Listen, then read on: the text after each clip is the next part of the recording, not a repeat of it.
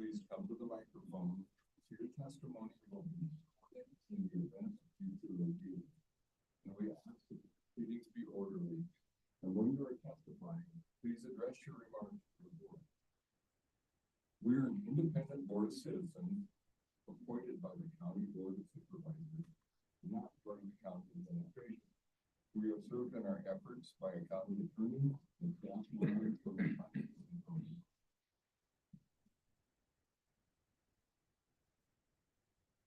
As the chair stated, the Board of Adjustment is a quasi-judicial board, and this is a legal proceeding, and the decorum of this meeting will reflect the same. This conduct of the meeting will be orderly and respectful. Theatrics of any kind will not be tolerated. This includes clapping and cheering. You will be removed from the room. Your actions and appearance show that you respect the Board of Adjustment and the importance of the proceedings. As indicated on the opening statement, the order of proceedings will be as follows: an oral statement summarizing the issues and procedural steps as presented by staff, followed by testimony and evidence presented by the applicant. Written correspondence, we have completed those. Now we are at any member of the audience wishing to speak for or against CPO may testify next.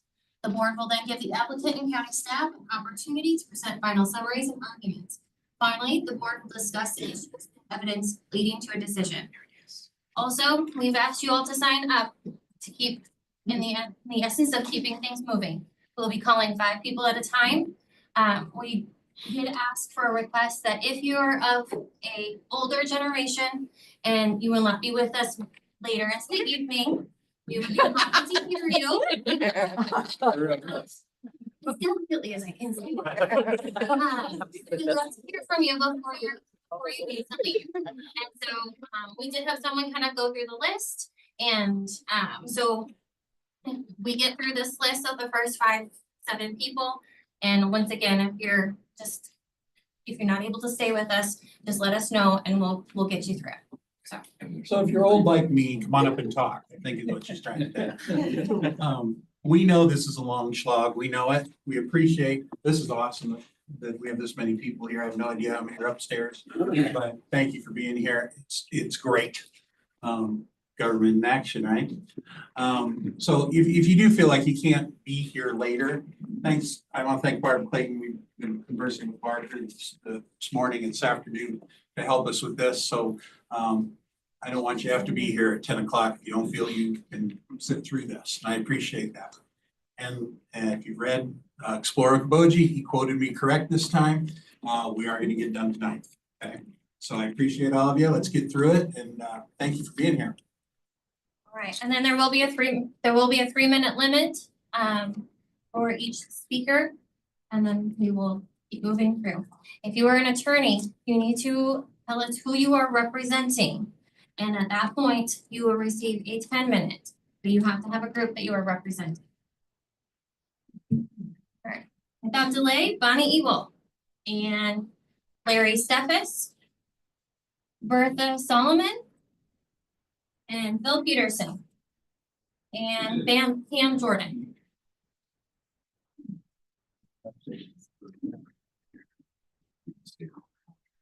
You can state your name and address for the board.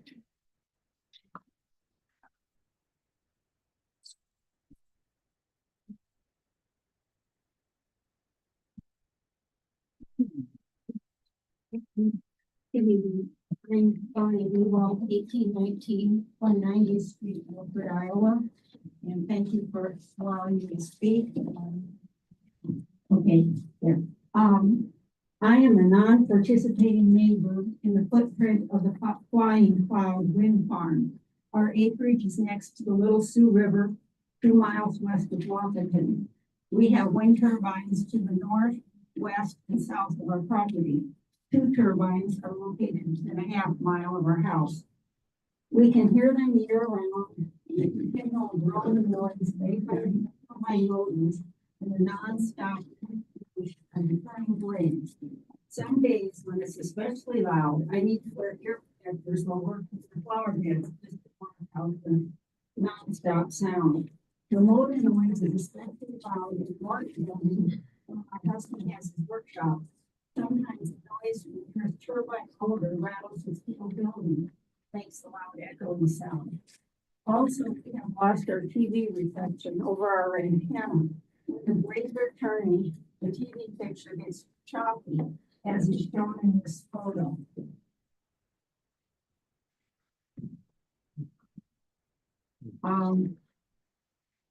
When the wind farm is shut down and the blades are not turning, which is seldom, the picture is perfect. That's what it was before the turbines came. Before the wind farm, we could get local news and weather from Sioux Falls. That is no longer an option. Now we must pay for local channels, Dish TV, and we were assigned to Sioux City rather than Sioux Falls. I realize that TV antennas are being replaced by satellite fiber optics and streaming service providers, but this does prove a point. The turning blades of the turbines can interfere with overhead emissions. The U.S. Department of Energy is looking for interference with military radar and air traffic control. This can't be a problem in rural Iowa. Before you vote on the RedRock application, please consider the impact of this project on non-participating neighbors of Dickinson County being forced to live in the footprint of a wind farm and the impact the project shall on their way of life. Over 90% of the turbine leases are with absentee landlords who don't need to live nearby and will never have to deal with the disruption. Please vote no on this project. Thank you.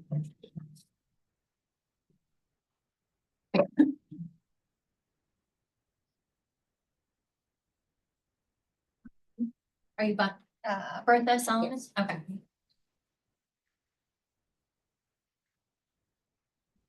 Hello, I'm Bertha Solomon Mathis. I live on 32455 480th Avenue, Emmitsburg, Iowa. We have 170 wind turbines in our townships, in 2 townships. There are 2 that are right along the Five Island Lake that are 3,000 feet from my house. I can still hear them at 3,000 feet. So I have heard that you went down to 1,500 or 1,600 feet for close to a residence. That's not near enough. You need at least a half a mile to 3,000. A mile would be better. The other thing is, this is destroying Iowa. It's destroying our land.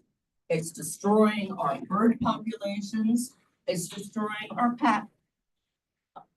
bat populations. It's also, here's how it's destroying the land. This is a turbine out near me, and it's dripping red crap all over the place. What is that? You're Invenergy. What is it? Director. Okay. Okay, please pass that around. Anyway, what I want to say is you're very short-sighted. You're very narrow-minded. You think Invenergy is telling you the absolute truth. There's a couple that lives near me that are surrounded by turbines. Every time he cannot live there anymore. Every time he goes to his home, he gets hit. So he can't even go visit his home. This is what you're subjecting your residents to. And energy will be gone. Where do you think they live? Chicago. Do you think they give one rat's bottom about anybody here in Iowa? They're the ones who put arson over there. They told me they don't care. They are vindictive, and so is Mid-America. Is that who they're selling to? Have they told you that? Do they have a buyer? Do they have a buyer? Do you know if there's a buyer? You guys are short-sighted. You have no vision of the future of tomorrow. What do you think is going to happen? And landlords too, people are putting these on. Who do you think is going to take them down? Do you think they're going to pay? Do you think Mid-Americans going to pay? Do you think any of these people are going to pay? They're going to start an LLC.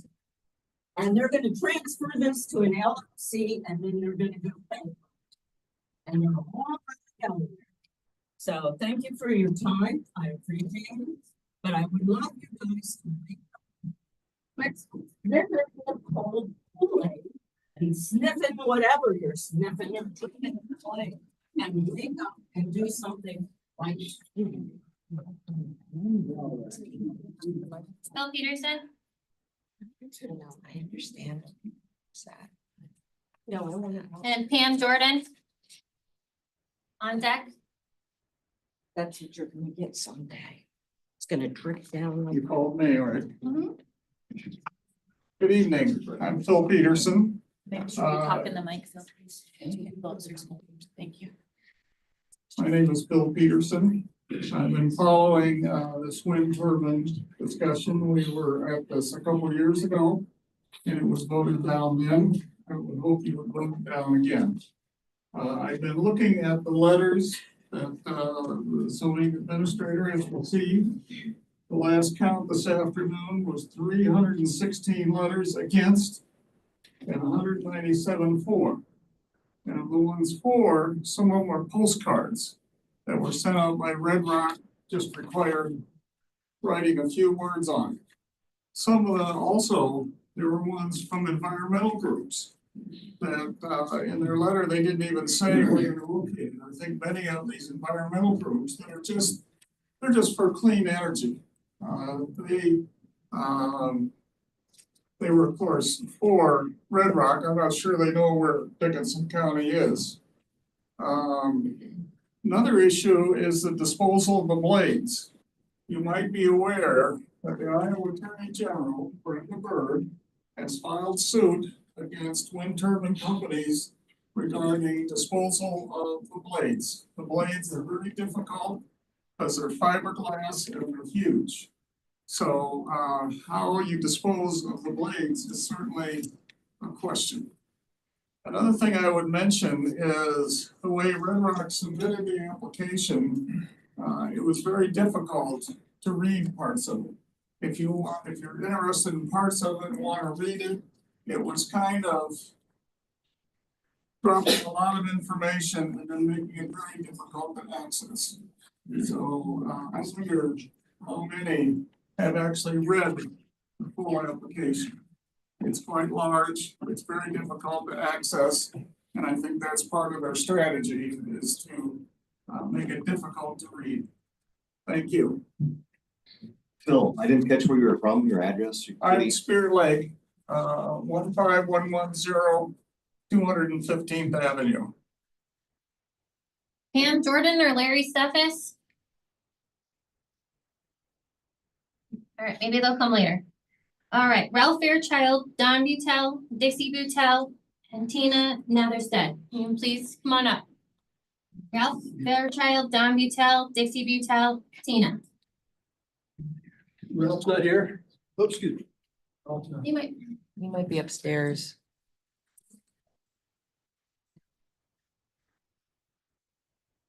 Don't start that thing yet. Something for each one of you. You need to go this. We'll just put it in with the file. You can look at it. I'll take you with me.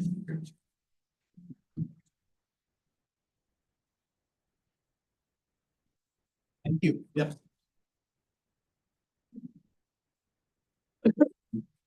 Okay, now you can start it.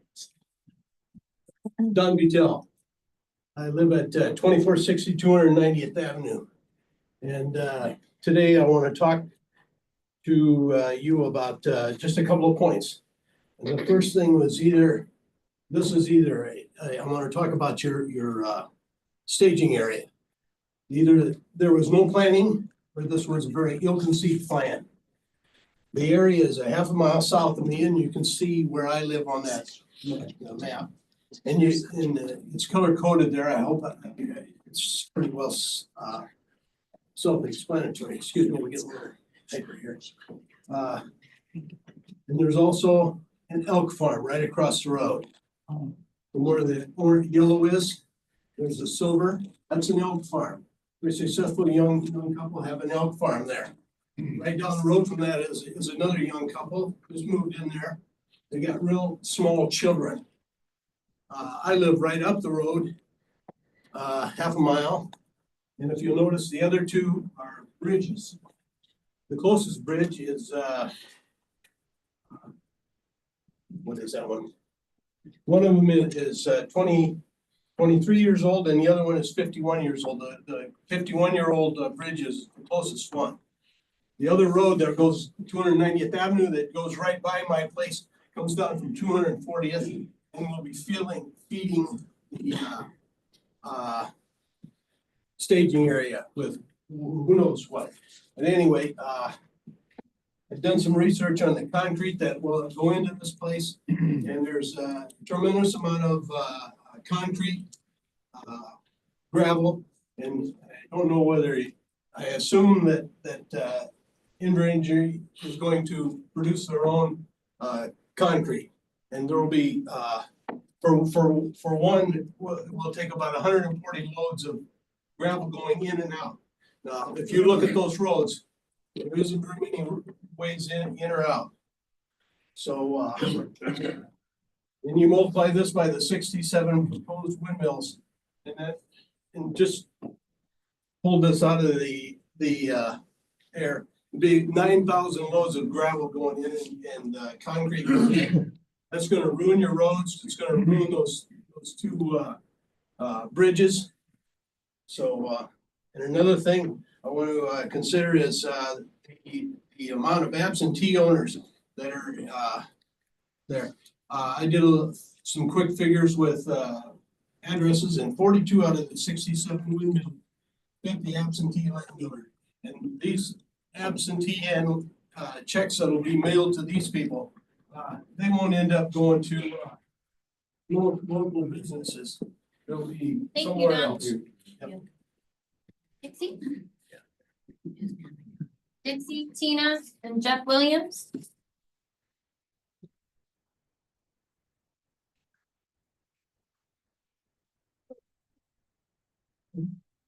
Your Board of Adjustment. My name is Dixie Butel. I live at 2460 290th Avenue, Terrell, Iowa, Section 20 of Lloyd Township, which is located right in the middle of the proposed project. I am asking you to reject the RedRock project application for a number of reasons. One of which is a staging site, as my husband was talking about, for the construction and storage of materials for the planned units. The staging area creates a very dangerous situation, as it is at the uncontrolled intersection. The dust and dirt from all the trucks hauling material in is also a health hazard to the families living close to this area. It is so the staging area is occupied as it is a poorly located site. Anyone living on the roads going to the staging area will suffer from dust and dirt from the many trucks hauling materials. The staging area is located in section 29 near the bottom of Lloyd Township. Another reason for rejecting this application is a setback. Wheels is not enough to protect non-participating landowners from shadow flicker and noise produced by the wind machines. Non-participating landowners should not be subjected to any shadow flicker or noise. I believe it is my right to be able to live in peace and quiet without interference from any neighbor's windmills. Please reject the RedRock Wind Turbine Project application. Thank you for your time and your service. All right, Tina or Jeff? Otherwise, moving on to Merlin, Bartz, Tony Thielen, Diane Ryerson. Any of you three?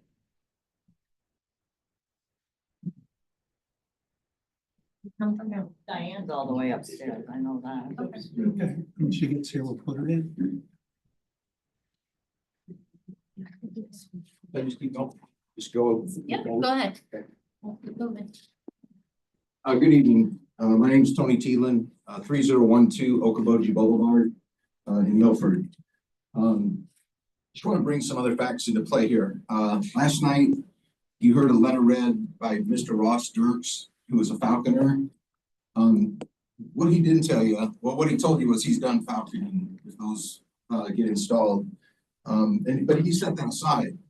What he didn't tell you was there's a gentleman by the name of Lance Christensen, who's an internationally recognized expert in falconry. He's the only guy that I know that has sold plane full of falcons to a Saudi prince. He lives just south of the Great Lakes here. He uses these areas for his training ground due to the natural environment here. And, you know, I spoke to him this morning and he's done falconing in this area. And he's got to reevaluate everything that he does for that. But, you know, that's just a couple of guys with some eccentric habits, kind of cool habits, but eccentric. You know, so maybe broaden out the horizon a little bit. Last Saturday night, 2 million birds flew over Dickinson County. In September of last year, 8 million. In one night, 8 million birds flew over Dickinson County. And in about 2 weeks from now, 20 million will come across this in their annual spring migration. That's according to Cornell University. And they track migration of birds using weather instrumentation. A lot of birds, but a lot of birds attract a lot of bird watchers. 2,600 people are in an Iowa Great Lakes bird watching organization. Now that's a lot of birds and a lot of bird watchers in this area that will be disenfranchised if those turbines go in. You say, well, they don't have any impact on it. An energy group just paid out $35 million in the Western United States to settle a lawsuit against that. And I don't know why this didn't come up earlier, but a clause that I found in the 3,000 pages was from the Iowa DNR in 2020 that stated certain landscapes, such as the Iowa Great Lakes region in Northwest Iowa, are known for their extensive wildlife. Such landscapes should be avoided for their biological and aesthetic reasons. And there's something they don't get. Invenergy is funding a study right now that was launched in 2004 to try to solve it. It's the Glen Rock. They're funding it. You cannot approve this without a solution at all. And you cannot install a problem before you. Thank you for your time. Tina, Jeff, Merlin, Diane?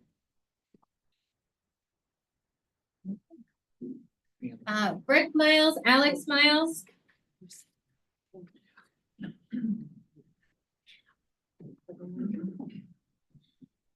Diane Ryerson, 2125, 350th Avenue, Carroll, Iowa.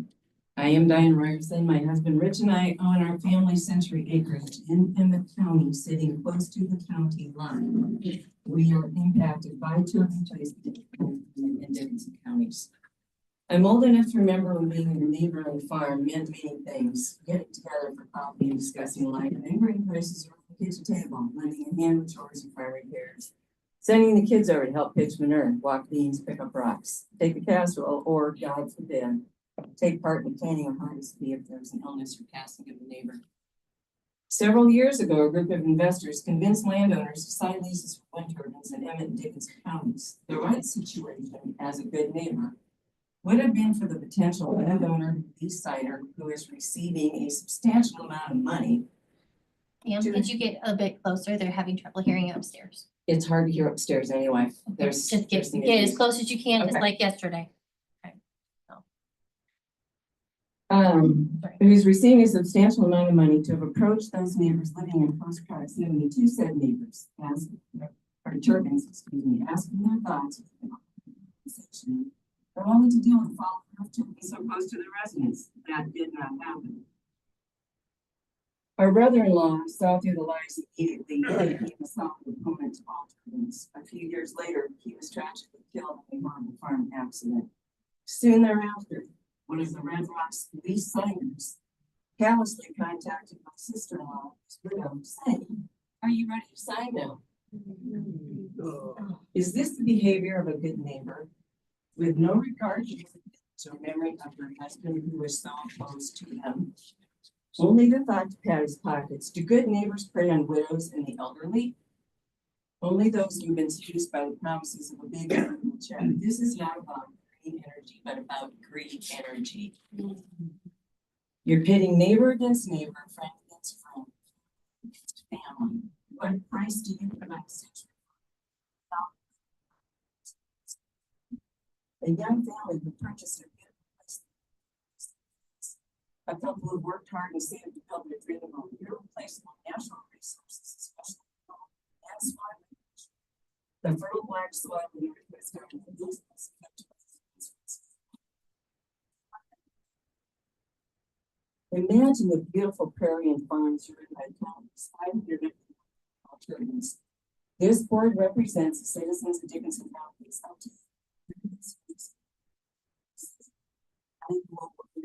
Of Chicago. Be a good neighbor, doing the right thing for our neighbors. And one last thing, we truly live in one of the most sacred areas in the state of Iowa. Please.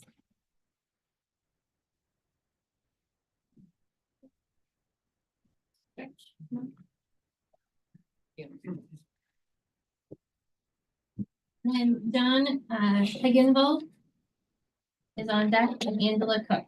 You guys gotta be close to this mic. And I know it's not fun. Rick Miles, Spirit Lake. If we are honestly looking at both sides of this debate, which is much bigger than the debate which is happening in this room, and doing our due diligence to get to the truth, we would seriously pause. We would not let the loud voices of 200 plus people report about 1% of Dickinson County population guide us into irreversible future that will forever change the landscape of beautiful, unique, and rare Iowa Lakes. Counties, states, and countries now have many years of real life experience with and observing the very few they could have. Growing of the big wins, inflated promises, and heightened downside. At a skyscraping 600 feet, many of us have never seen providers as large as the ones proposed in this application. They would power 3 times taller than school, dead ones, school. The turbines we can see now visible throughout the entire division are only 396 feet tall, 200 feet less than the proposed turbines. This is visual pollution. And acceptance of this proposal would ruin the horizon. Dickinson County has already given up too much of its beautiful skyline to these atrocities. The lakes and natural beauty is what draws people here in the first place. Don't give up our greatest asset, which is pollution. We do not want them. The wildlife does not want them. The land does not want them. Please deny this application for RedRock Wind. Thank you.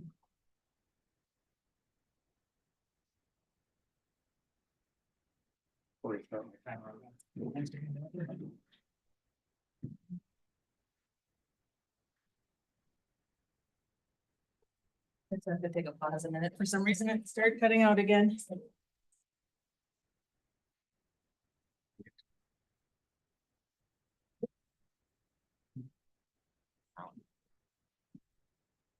Testing 1, 2, testing 1, 2, testing.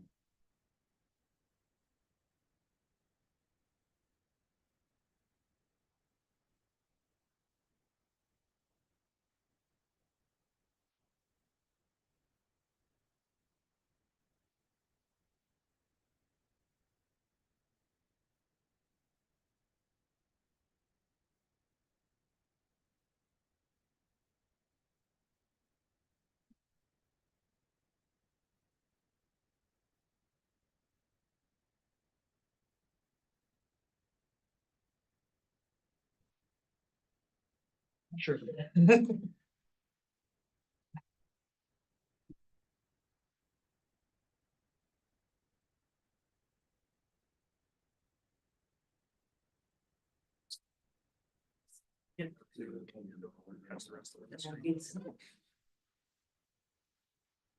Testing, Lisa, can you hear me? Can you text me back? Testing 1, 2, testing, testing.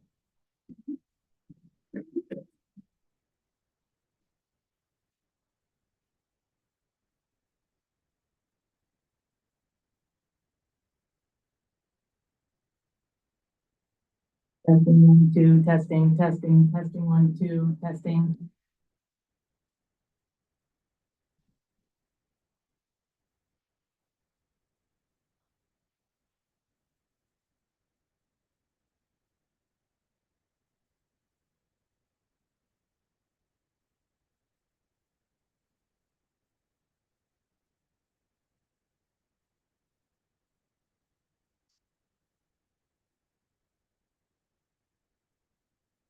Testing, 1, 2, testing, testing, testing, testing.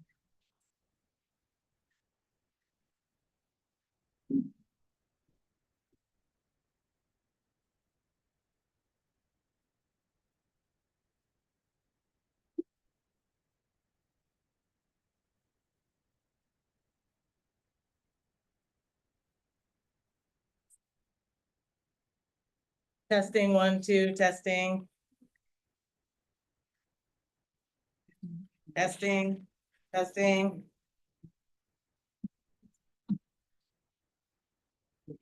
Yes, yes, yes. Yes. Thank you. 1, 2, 3, 4. Testing, testing. Yeah. Testing 1, 2, 3, 4. Testing 1, 2, 3, 4. Testing, 1, 2, 3, 4, testing, testing. Testing, testing, testing, testing. Okay, they say it's good now. We're gonna move this over just a little bit and hopefully it won't get feedback from the other places.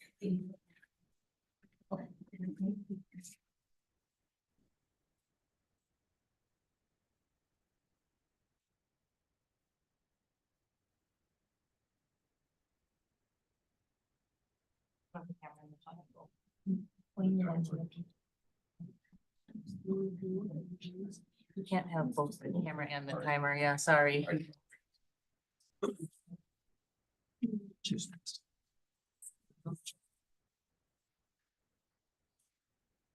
Especially Alex is really much. Near Allendorf, Iowa, the turbine. Oh, sorry, thank you. Alex Miles, Spirit Lake, Iowa. Near Allendorf, Iowa, a turbine blade failed last year. Please see figure 1. The 225-foot tall turbine launched blade fragments up to 960 feet away. This is 4.3 times the turbine's full height. The blade fragments could have flown farther. The wind speed during the event was up to 33 miles an hour, but we've had sustained wind speeds much faster, including gusts up to 72 miles an hour. Figure 2 shows some blade fragments to scale. Next, RedRock's blade throw calculations use biased assumptions. First, the smallest part of the blade we considered stimulation is 20% of the blade, a 54-foot, 8,800-pound fragment. This rigs the simulation for removing smaller blade fragments that fly the farthest. Their simulation only reaches about 1,000 feet. The 60% shorter Allendorf turbine repeats that far. Also, their stats assume only one blade fragment each time there's a blade failure. Allendorf had over 100 fragments. Next, they claim that the vehicles at public roads have a 1 in 10,100. This figure, however, is for one turbine for 1 year. For 50 turbines, approximately 40 turbines that are close to the roads, over 60 years, the chance of getting hit by ice is about 21%. You can take the probability of a miss and you take that to the 40th power, that results in the 60th power. That gives you about like 79% chance of a miss, 21% chance of a hit. This is based on their icing detection being 90% effective. I've seen in person ice falling from spinning turbines. Next, here are a few examples of turbine fires. Please see figures 3 and 4. In Adair County, the fire spread to 1725 feet, 3.5 times the height. In Kern County, the fire spread to 2,700 feet, 6.6 times the height. 4 times the turbine height or more is uncommon for the distance of destruction. Please see figure 6 for a comparison in size of these turbines and Spirit Lake school turbines. This was made with software for 3D modeling, mapping, and perspective matching to ensure the accuracy of the rendition. The turbines are the same distance from the camera. This is how much bigger the RedRock turbines are. In conclusion, actual events have shown that dangers from turbines extend 4 to 6 times the tip height. These turbines are massive, There were significant risks from blade throw, ice throw, and fires. These have all been downplayed or ignored by RedRock. Please preserve the beauty and safety of our precious area. Please deny the RedRock application. Thank you.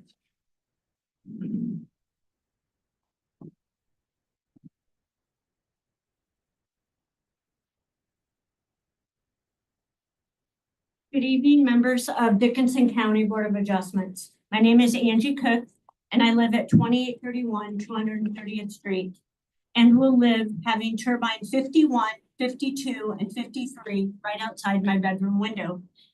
Like many of you, I didn't move here for the convenience or fast living. I came here for the quiet, for the fresh air, and for the kind of peace that you feel in your bones. But now that peace is at threat. The plan to install 67 massive wind turbines around our home isn't just an eyesore, it's a real and serious threat to our health. These turbines won't simply blend into the background, they will pulse with low frequency noise, a deep and invisible force you can't see, you can't stop, and you can't escape. This isn't an annoyance, it's a health hazard. Studies from across the world have connected living near turbines with sleeplessness, chronic headaches, anxiety, dizziness, nausea, and heart problems. The body feels what the ear can't always hear. Sleep deprivation alone weakens the immune system, raises blood pressure, and affects mental health. Our children, our elderly, and our most vulnerable, they will suffer the most. This isn't fear-mongering. This is what real people, real families have experienced in communities where wind turbines moved in without the care of the human cause. Families who once thrived in the countryside were forced to leave their homes to protect their health, leaving behind their dreams, their farms, and their sense of belonging. Now I ask you, what does 67 turbines mean to us? It means 67 sources of continuous invasive noise. At my place alone, I will have 44 decibels, 365 days in a year. And a lot of people will compare that to a refrigerator. Well, in that case, if that happened at my home and it was 44 decibels, I'd throw the refrigerator out because I like a refrigerator. It also means that 67 giant casting flickering shadows across our fields and homes. It means trading our peace, our health, and the future for something we never asked for. We moved here for a better life, not to fight for the right to sleep through the night. I urge you, I beg you, to think about what we stand to lose, not just for ourselves, but for the generations that will call this place home long after we're here on this earth. Thank you for your time.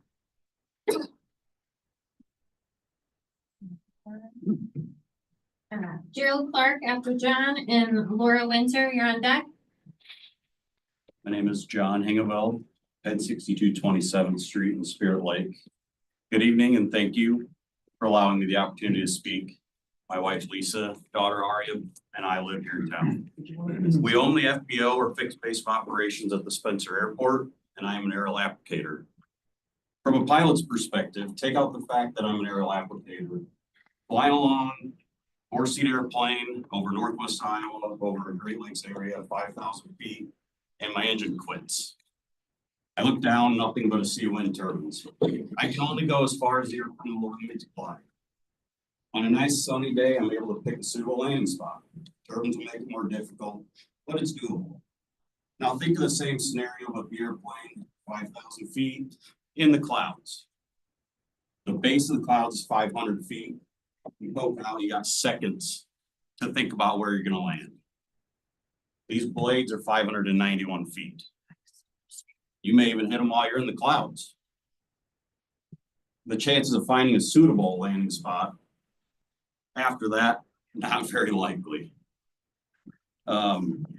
As a pilot though, I'm gonna set it for best glide and just kind of hope for the best.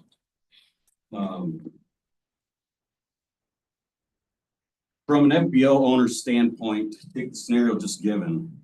Pilot's gonna start flight planning around our area because they have fewer outs in the case of emergency. Or will they start flight planning around the area?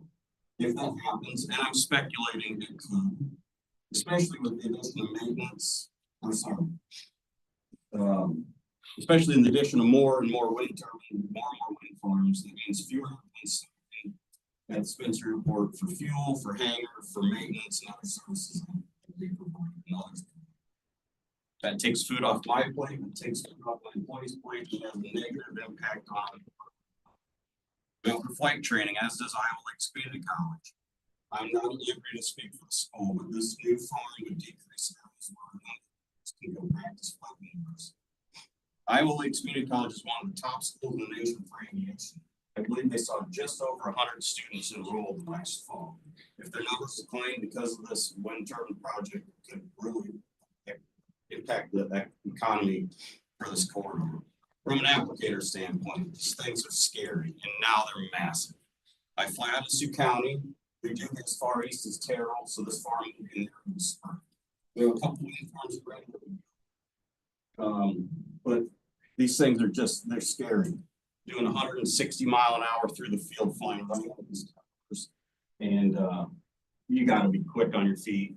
You gotta know what you're doing. 13 years of experience and they still scare the crap out of me. I urge you to reject this project. Thank you.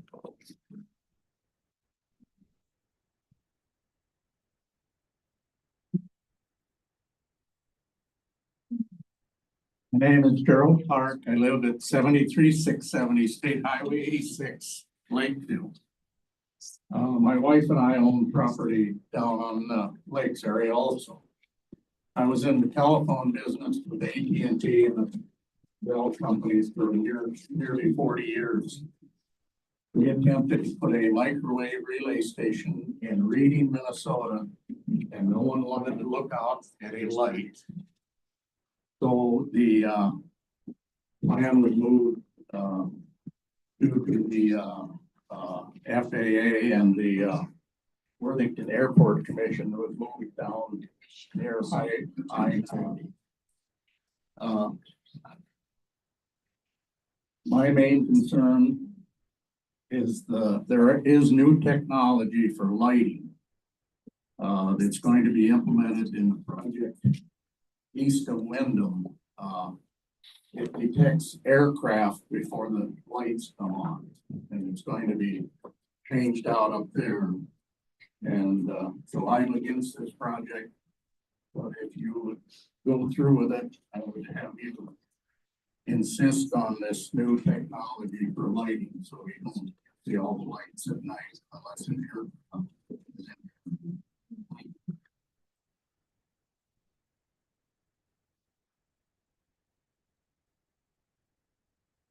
Laura, and then Deb Reinhardt, you're on deck, followed by Craig Thompson.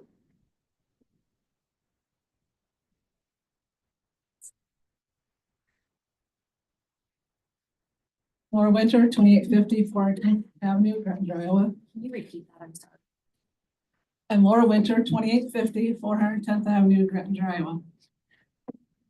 Among many concerns of the turbines are environmental impacts.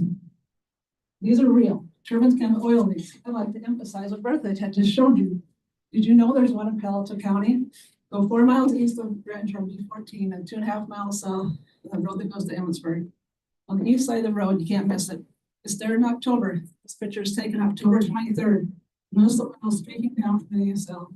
Now compared to the ones October 28th. It became increasing and worse, thinning to the ground. Here's some other views that they will show you. Oil, lots of oil spewing for days. So currently, the entire turbine, top to bottom, is completely stained all around. Same picture the Bertha showed you.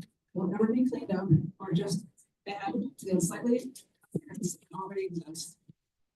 In fact, this is the second occasion for that turbine. It's an energy product. The same company wants to come to Dickinson County and claim to be a good neighbor and steward. The first incident was June 2022. Turbines contain many gas oils. How can we put this volume in the same environment? The emission blades contain the entire blade show there's the years of soil you can't take out. Another strike on the environment. Dangerous to eagles and other migratory review. I am at 2 miles from this. The U.S. Fish and Wildlife Service is a setback to 660 feet from a nest affected by pine. That's a little more than height line. Always reducing the distance by this enormous amount, save and protect them. Absolutely makes no reasonable sense. The comes to land problems are real. I spoke to a husband and wife about it, learned about the issues of first construction issues, not staying on the road, not receiving the proper payment from them. They experience a lack of respect for the wind company, for their crops and their property. 6 months, they have a list of 30 items for things not paid back right and need compensation for damage. In other areas, some have road erosion to the access road deep ruts. They didn't have an erosion problem until the turbines came. They can't get the company to fix the roads. Board of Adjustment, wind turbines are real problems. You hear it to whoever you talk to, articles you're reading. It's time to get real and consider the consequences these turbines bring, disrupting the environment and our lives. I find it totally acceptable that these new positions were placed on us. This legacy of accounting is frightening. It can never be bought out. Big wind companies are only here to fill their pockets. Their rich speeds in the end. When you get real, you just see the need.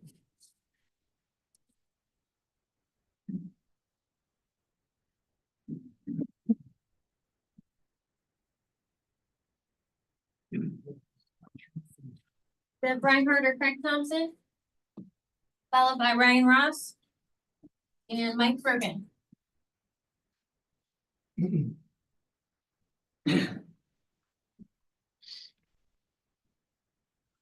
need to use the microphone. Sir, thank you. Go ahead. My name is Craig Thompson. I live at 15528 Landings Avenue in Spirit Lake, Iowa. Closer. Thanks. Can you hear me now? Yes. I was just going to add lib this, but I wrote it down while I sit there real quick so I can read it down in 3 minutes. There are a lot of issues involved with the RedRock Wind turbine project, such as environmental concerns, health concerns, wildlife concerns, etc. And I'm really only going to address one concern tonight, and that's aesthetics concern. My wife and I had the experience driving home from Esterville towards Spirit Lake last December. Beautiful starry night, sky was clear. As we came out of Esterville at the top of the hill, we could clearly see the 150-foot tall wind turbines several miles on the far side, west side of West Okoboji. These are going to be 600-foot tall turbines. We live on the west shoreline of West Okoboji on an elevated lot facing Arnold's Park, and these things are going to look like they are right next door to us. And I can't imagine being one of the landowners that lives in this area that didn't sign up to sell out their land to the RedRock company to put these turbines up, that's going to have to live with these right in their backyard. That would be unconscionable. Get a little bit closer. The speaker the other night mentioned this ADLS aircraft detection lighting system. He seemed to have all of his I's dotted and his T's crossed and everything he talked about on his talking points, except for this one extremely important issue.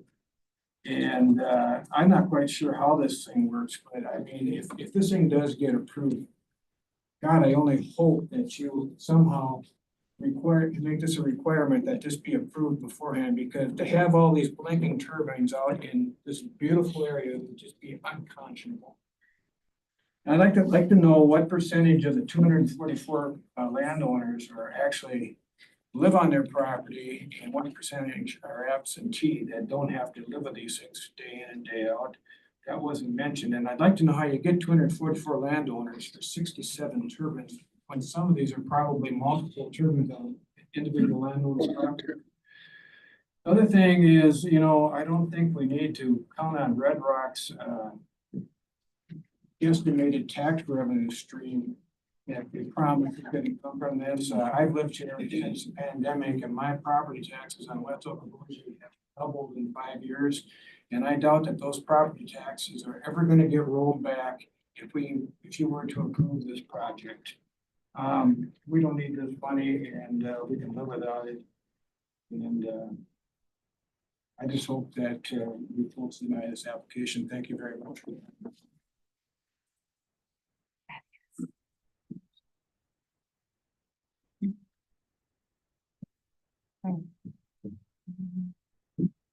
Evening. Hold on just one second, Ryan. I don't have it. You're done.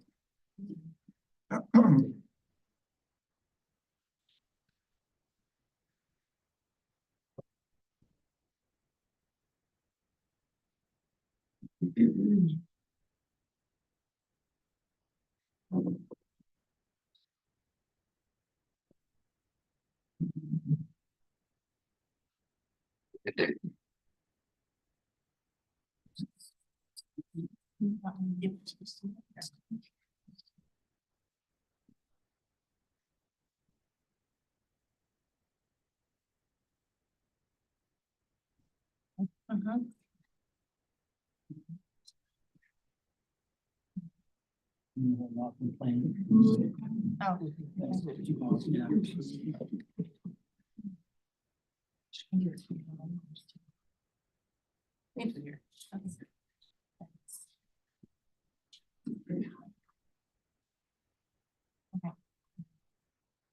All right, we'll go and then you just let me know when you start. Okay. So my name is Ryan Ross. I'm at 1667 330th Avenue. Chicago. We've listened for the last couple nights and there's been a lot of words written by the opposition. You guys have heard monstrosities, gigantic, dangerous, large-scale industrial bird chopping, shadows whipping, terrible, unlivable boneyards in the sky. They violently oppose these mandated boondoggle and the illusion of the fraud on the people. We've even stated that student scholarships are a drop in the bucket. They have called this a creepy trap and an assault, claim suppression of information, obstruction, stress, and don't want to look at them. These are all terms meant to intimidate and to create fear so that the village will march out to kill the beast. Supporters, on the other hand, have used a positive approach, using terms such as opportunities, support of schools, diversity and stability of farm income. They use facts and clean energy through the efforts of skilled workers. Supporters have not screamed out point of order interruptions. We have sat patiently waiting for the process of a request for a permit on a fully compliant wind energy conversion system. If our rural schools cannot get the property tax benefits of this type of development, that is what negatively affects rural acreage values. We need to have a strong school, have a family move to an acreage. It's just, that's part of it. Go ahead and play the video. I give you now a moment of reality. This is from last summer.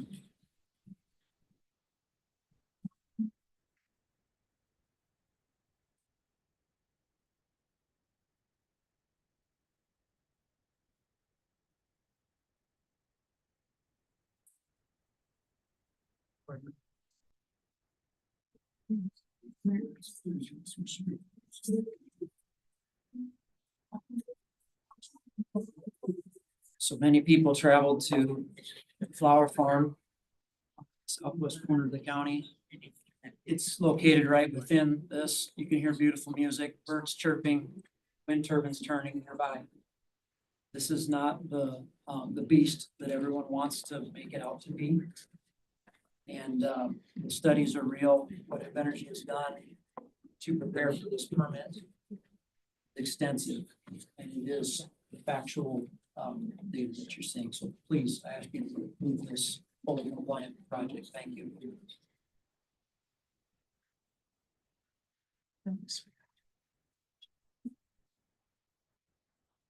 Okay, Tina, perfect. Tina Anderson.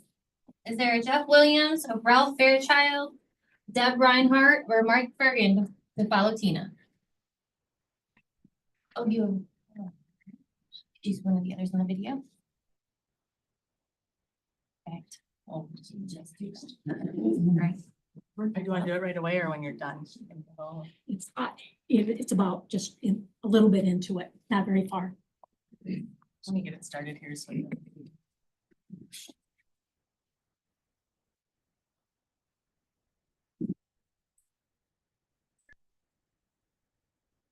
Thanks.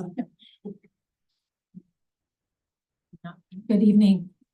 I'm Tina Natterstead. I live at 3781 220th Street in Emmett County, Esterville. Hi, I'm Tina Natterstead. My husband Gary and I live in the 12-mile Lake Township in Emmett County, which is right in the heart of Red Rock's proposed plan. In fact, in a 2-mile radius around my home, there are 28 acreages and 13 proposed turbines within that radius. We keep hearing good neighbor. Here's my video showing my situation. 2024, 12 o'clock in the afternoon. This is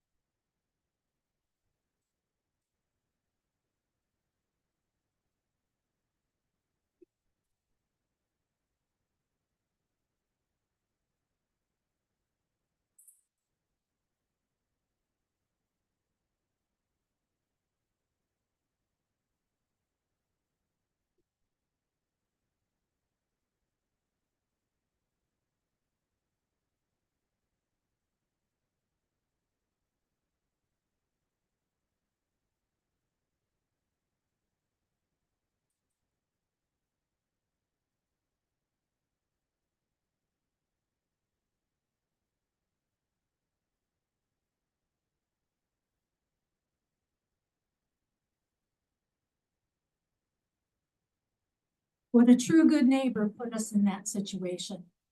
An uncontrolled CRP burn starting only 1,750 by a 30-mile-an-hour south wind from my home. During the Emmett County Planning and Zoning meetings, good neighbor led the board to believe that being too strict in comparison to everyone else when the board was going for an 1,800-foot setback for a dwelling. That's nowhere near too strict in comparison to other counties around. During the Board of Adjustments public hearing, a clerical mistake led to our good neighbors allowing our county to shoot all the plan, when in reality it was Invenergy's error for not following through with checks and balances. That application's completeness is Invenergy's responsibility, not Emmett County's. Our true good neighbors are the Emmett County Board of Supervisors and our Planning and Zoning Board, with the new proposed ordinance having 3,280-foot dwelling setback, a 1,000-foot property line setback, and no shadow flicker on a non-participating home, just to name a few of the updates. They care about the people who have to choose them amongst the turbines. Finally, our good neighbors turned into bullies when they are now suing Emmett County and putting a financial burden on Emmett County. Not the neighbor anymore. Deb, Mike Bergen, Scott Reeder. Yeah.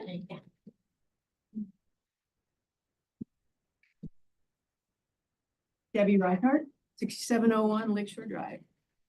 We are the smallest county in Iowa with the biggest natural wonder in Iowa. So we have the most to lose with these gigantic towers. We are already covered on the west side with wind farms. Now you want us to cover the east side as well. These are what, 200 feet higher? From the air, it would look like the Great Lakes were fenced in. I listened to Joe Crowley's presentation the other night. It was like there was no possibility that anything bad could happen. Just rain money for this county. No fires, no ice throws, no noise problems, no bird deaths, no decreased property values. If you want to trust, you need to verify. You do know we have bald eagles, golden eagles, and trumpeter swans. It's often mentioned that the towers are called dirty plunge. Oh, by the way, my husband was a pilot, so I checked with other pilots. The FAA, these guys all sat across the board. There's no way they're going to take those red lights down. Let's talk taxes. You talk about how much Dickinson County will get. It's phased in over 40 years. They're not going to be here 40 years. Dickinson County has a budget surplus. In the paper, the budget surplus was called obscene. We don't need them. It's not necessary. The majority of the people in the paper recently 67% didn't want it. It's, if the Board of Supervisors ever had a meeting like this during the summer, which it never happens for a very obvious reasons, there would be thousands and thousands of people here that come up here for the summer. The tourist homeowners come to the Great Lakes for its tranquil prairies and magnificent lakes. Shouldn't Dickinson County also look out for all property owners and residents? Trump and Buffett don't agree on much, but they agree that the only reason wind towers are built is because of huge tax credits. This energy is temporary, low-performing energy source. And did you know that Iowa already has 3 acres and acres of graveyards for the blades? And they aren't recyclable. They keep trying to recycle, but it's not working. Please vote no. Or better yet, let the residents of Dickinson County vote on it. It's a fair thing to do.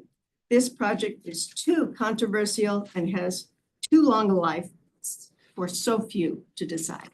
Thank you. Mike Bergen, Scott Reeder, Larry Lowland.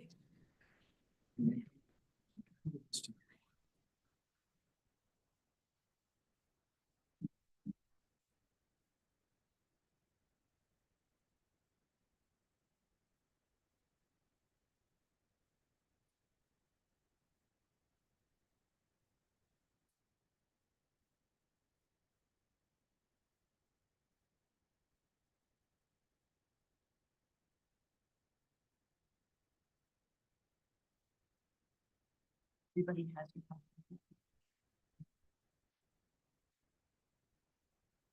Mike Bergen, Dickinson County resident. Yeah.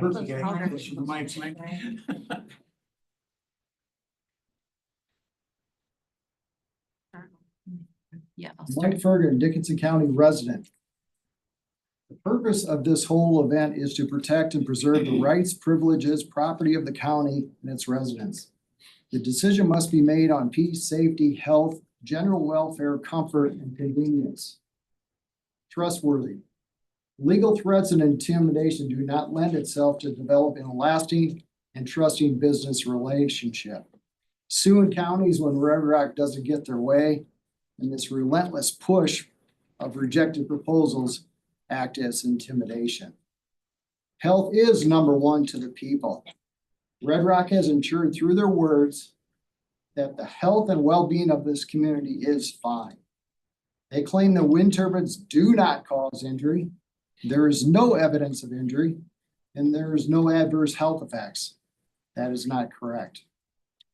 Within the RedRock application, it states the following: that they may enter into one or more agreements for maintenance, decommissioning, or ownership of the project.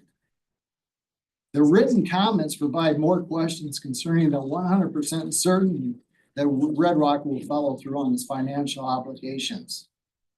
In all the financial matters, you're looking at liability damage, property damage, pollution damage, human injuries, public infrastructure damage, road damage, drainage damage, long-term damage to the land, water, animals, and environment over the next 40 years.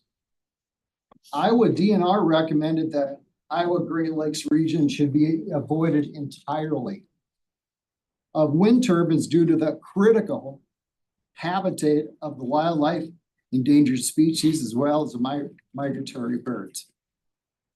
Tourism annually generates 332 million. With a conservative growth rate, this is a $1 billion annual economy. Annual economy. Picking winners and losers. Think about how unfair it is that RedRock is requesting financial handouts from the people that pay property taxes. Guess who pays when someone gets a handout? The little person gets the tax favored gift. The big business gets that whole ride for the next 40 years. So let's just look at this. They play 30%. I pay $1, 100% of my property taxes. Here's what happens. That 70% has to go somewhere that wasn't taken care of. The 70% will be divided by all of you beautiful people. Upstairs. I'm sorry. You have to give it a minute. And then I have a handout for each one of you. I just want to say, the idea of it's a windfall, be careful with that. Thank you, I'm sorry. Scott Reeder, Larry Lilliland, and Swati Dinker. And I thank you so much for this room. Apparently there's some applause and clapping going on upstairs, and it's being disruptive. If you could please respect that as well, that would be great. Go ahead, thank you. Hello, everyone. My name is Scott Reeder, and I now live at 2102 212th Street, Milford, Iowa. I was invited here to speak about my personal experiences I've had firsthand with wind turbines. I'm not here to run anybody or any business down, but you people really need to know how these turbines can turn your life and family upside down if not properly placed from yours or anyone else's home. Approximately 16 years ago, wind turbines went up in Osceola County. Everyone was told all the positive things that were going to happen, none of the negatives. They told us they were going to put up 1.5 megawatt turbines. After the landowners, they got them to sign 2.5 turbines. And the leases, it just said turbines. So they went to the Osceola County. They told everyone to not. Another line. I had 2 noise studies done after the go. The noise study showed way over 50 dBA at 2 o'clock in the morning. That will drive anyone crazy. I could hear them inside my house. I live next to a turbine almost a year. They had to move. Life is too short to live by a turbine. In a year's time living by a turbine, I lost pounds. I went to a doctor and he told me my body was shutting down. He said the body needs sleep to survive, so you don't have to shut off. I lived there for about 45 years. Never had an issue sleeping until the turbine started running. I'm a farmer and I wanted to live on the farm, and so did my family. My wife cried the whole day. Waiting. She said she'd rather have a hog building or a house than live by a turbine. Oh, by the way, the turbine that ran us out of our home was allowed to put up by an absentee landowner. I bet more than 80% or more of the people that signed up for turbine that are proposing are absentee landowners. Once these things start constructed, they don't go away. The noise very seldom stops. I haven't read the leases for these turbines that are proposed. Talks about if it does, it's obvious they're allowed. Your job here is to protect the business and economy. Do your homework before it's not money. People's health and well-being are at stake. I am a living proof there are definitely adverse health effects on humans. You cannot buy your health. Thank you. Got reader. All right, once again, Ralph Fairchild, if you're here, Jeff Williams, Merlin Martz, Larry Lilliland, Swati Dinker. Otherwise, we're moving on to Dennis Falstead, Gary Gardner, Cheryl Hughes.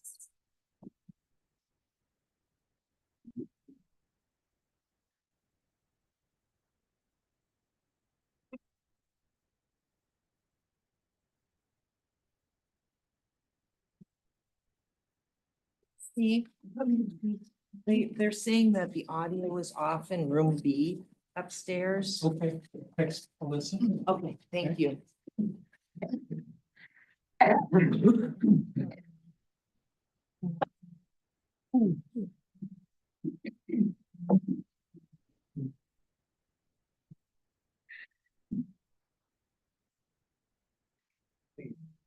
Whoops. I can get me the garbage.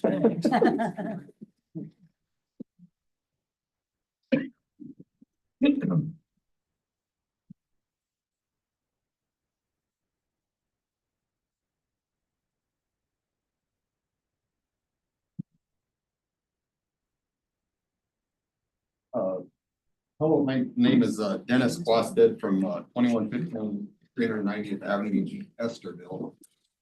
Some things are unavoidable.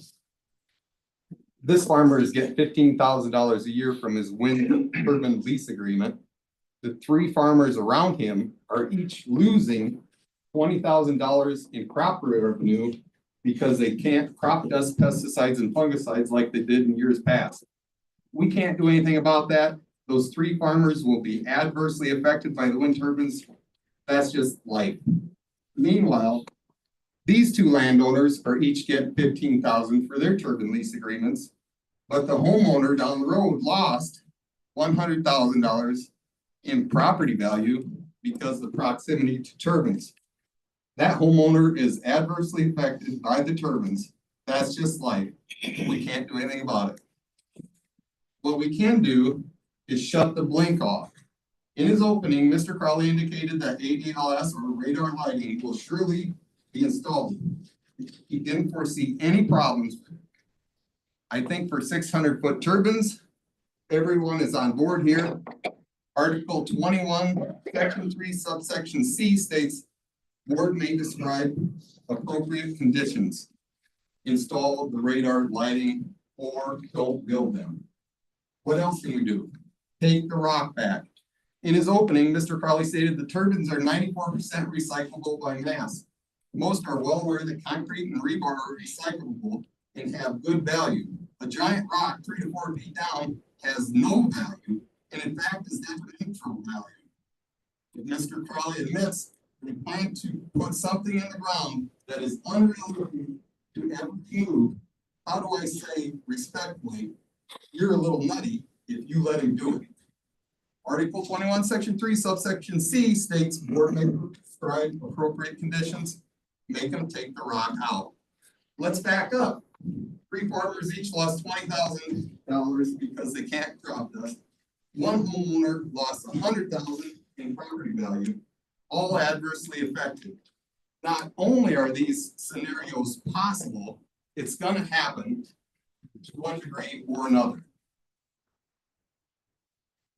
Article 21, Section 3, subsection B, the Board of Adjustment shall determine that it is empowered under this ordinance to grant the conditional use permit.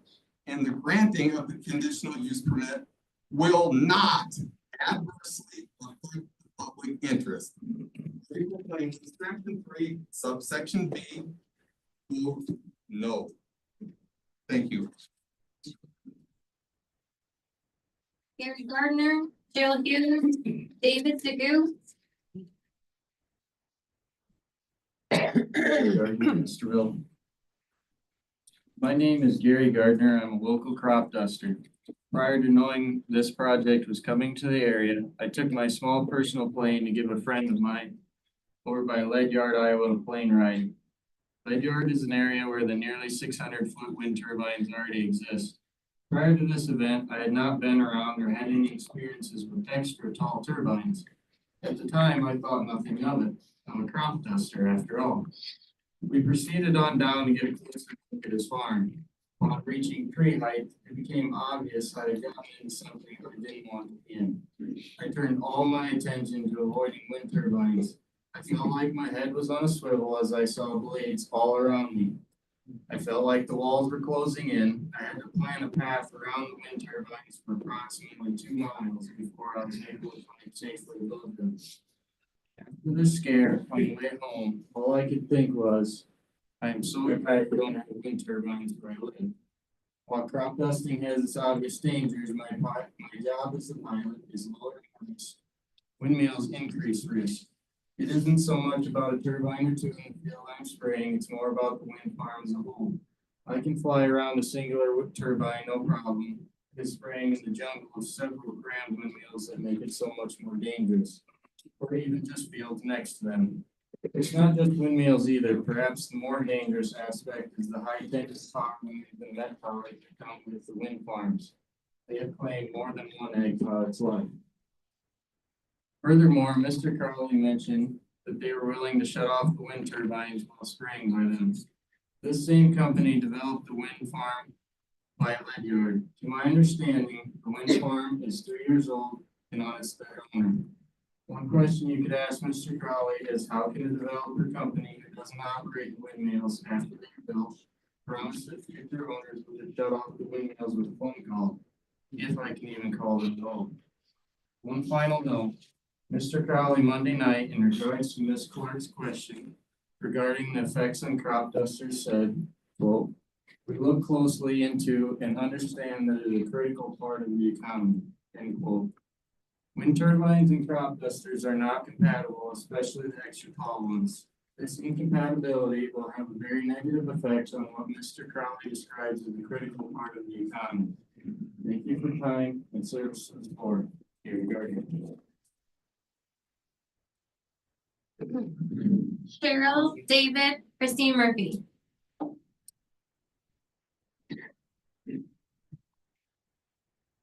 My name is Cheryl Hughes and I live in section 23 in the southeast corner of Lloyd Township. And I have this all wrote out. And I just as well throw it away because tonight I was informed that I am the unlucky, non-participating member with the closest turbine, 656 feet away from my living quarters. How tall is a wind turbine? 591. Oh my God. So my anxiety has just gone crazy. But we have lived on our property for 35 years. Last summer, my husband was diagnosed with a cancer, throat cancer. While we are forever grateful for the medical field and our family, we spent 12 weeks in Minneapolis, Minnesota. Far cry from our little 4.5 acre out in the corner of Dickinson County. While we were in Minneapolis, praying for a wonderful outcome, which we did get, we missed home, our landscape, our farmyard. Our garden was a disaster because we weren't home to take care of it. We were surrounded up there by cars, noise, unnatural light, day and night. When we were finally able to come home and coming down our gravel road, it was such a sanctuary to us for a physical and mental healing. Now we think we are on our road to recovery. And this following Monday, he gets a pacemaker put in, which now I've heard from numerous people that it affects your heart. Where do we move? And while this wind turbine is getting numerous thousands of dollars, who's going to buy my property? And where do we move? Where do we go? This was our home. We were planning on moving to the northeast corner of the section because that's the cemetery. That's where we were going when we left the farm. I pray, you guys, I pray that you take into consideration the people. I had no idea. Nobody told me until tonight. Nobody. Please consider people like me, people like the Butels, people that do not want these wind turbines. Please consider voting no. Thank you. David, Christine, Randy Hikins.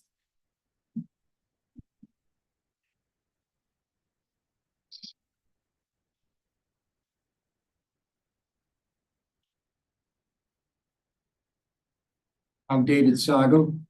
I'm Milford resident, 2922 Okoboji Boulevard. I pay taxes here in the county. I'm resident of the county. I also pay federal taxes, which is important because our federal taxes pay for all this, right? Pays for the farmers that take the lease, pays the utility companies, pays the RedRocks of the world. So it's good to point out. Big question is why are we here tonight? And why have we been here the last few nights? Is it to debate? Is it debate that advantages and disadvantages the merits of wind? No.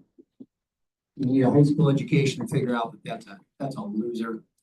It's the most expensive form of energy we have. It's the lack of energy we have. It's the worst on the soil. It's the worst on the wildlife. It's not alternative, it's additional, that would replace one barrel of oil. And it's not clean. It's clean to us, but some of the most catastrophic dumps in the world, where they're mining the rare earth minerals that go in, where the copper goes in, where the toxic metals and chemicals go in. We conveniently don't see that. This is not clean energy. So we're not here for wind energy, we're here for money. Money, that's why we're here tonight, right? It's money that we don't need, our county coffers are full. It's money that is certainly enough to bring in a lot of good and evil forces. Cause schisms in families, frictions in friendships, a lot of pressure on you guys, have a lot of money washing around in a small county. So we're not here for any altruism. There's nothing noble going on here. Nothing virtuous. This is all about money. We're really here because the federal government, it's easy to comprehend what takes place at the federal government level. It's not so easy to understand what's happening at the local level. At the local level, why would you swim upstream? Why would any elected official or appointed committee member swim upstream against their constituents? The large majority oppose this. Why would you be 180 degrees away from your charge, which is the county? Doesn't make sense. And we've heard heart-wrenching stories. Farmers have rights. They're not naked rights. We have balanced rights. Our rights are balanced. I can't put a big sign above my building. I can't blare music all night. I can't build a 4-story addition. I own the land. I have rights, right? No, I have balanced rights. Balanced by the needs of the community, balanced by other individuals. And to trample those rights, to diminish those rights of people, when there is no common good to justify it, is against the spirit of this nation. It's against the spirit of this community. Thank you.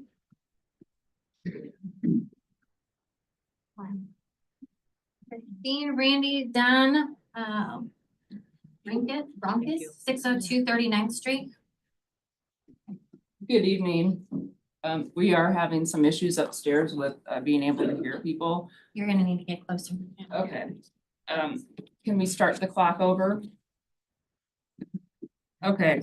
My name is Christine Murphy and I live at 1618 220th Avenue in Spirit Lake. Thank you. I am here as an investor in Dickinson County. All of the people that pay taxes to this county, we're all investors. And RedRock's complaining about changing the rules in midstream. Well, I feel like the rules have been changed midstream. If we add another 67 turbines to become number 4 in the state for the most turbines, that I do not feel is compatible. As an investor in Dickinson County, I feel the assets are, we have the most public and private conservation land of any other county in all 99 counties. That is what drives our tourism dollars. We have the most some of the highest tourism dollars in the state. This is not compatible use. I don't know if you guys know what the Buffalo Ridge Wind Corridor is, but we sit in the middle of the Buffalo Ridge Wind Corridor. It is the gold standard for wind. They want to be here because of the Buffalo Ridge. And then they should pay full dollar. They should pay full taxes on that. We live in the Mississippi Flyway. We are right in the middle. I listened to Tony Thielen talk earlier about all the birds that fly through this area. Are 214 windmills going to be good for our Mississippi Flyway and all the birds that go through here? I feel like I've been watching this for about 2 years. There has been an extreme lack of transparency with the way this ordinance was created. We had 2 supervisors that own wind leases that we feel altered or contributed to favorable wind ordinance. Absolutely no community involvement in that wind ordinance, and we tried very, very hard. So we do not have community buy-in into that ordinance that sits as it is today. And I think you really need that. It's a 3-1 for right now. I mean, three against and these people for. A good deal is when everybody gets something they want out of it, right? Couldn't we agree a good deal is when in a poker game, if you don't know who the sucker is, you're the sucker. And I'm really sad that Randy, Don, Dennis, Ross. Oh, okay.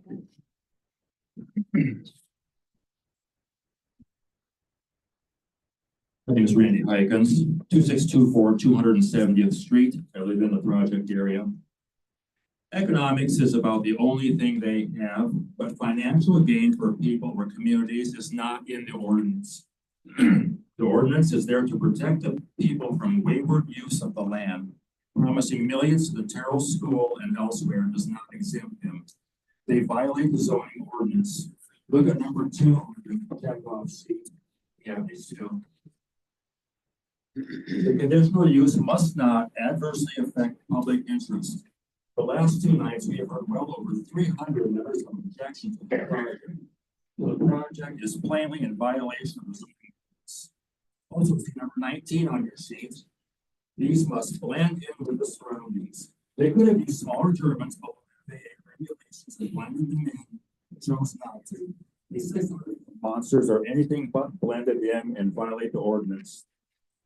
Now look at number 21 on your sheet. The ordinance indicates that sound produced shall not exceed 50 decibels. The new robust ordinance got written this way. The turbine can't emit sound above 50 decibels.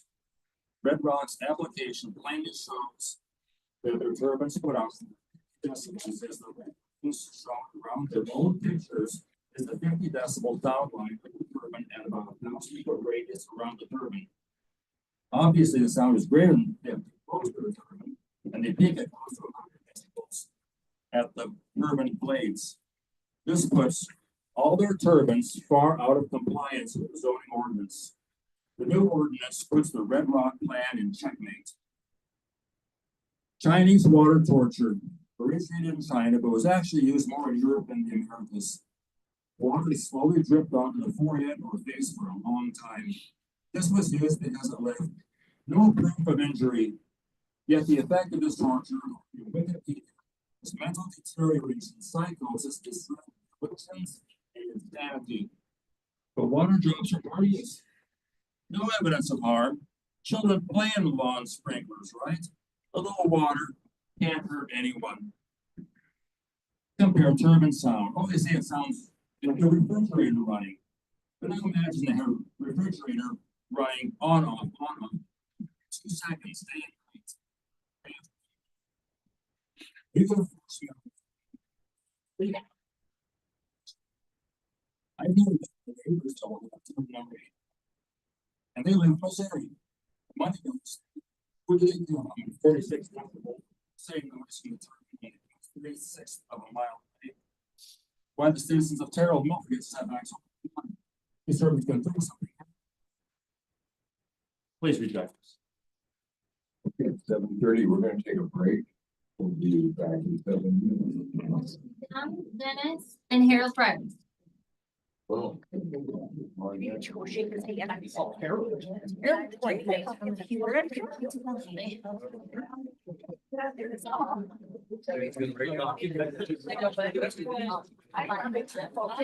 I didn't check them off.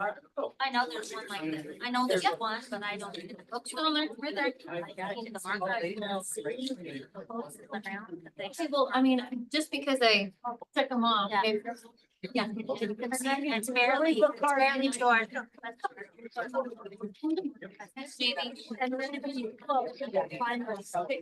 Yeah. It's the voice.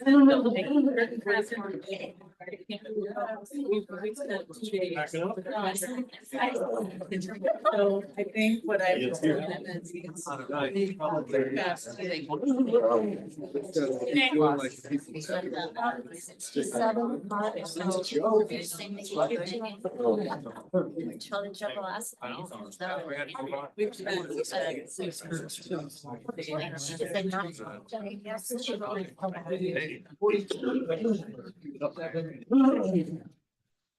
I know. I was thinking of that.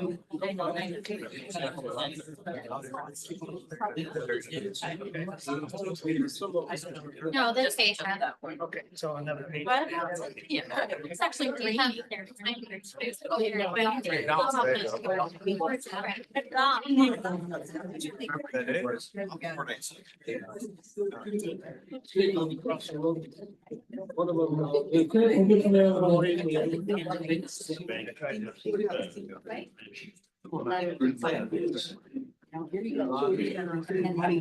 my dad was still alive.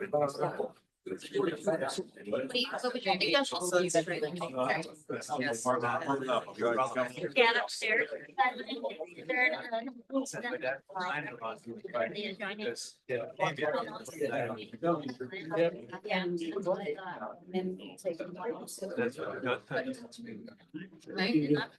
As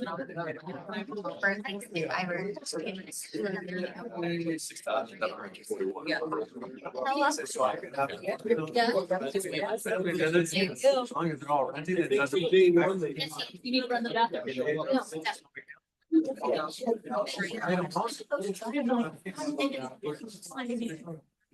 I had to stop on the property. I lived there, and when I got married. I don't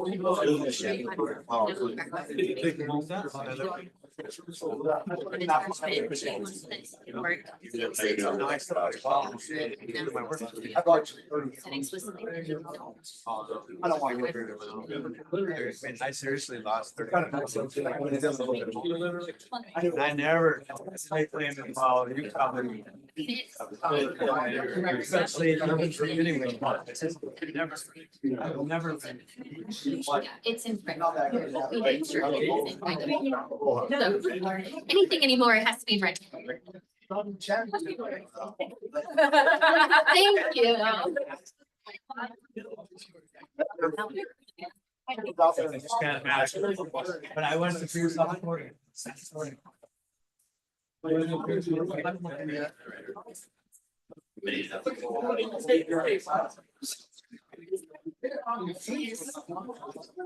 I would think that.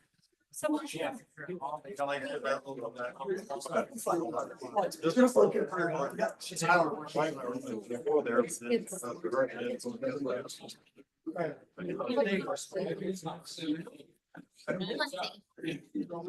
said plenty. Yeah. Yeah, climbing the dugout, ready to go up to warm up.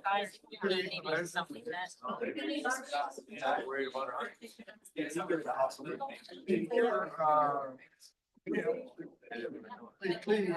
I get that a lot, so it's okay. Yep. I saw you at the table, right? I know your name. Yeah. I think I might go upstairs. It's good stuff you brought up there, so. No, that's right. Like in a good feedback area, she said it's not too bad. You always wanna. Thanks. You always want to not go talk about it, like, hey, sorry, I want to talk. Thanks. I didn't want to break down, but I couldn't hardly help. I gotta reach out to very little documentation. Yeah, and you know, they pick on you. Yeah, I think it's probably close to 10,000. Yeah. I was gonna, I thought, just trying somebody. But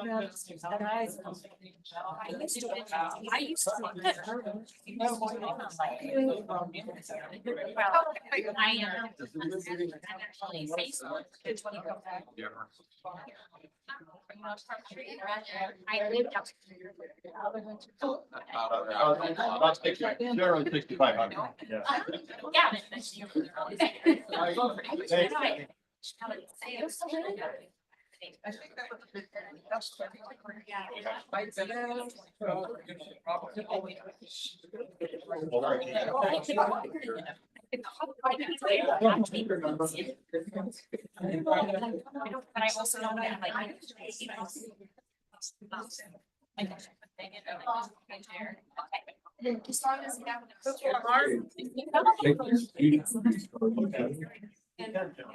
Chair. Actually, you want to say. I saw the brochure. He was here, he was having a hard time, we'd like to know if you think it's or not. But, I came away. Yep. Yeah, he said that's fine. Okay.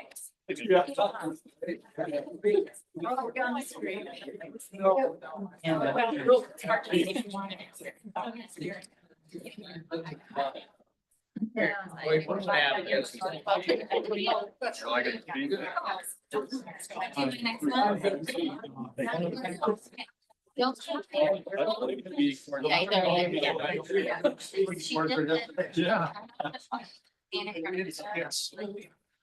Now, next, we're troubleshooting. As much as we can, so don't.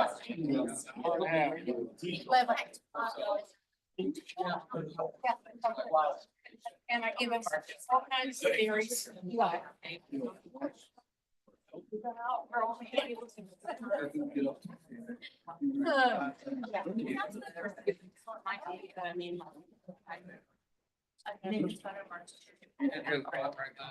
Oh, yes, I have received that.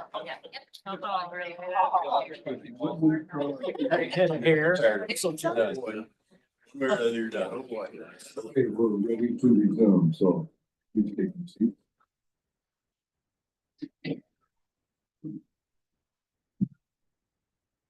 Dennis, Carol.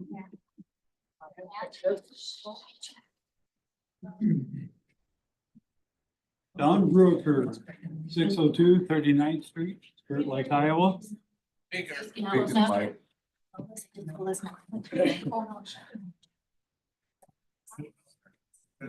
Get closer. Maybe just. Okay. Repeat. Don Brooker, 602 39th Street, Spirit Lake, Iowa. First of all, I want to thank the board here.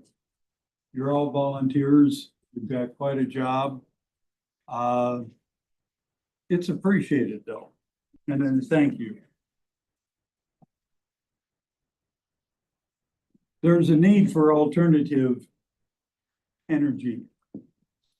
And wind, in my opinion, is an efficient alternative. I've been working with alternative fuels and energy since back in the 1990s.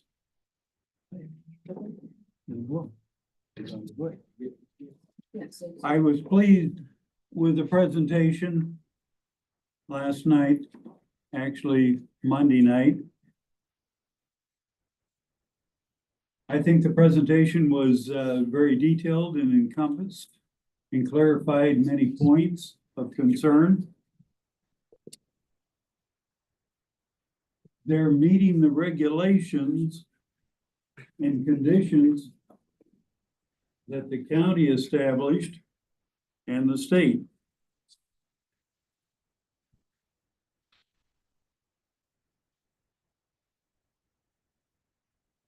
And some of the flyers that were sent out through the mail, that's what kind of interested me to be able to make a few comments and points.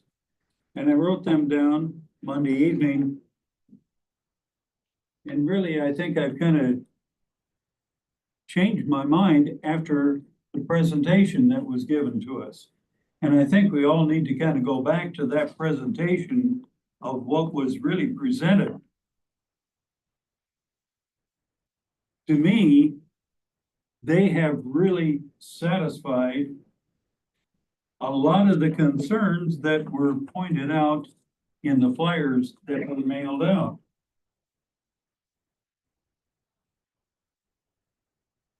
One of the things back in what I call previous lives of myself, career areas before in farm management, appraisal work, and real estate sales,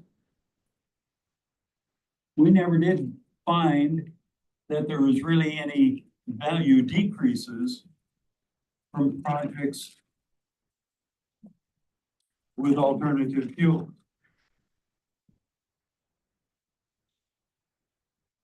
Visit with farmers in Osceola County, they didn't see the damage to birds and things like that. Thank you. Dennis, Harold, and Ellie Stokey.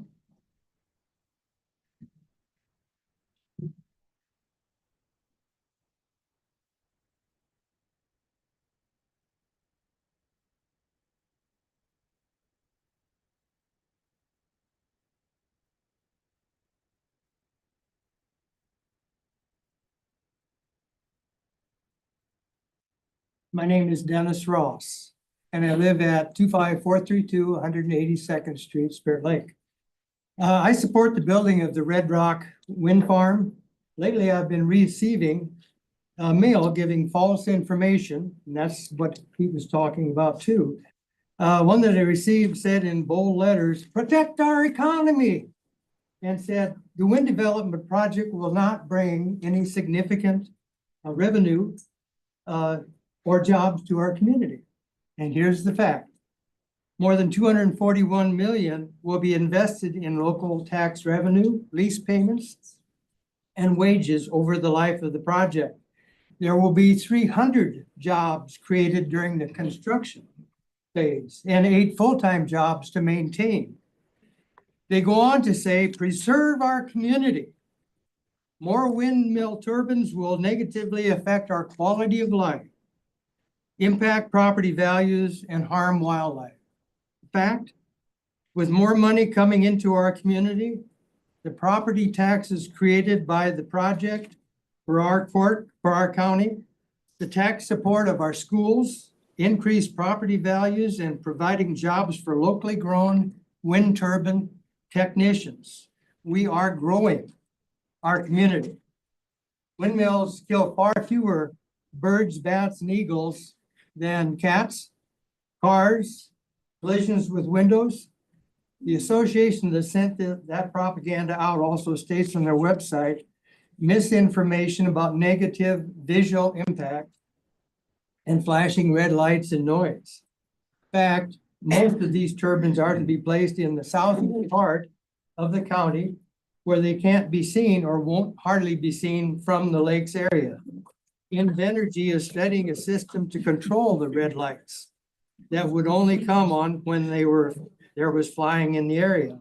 And the noise pollution that they talk about, they mentioned they set at 50 decibels. Now, the EPA has set 55 decibels. The association goes on talking about environmental impact, soil erosion, water impact, climate changes caused by turbines, and effect on tourists. In fact, the environment should be impacted positively from creating power without fossil fuel. The impact on soil erosion and water quality is more controlled by farmers' tillage practices than the soil and water, because the farmers are concerned about the water on their farms. I would like to have you support this building. Harold, Ellie, Nancy Higgins. Thank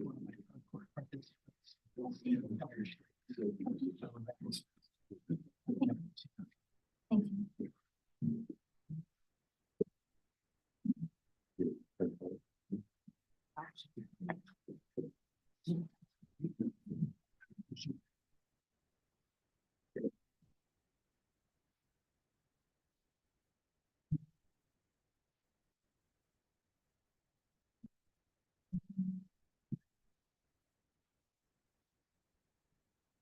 Dr. Harold Pryor. I live in Milford, I operate a small farm in northwestern Clay County that has a wind turbine and a mat tower on the farm. First thing I want to do is dispel some of the information that's been communicated about property valuation declines regarding West Lake Okoboji, kind of with the turbines to the west of West Lake. According to the Dickinson County Taxpayer Association, property values on the western facing side of West Okoboji, where existing wind developments are visible, increased by an average of 78% in only 3 years. It's hard to argue that wind energy development right here in Dickinson County has a negative impact on property values or presumably any negative impact on the desirability of the lakes region. Also, when you consider the fact that the 10-year census typically indicates that Dickinson County is one of the few rural counties in Iowa that grows by about an average of 2% every 10 years. So obviously, wind turbines are not dissuading people from locating in Dickinson County. I've had a long association with the wind energy industry. As a school superintendent, a college president at Iowa Lakes Community College for the 3 years that we, along with the board of trustees and staff, built the nation's leading program in training wind energy technicians. In that time, I have personally climbed about a dozen turbines and been around hundreds of the approximately 6,500 turbines operational in the state of Iowa. I suspect if there were as many health effects from turbines as is been reported to be the case, and for anybody that is negatively affected by turbines, we feel badly about that. That's not the intention of any of the wind energy producers. But what we find is there's only a small percentage of people that seem to have negative effects from turbines. And with 6,500 operating in the state, you'd think certainly if they had that big a problem, there'd be an expose in 60 minutes. Furthermore, farmers are in a real pickle right now in terms of ag commodities and the farm economy in general. Those farmers with turbines and a guaranteed source of revenue outside of the wind energy, outside of crop sales, which are depressed right now, will have a guaranteed source of income that they can borrow against and will ensure the operation of their farm. In addition to that, I just want to mention briefly that the wildlife at our farm, at least, which includes a small pond and about 20 acres of timber, has never seen more wildlife than it has in the last 6 years since the turbine was operational. We routinely have multiple numbers of eagles there visible. So thank you.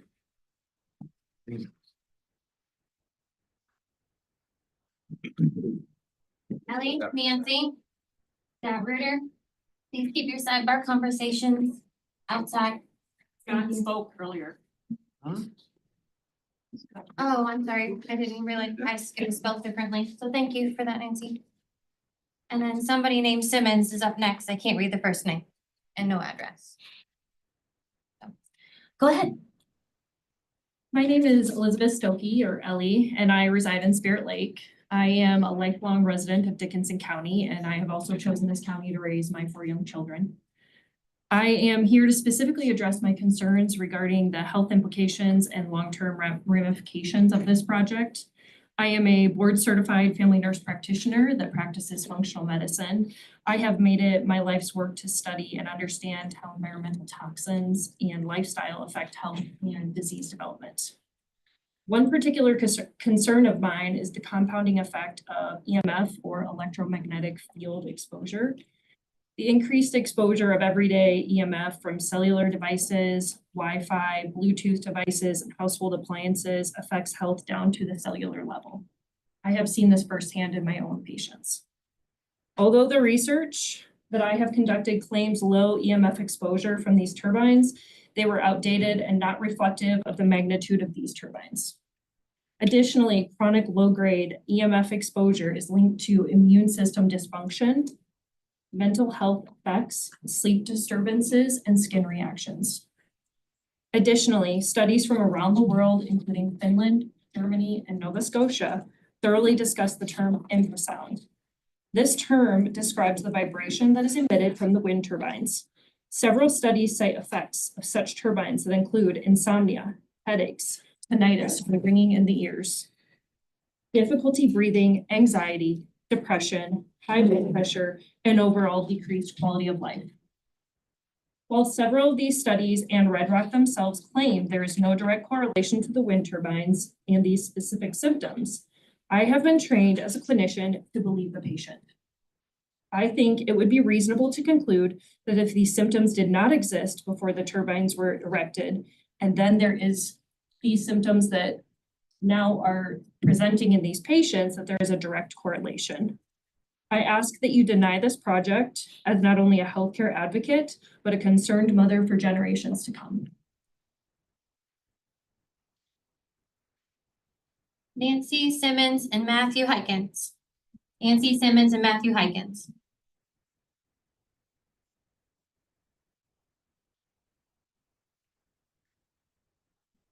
Okay. Nancy Hykins, 2624 270th Street. Dear board members, the ordinance is designed to protect the citizens and has nothing to do with economic gain. I object to the RedRock project to put up giant turbines in the area where I live. This adversely affects how my land is used, including the house we live in. If the turbines next to us catch on fire, our fields may burn up and jeopardize our home. Spraying by airplane would be restricted. Turbine 81 will sit in full view out of our kitchen, our dining room, and living room. We will experience 28 hours per year of shadow flicker and will have 46 decibels of pulsating sound in our windows. 46 decibels is the sound level of heavy rain. Imagine the sound of heavy rain pulsating every 2 seconds, day and night. Also, the flashing lights will be in full view of the main windows of our living area. All of this is a nuisance. I am a light sleeper, and 46 decibels is too loud. We spend quite a bit of time outdoors, gardening and enjoying time on the patio. I shouldn't have to wear earmuffs to protect my ears when I'm outside. This is a nuisance. I just want to sleep and work peacefully in my own home. This is a pulsating sound, remember, and not a natural sound, and it occurs day and night most of the time. The flashing red lights will also come through our windows all night and into our bedroom. I may never be able to live in my home again. I am a RN. Effects of noise pollution are irritability, nervousness, stress, sleep disturbances, and increased blood pressure.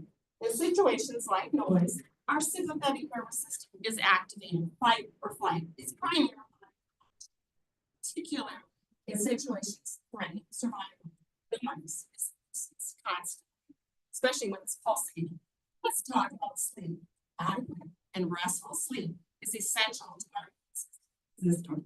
Restful sleep is needed each night to go through the stages of non-REM and REM sleep. Lack of sleep causes an immune system, which can open up the door for a large variety of health issues. Increased use of pharmaceuticals, such as taking sleeping pills to aid in falling asleep, can make you feel like a zombie the next day, and they are also highly effective. Lack of sleep can eventually lead to psychosis. We are non-participants in this pandemic. Never received no penny from this, or no money or no penny. According to our zoning ordinance, additional use public interest pursuant to testimony presented at the public hearing. Thank you. Please reject the project. Simmons, Matthew Hykins, and somebody with a Garrett that's at PO Box 363. Sorry for my bad handwriting. My name is Claire Simmons, and thank you for the opportunity to speak tonight.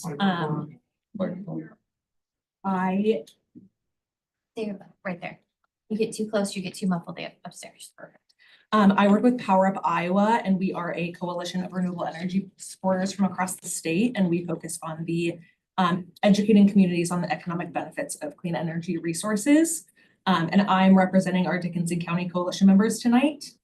Wind energy has been operating safely across the state for more than 30 years, and we are fortunate in Iowa to have leaders that recognize the important role that wind energy plays in our economy. In many communities across the state, wind projects are the #1 taxpayer, generating critical revenue that funds schools, roads, and emergency services. The $241 million in property tax revenue that RedRock Wind Energy Center is anticipated to generate is set to go to local school districts in Dickinson County, helping them with budgeting gaps for things like infrastructure improvements, hiring more teachers, increasing their wages, and introducing mental health services. Supporting renewable energy development is synonymous with championing the local workforce. This project is set to create 300 jobs during construction and up to 8 full-time jobs after construction is complete. Thanks to educational institutions like Iowa Lakes Community College, this region produces a pipeline of wind technicians, which is one of the fastest growing careers in the United States. Having a wind project right here in Dickinson County would allow Iowa Lakes students to remain close to home instead of seeking employment elsewhere. Iowa's farmers that fuel and feed our world deserve security, particularly during times of uncertainty. By voluntarily hosting wind turbines on their land, they act as a hedge fund against hard times and serve as a retirement plan once operations end. A wind project can be a difference maker in a family farm continuing to the next generation. A stable and reliable energy grid is more important now than ever, especially as Iowa experiences more extreme weather conditions. As energy demand continues to grow, wind projects will ensure that Iowa remains a leader in affordable and reliable energy production. If you support K-12 school districts, fire departments and paramedics, local businesses, community colleges, Iowa's farmers, your neighbors, and the Dickinson County as a whole, then you should support the RedRock Wind Energy Center. On behalf of Power of Iowa's Dickinson County Coalition members, we urge you to support this project and all of the benefits that it will bring to Northwest Iowa. Thank you so much. Matthew Garrett, Natalie Sanders. Matt Hikins, 2624 270th Street. I want to introduce myself to the board today as a young farmer in Iowa. I'm 26 years old and I just completed my first year of farming. As everyone knows, RedRock is proposing a huge wind turbine development across a portion of the county. This portion of the county is in the same area as where I live and where I will farm. This project has a 60-year lease potential, which means that by the time this lease is up, I will be 86 years old. This will affect me for the rest of my career. RedRock's claims tonight have not been consistent with the testimonies we've heard of those who have lived around wind turbines. We've seen this before from RedRock. Brad White, Board of Adjustment member in Emmett County, stated at the hearing that he felt like he was not getting the full story from Joe Crowley. We saw this again from Joe on Monday when he spoke, and he said he intended to exceed the ordinances that the county requires. I'll give a few examples. The zoning ordinance defines a setback as a line within a lot parallel to and measured from a corresponding lot line. RedRock setbacks are using non-participating landowners' dwellings with shadow flicker requirements still not residents. The 50 decibel noise ordinance is not met even in people's homes according to Rob. I also want to take a note on the average age of the farmer in Iowa. The average age of farmers in Iowa is now 57 years old. There's already a shortage of young farmers. How many more farmers will be driven out due to these wind turbines, as we've already heard from others' testimonies tonight? Will there be enough farmers to farm the ground that exists in the county that also contribute to the revenue?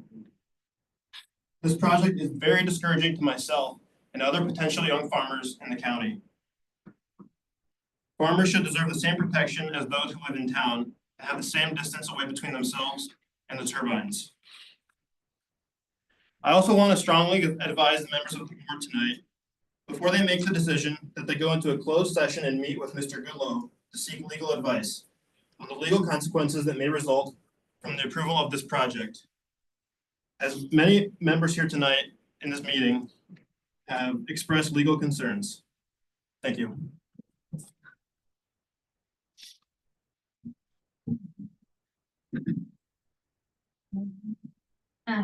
you, Natalie? Yes. Okay. Jamie Hunter and Steve Dillard. I am Natalie Sanders, trustee of the Seidels Family Trust that owns the two homes and property where my family lives east of Terrell at 2323 340th Avenue and 2343 340th Avenue. These homes will sit in the center of 3 wind turbines under this project application. 2 of those turbines will be located in Dickinson County and 1 will be in Emmett County. I am speaking today to point out that the complaint resolution plan submitted by Invenergy is not adequate to protect Dickinson County citizens, including my elderly parents, Constance and Dwayne Siles. Invenergy predicts that the homes on this property have 47.9 decibels and 48.8 decibels of sound from the wind turbines. Invenergy predicts that my mom and dad's house is 67 dollars. We are a non-participating property who has not waived the ordinance. Invenergy says we stop the wind turbines in order to create 30 hours for massive heat. Based on conversations with Invenergy, I understand it does not make sense to build turbines use such high levels and action to bring the 67. The resolution plan does not provide sinus or adequate reviews if they don't. In order to complain, mom and dad are required to specific violation. What other expense must they undertake to do this? Engaging experts, monitor sound every for a year.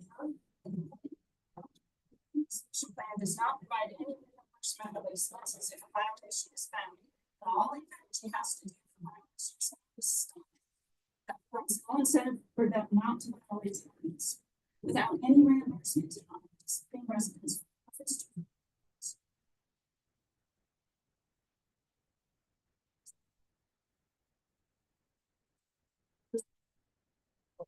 Some long drawn out process, they sit on.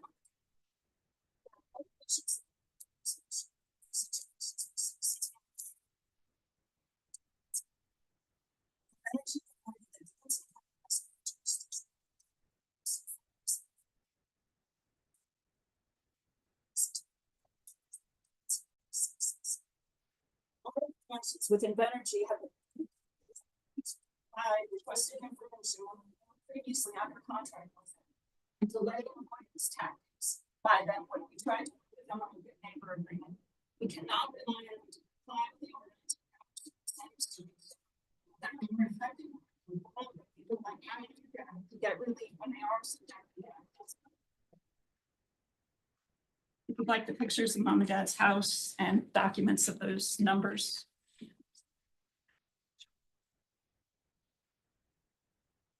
Sorry to interrupt, but they are saying they cannot hear it all upstairs. I think she just got too close. Okay. Jamie, Steve Dillard, and Patrick Kelly. I get happy medium.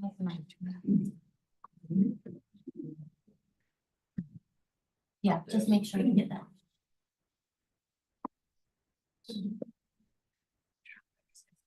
Yeah, sure she is. Thank you.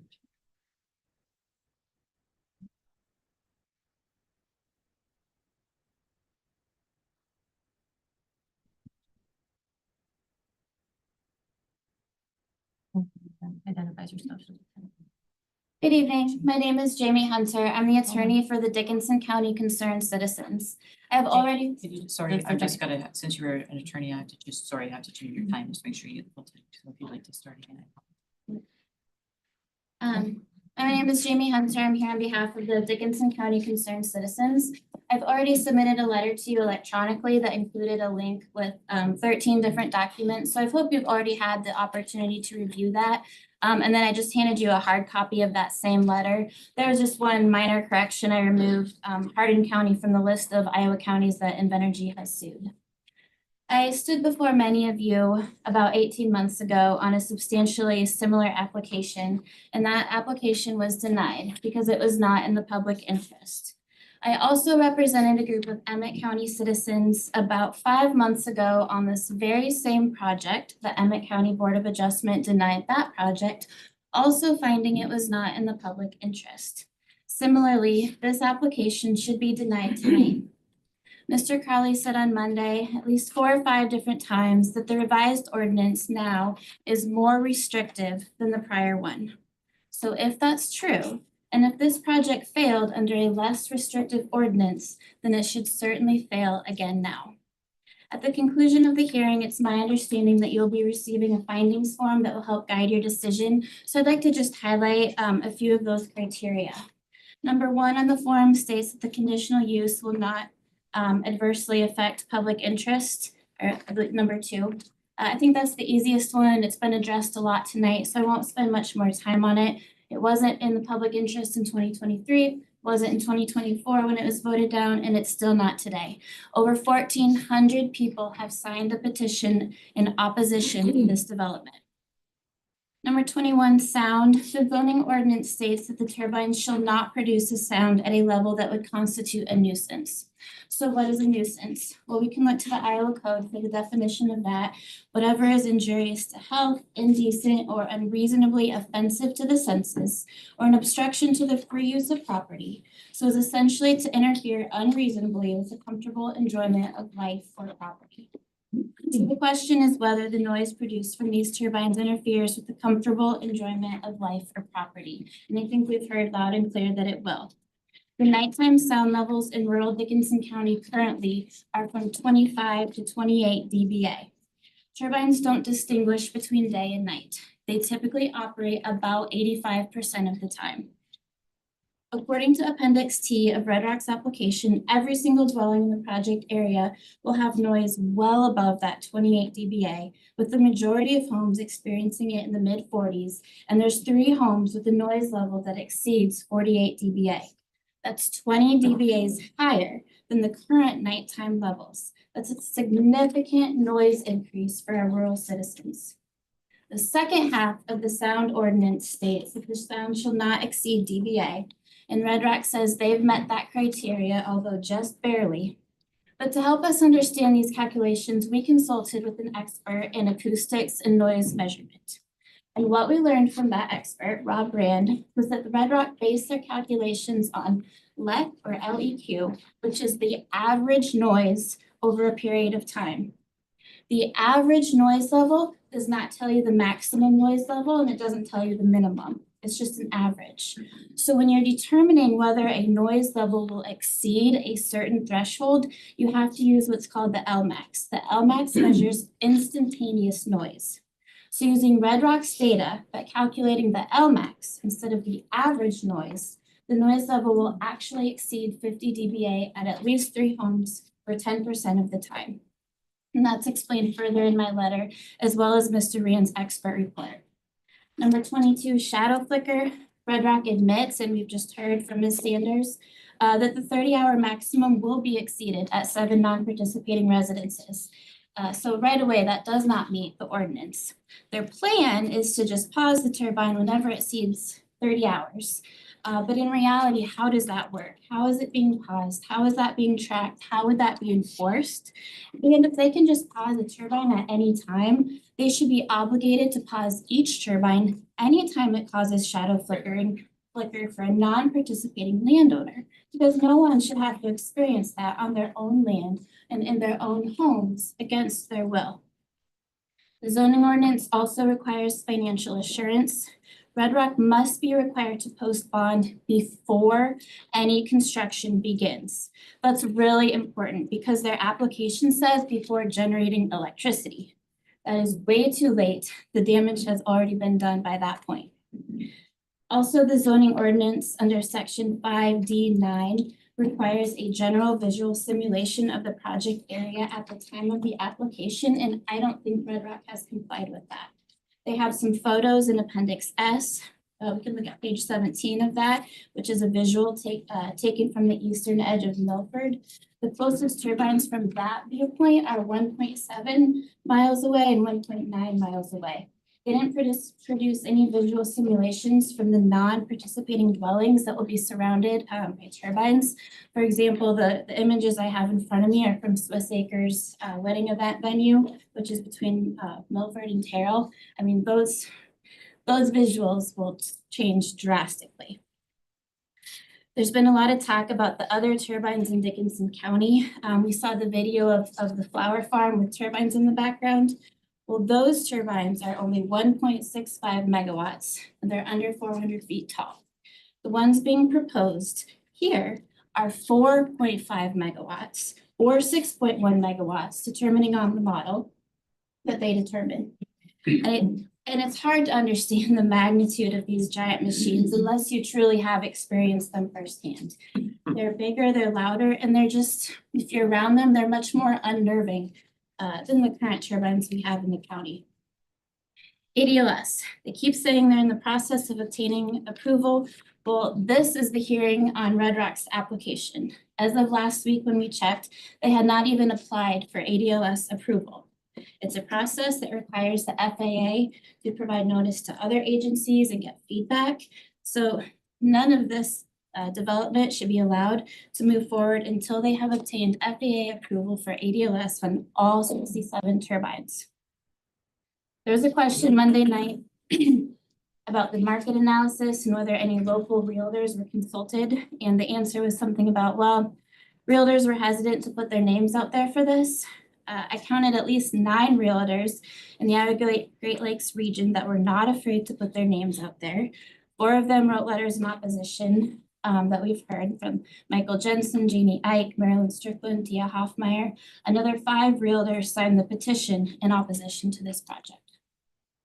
Recycling. The presentation on Monday told us that 80 to 94% of the wind turbines mass can be recycled. Sounds reasonable. One 4.5 megawatt turbine is 501 metric tons. That's over 1.1 million pounds of mass per turbine. Times 67 turbines, that's close to 74 million pounds. If we are generous and assume that 94% of that can be recycled, we're still left with 4.4 million pounds that cannot be recycled at the end of this project. And if only 80% is recyclable, well, that's 14.5 million pounds left over. Not to mention the million cubic feet of concrete and rebar that they intend to leave in the ground after decommissioning. The soil will never be the same.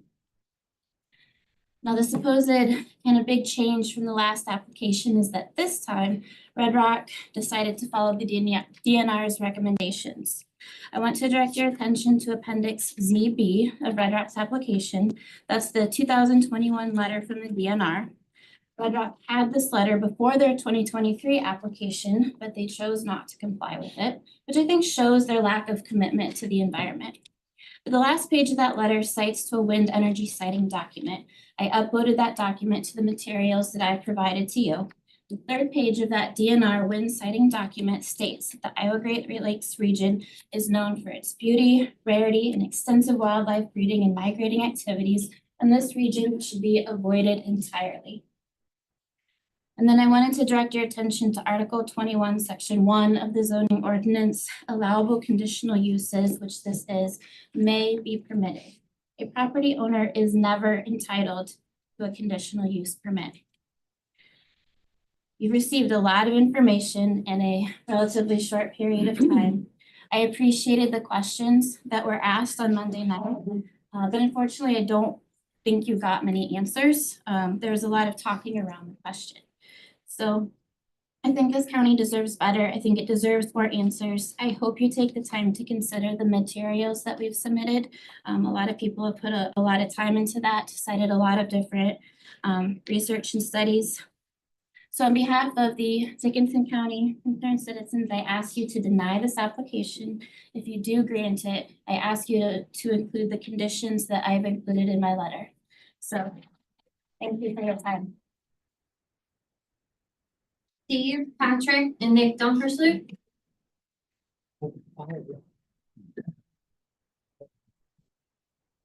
I'd like to just start out with by thanking all of the county employees that helped with the hearings. All of you, and we still have people that are still working on sound and so forth. I know they worked on it all day today. Okay, so Steve Dullard, 1105 30th Street. I'm a Dickinson County resident. And first of all, as Jamie just said, that we don't have any answer on the lights, so we don't know what kind of blinky red lights or non-lights we're gonna get with this project. And we don't know the regulations that are governing those either. I don't see a date to fund the decommissioning fund. If this project moves forward, we need a written commitment to fund the $20 million obligation these are gonna bring on Monday, 5 May 2025. We need that funded by then. We need to address decommissioning of the towers. If installed, they need to be dismantled piece by piece, the same way they were put up. We absolutely do not want them brought down with explosive or any other means that would cause them to forcefully fall and hit the ground, which could cause contamination. I also do not see anything addressing removal of failed parts or decommissioned materials. They should be loaded on a vehicle and immediately removed from the county within 48 hours. Once on the truck, they stay on the truck. We don't want to provide any type of storage for these materials. I mean, have you ever heard the term just until? Well, sometimes just until never happens. What is the timeline on the repair for damage and drainage? I'm told repeatedly that I'm a steward for drainage districts and that most of our tiles are over 100 years old. Damage to the tiles may not show up for years. The next question is, if you're successful with the lawsuit, Emmett County, are you going to continue to use Dickinson County roads and the staging yard to take care of the 19 turbines that are over there? Roads, who gets to determine the conditions for repair? I think we need an outside source, an our engineer to make the determination, as it can take years for some of this damage to show up. And then just something to think about. 2 days ago, Spain lost all their power because of renewables. All right, and they had people were left in subways and all over the place without any type of transportation or lighting. And then what about the strange ability of terrorists and or people right here in this country to use suicide drones to take these things out? If we're completely dependent on turbines and these types of things, we got real problems. Patrick, Nick, and Diana. Someone, I'm sorry, I can't read your last name. Hi, Patrick Kelly, Okoboji. Thank you, everybody, for attending, and I have a handful of questions that I don't believe have been answered. One is I'd like to know exactly how much the corporation that's pushing these windmills is obtaining in tax credits for each mill. Now, I haven't heard that. I've been coming to these things for a couple of years and I've never heard that. I'd like to have somebody through the chair ask them, how much is that tax credit that you guys are getting for each windmill you build? I think that is relevant to the taxpayers in terms as we go forward. Because obviously, if they're getting tax credits and the tax comes out, then who's it come to? It comes to us. That's who it comes to. So they're wavered out of that somehow, and I don't quite figure out how that is. Another question I have is when they load up these turbines and they build a turbine and they put in steel and concrete and all this stuff, what do people think happens to the water that comes down around that turbine? Now, I might have been born at night, but it wasn't last night. And that water goes somewhere. And if it doesn't seep into the soil, then guess where it goes? It goes over to the Little Sioux, and it goes to the Ochegan, and it goes to other rivers, and then it comes into our lakes. So this is a variable that has not been addressed. It's a scientific question. I'd like to know how much water per windmill doesn't go into the soil and how much goes on to the lake. Because what we had going here last year was a catastrophe. So I think we need, all of us, and you folks are so charged, let's isolate the variables and make sure as we go forward that we don't have to do anything to lead to another flood like we've had here. That being said, thank you all very much for coming. You've got your work cut out for you. Thank you for your time and thank your families for what you're doing. It's a terrific public service that you're doing. And I think this county is really moving forward. So I want to thank the workers here at the county, and I want to thank the electeds for what you're all doing. So that being said, good luck. Okay, Diana, Debbie Garnett.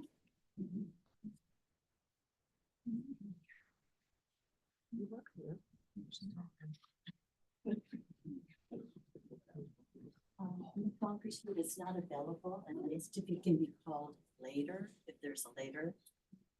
I will skip for now. So Are you Debbie? I'm Debbie. And then Roger Doyle, you're on deck then.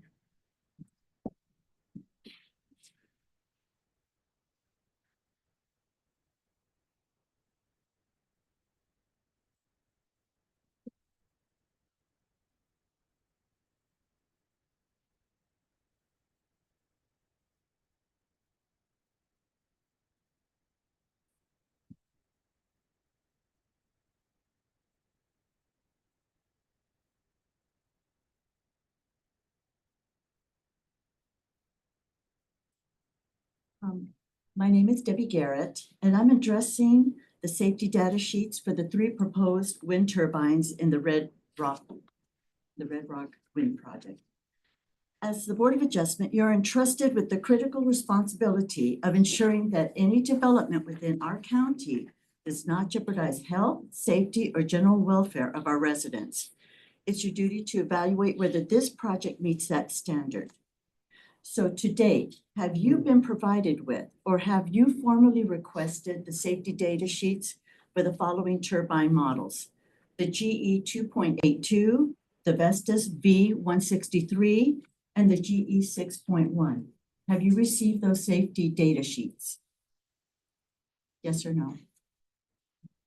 This is not a dialogue. Oh, it's not, okay, sorry. That's I'm okay, sorry. thank you. Did not know that. Thank That's you, okay. Megan. Thank you. All right, so without this vital safety documentation, I respectfully question how a proposed setback of just 1,600 feet from residential homes can be determined to be safe. In the absence of specific safety guidance for each turbine, such an assumption is both speculative and potentially hazardous. So allow me to illustrate the importance of this information by citing excerpts from a Nordex wind turbine safety manual. And that's the information sheet that I gave you. We're going to be looking at 9.2 thunderstorm. So according to Nordex, its danger is a life-threatening injuries due to lightning strike. In case of an approaching thunderstorm, this is to their employees. Leave the wind turbine or do not enter it. Next point, once the thunderstorm has passed, be aware of crackling noises as you approach the wind turbine, as these are a result of electrostatic charging. Enter the wind turbine only when these noises have stopped. Now, a wind turbine is high risk from lightning strikes. The WT wind turbine is adequately protected against damage by comprehensive lightning protection measures. However, persons inside or in the proximity of the wind turbine are still at risk. They are told to stop work, descend the tower, leave and lock the wind turbine, leave the wind farm, wait in a vehicle distance at a safe distance of 1 kilometer or 3,280 feet until the thunderstorm has passed, and then wait 1 hour after the thunderstorm has passed before entering the wind turbine.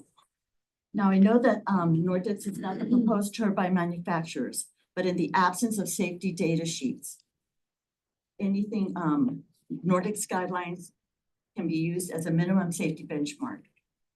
Therefore, because of the lack of safety data documentation, I respectfully urge this board to deny RedRock. Thank you. Roger Doyle, Duran's Cook. Deborah Dickinson.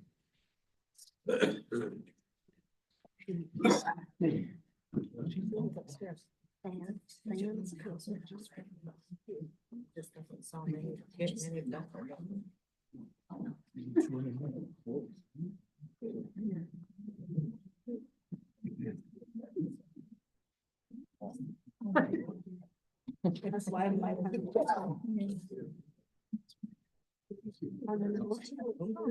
Roger Doyle, 3180 270th Street, Carroll, lifelong resident, 25-year real property owner in Dickinson County. Energy claims are zero impact on property value, but studies, local realtors, and logic say otherwise. Various studies support decisions show up to a 55% hit property value within several miles. There's a paper by Iowa State Center for Ag Law and Taxation by Roger Bowman, the ag law professor. I personally spoke with him on the phone. He said, yes, this will absolutely affect my property. The paper, portions of the paper are included in this. That paper that he wrote shows a 30%, 10%, or 25 to 40% hit on property value, depending on the study. One of the studies included in that is also attached in here. This Klee study, appraisal group 1. That study says turbines within a half mile can come up with either a 12 to a 43% hit. Take your hand off the mic. That's okay. It just so happens one of the Invenergy projects is in that study. It's noted in there. That's included. I spoke to several local real estate agents with decades of experience. All claim this will affect my property value. There's a realtor that sold an acreage west of Milford a little over a year ago. That did not sell for the price that it should have, in her opinion. Wind turbines were the reason documented in emails on that. I asked her about another acreage that I thought didn't sell for as much as it should have west of Milford. And she's like, no, it wasn't that, it was the condition of the property. Our realtors know whether it's the wind turbines, or whether it's condition, they know what affects property. When I ask you to imagine for a second that you are tired of the condos and you want to move to this country, you're looking for an acreage. There's 2 of them available, they're identical. Same acres, same layout, same floor plan, builder, age, distance to work, grocery store, school, golf course, they're identical. The only difference is one has 600-foot wind turbines by it. One doesn't. Which one are you going to buy? If they're the same price and one has turbines and one doesn't, which one are you going to buy? I pose that same question to an investor and a landowner, and they won't answer it straightly. Accredited studies, again, have said that there is an impact of property value. Energy says there's not, but they won't be held accountable by property value. Section 4 did protect this, but now it doesn't because they're exempt from that and going by Section 5. Please protect this and do not approve this. If you do, use a program. Include a property value protection agreement, which is also included. Thank you. Ryan Cook, Deborah Hagedorn, and Wendy Clark.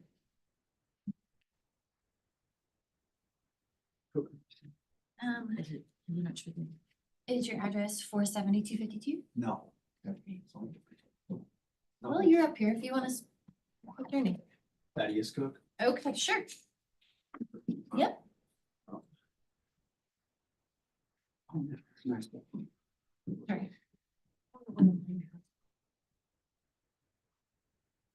That's what you're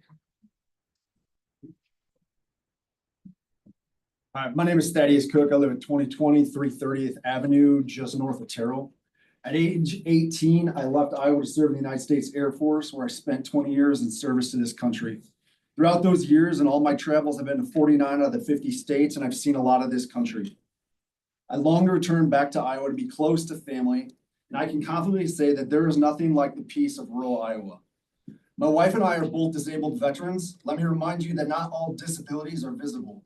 We've worked incredibly hard to finally call a place, our farmstead home, after 2 decades of moving around. We chose this rural, quiet, and peaceful setting to raise our children far away from the noise and the industrialization that we spent years living around. Every night around 9:30, I go outside, I say goodnight to our chickens, and I close the chicken coop door. It's my favorite part of the day. I stand by the coop and I stare at the bright and vibrant stars. It's silent. It's dead silent. Having a military disability, that silence brings me serenity. It brings me peace and it brings me balance. Our dreams are now being threatened by this project. Our property lies smack in the middle of it. 3 wind turbines, 36, 37, and 35 are projected to be placed in less than 2,600 feet from our home on land that is not owned by people in this community. These turbines are slated for land owned by a company from Arkansas, another company from Spencer, and a private individual who lives in Minnesota. How is this fair to those of us who live here and have made this our permanent homes in Dickinson County? These turbines will destroy everything that we've built. Unnecessary noise causes overstimulation and anxiety, which affects both me and my wife due to our military disabilities. That is one of the reasons we moved to the country out in the middle of nowhere. We're projected to experience over 46 decibels of constant noise and 4.5 hours of shift. That is an absolute slap in the face to my participating owner affected by this project. In my military career, I was trained by both PSS and impact sales methodologies. And I know a sales pitch by SQL, energy and the presentations are textbook, complete with sales and language. They even left promotional materials in an effort to sway and trick me into saying, please understand you are being sold to. If this project is really such a great benefit, why are so many people fighting it? Why are the people of Dickinson County being ignored for the out-of-state corporate interests? I pray to God that He opens your eyes and you guys deny this project. I hope you see it. You are being sold to. You are not. This is not rental. Thank you. Thank you. No, not respectful. Deborah Hagedorn, Wendy Clark. Neither. Julie Fairchild. Rebecca Kern. Oh, Wendy. Me? Yeah.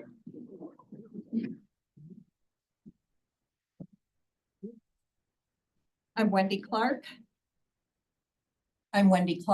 I own and pay enormous taxes on a property at 2411 Lakeshore Drive. For 2 long nights, citizens listened to countless letters of impassioned citizens on both sides of the Red Rocks conditional use permit.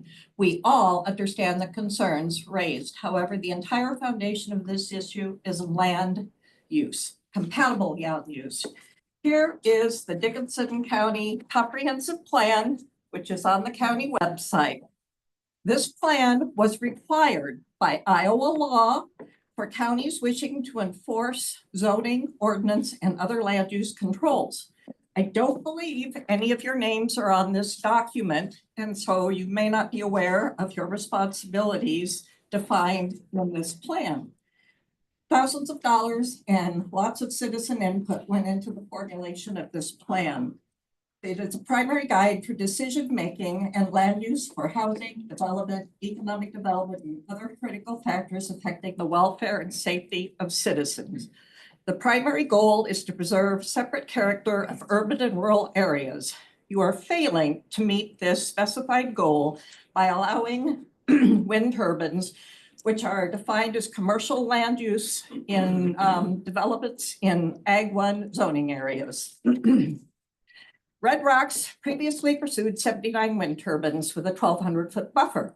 That was denied overwhelmingly by you and the citizens. Now they're seeking 63 new turbines. Now the setback is 1,600 feet. Big deal. We went from 3 football fields to 4 football fields as the buffer distance. Red Rocks claims to restore all decommissioned sites to their original conditions. This is a false statement. If you remove the top 4 feet of concrete and leave 430 tons of concrete under the surface, that renders the land unusable for roads, building construction, traverse of other needed and desired buried utility lines. We were told all concrete and rebar was removal of that was not feasible because of detrimental environmental impacts. Well, if those impacts were detrimental, how is it not detrimental to put all that concrete and rebar into the ground 12 foot deep in the first place? I believe Invernergy has not addressed wind shadow. Wind shadow is a detrimental environmental effect, warming effect caused by the intermixing of upper warm air masses and ground cooler masses. This was documented in a Harvard University study. Land use, wind development companies. Thank you.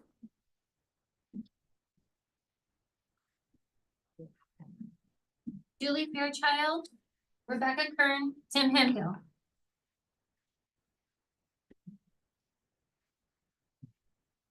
Hi, my name is Julie Fairchild. I live in Milford.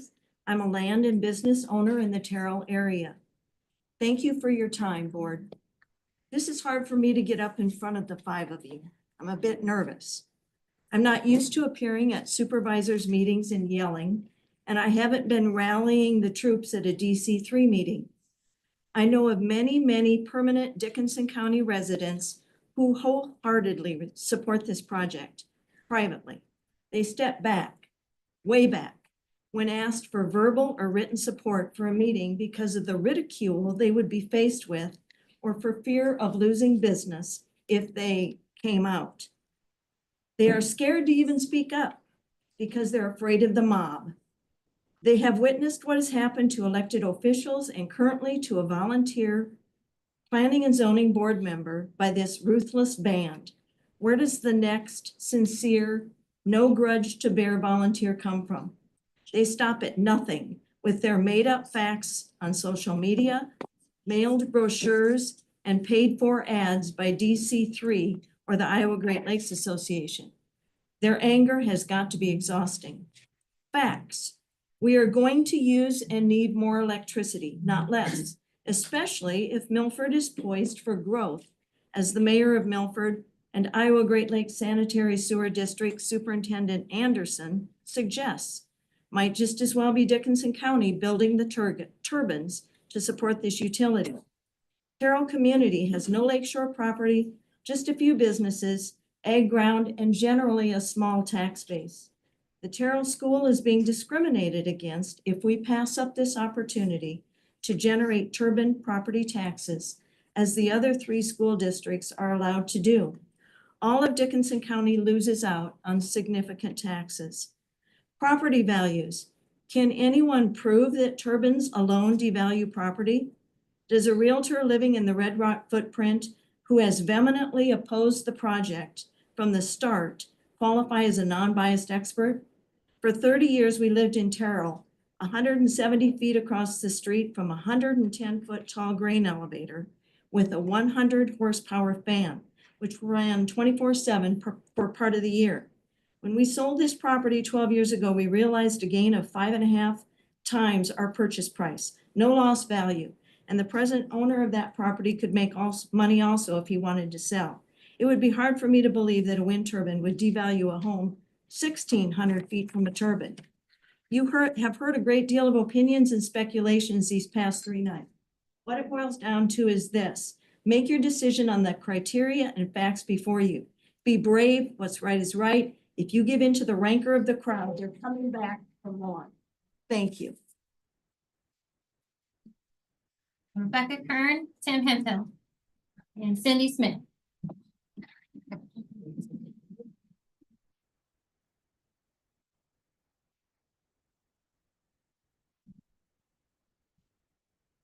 Can you hear me? Try to project a little bit, but don't get too close because there's interference at home. Okay. Good evening, board. My name is Rebecca Kern, and I live at 2658 320th Avenue, Terrell, Iowa. It's the Floyd Township. We're just southeast of the Terrell city. My husband and I, we moved from a big city and with our 2 children when we decided to take a huge leap of faith so that we could provide a better, more peaceful life for our family and our children. And we have absolutely loved it here. We've lived here for almost 4 years. And we, as many other people who live in the country, enjoy the peace and quiet serenity that we can experience anytime. We have chickens, we have a dog, we have cats, we run outside and play, and we stargaze at night. And that peace and quiet enjoyment of our property is potentially at risk here if this application is granted. We would ask that that application be denied so that our rights as property owners do not have to be impinged upon. It is very concerning that when you look to the west of our property, which is out our living room window, and just northwest of our tree grove, there's a proposed wind turbine. I didn't get the specs on how far away it is. It doesn't look very far to me, but it is very concerning. And I know people have talked about fire risk, but it is, I do want to point out something, and I would ask you to maybe take this into consideration, and maybe additional research is going to be needed. The closest fire department that is fully staffed is in Spirit Lake or Spencer. That means you're looking at least 30 minutes for them once a fire once they're advised of a fire before they could get to us. The Terrell Fire Department only operates on a few volunteers that most likely are at work out of the city. As you know, Terrell doesn't have a lot of full-time occupational opportunities within the city limits.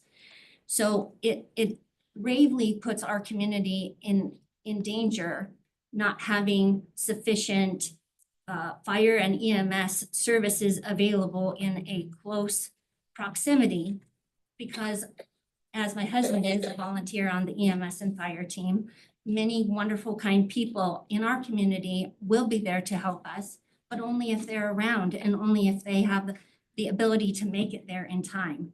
And so I would ask you, please take that into consideration when reviewing this application, and I would request that you please deny the application and support our rights as property owners. Thank you. Tim Hinkle, Cindy Smith, Stacy Olson.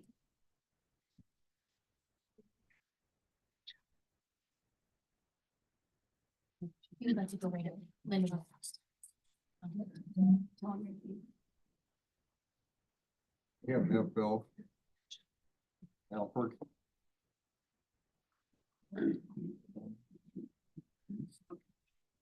I will help him speak for myself and for him, but I'll make this short. I know you've heard all of you've heard all the pros and cons and many times, so I know you've heard everything. Take your hand off. Oh, I'm sorry. Okay. Anyway, thanks for listening to all the comments from both sides.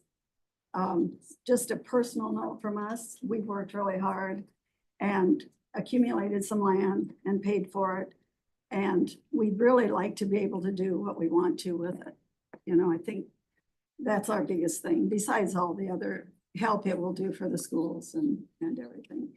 It is, and the extra money from the windmills could go a long way towards our retirement and for nursing home care or any other emergencies that we might have.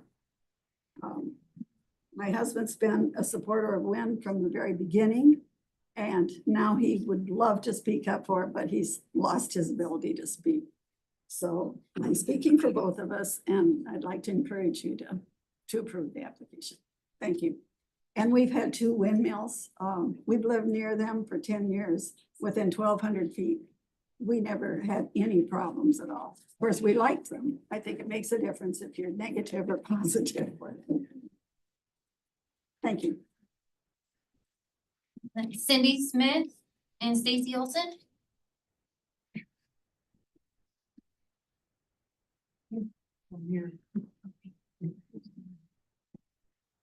Hello, my name is Cindy Smith. I live at 2588 235th Street in Milford. Okay, the mic, try to project as much as you can. Try to project as much as you can. Talk loud? Yes. Okay. Yes. So I work at Baumgars and we have these fiberglass electric fence posts. And I learned a long time ago, of course, I didn't listen, but they told us, okay, when you put these away, wear gloves, okay, or you'll pay.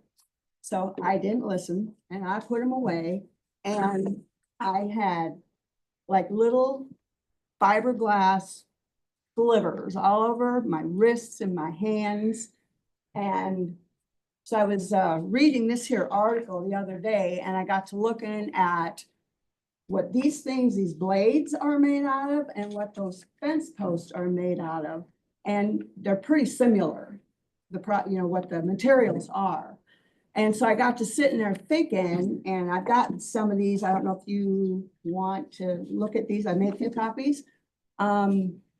When these big gigantic blades are turning 24/7 and the wind is whooshing by these, I just can't hardly imagine that there isn't some shredding of this fiberglass coming off on these throughout time.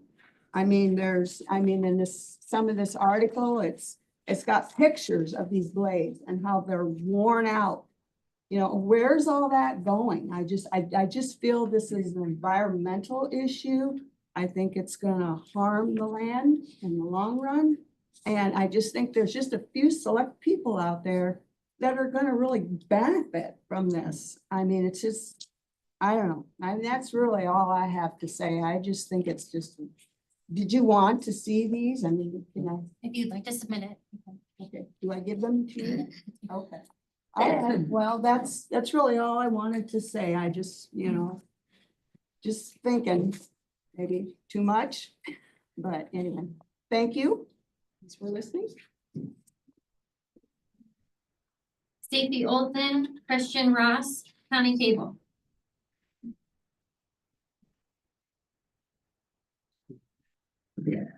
Stacy Olson, 2830 270th Street, Dickens address, but I live in Lloyd Township. Born and raised and fully support this RedRock Wind Energy project. This is an economic. Here, use your time. This is a rural economic opportunity, development opportunity of a lifetime, several lifetimes. I started going to school in Lake Center. If anybody knows where that's at, just south of Terrell. Shut it down when I was in third grade. I'm speaking as loud as I can. Closer to the mic. So I fully support this project because of what it will do for our small rural communities and our rural school. Some things we've gotten in the mail, I think it was shown before, some groups like to send these out. And one thing I wanted to touch on it was the fact that damaged property values. Just circle it, I don't know who this association is, but they like to send us out cards quite a bit. But property values are not damaged, and it's been proven, and I've read about it recently in the Dickinson County News. There's a group called the Dickinson County Taxpayers Association, who is a good group. I like what they do. They've been working with the supervisors on trying to lower the tax levy, and I think that's great. That's awesome. We need to lower the tax levy because we're burdened with the skyrocketing property values in this county. So we need to offset that somehow and lower the levy because we can't control what people are doing and paying for property in this county. And it's across the board, all property, farmland, residential. So we can't do anything about that. An easy way to check this, and what everybody uses, buyers, sellers of land, as well as realtors, everybody goes to the assessor's office. That's where we can all find this out very easily. So how can this be with property values going through the roof for many years? At the same time, we have turbines spinning over in western Dickinson County. That's because people are flocking in, buying up homes, retiring here, and paying more and more all the time. So there's no issue at all with property values. And as Dickinson County taxpayers have shown that with what they've done.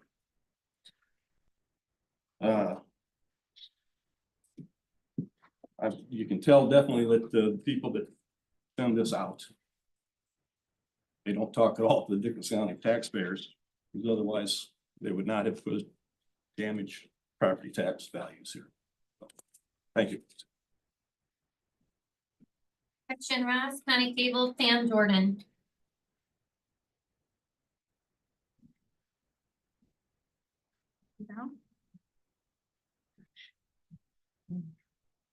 Hi.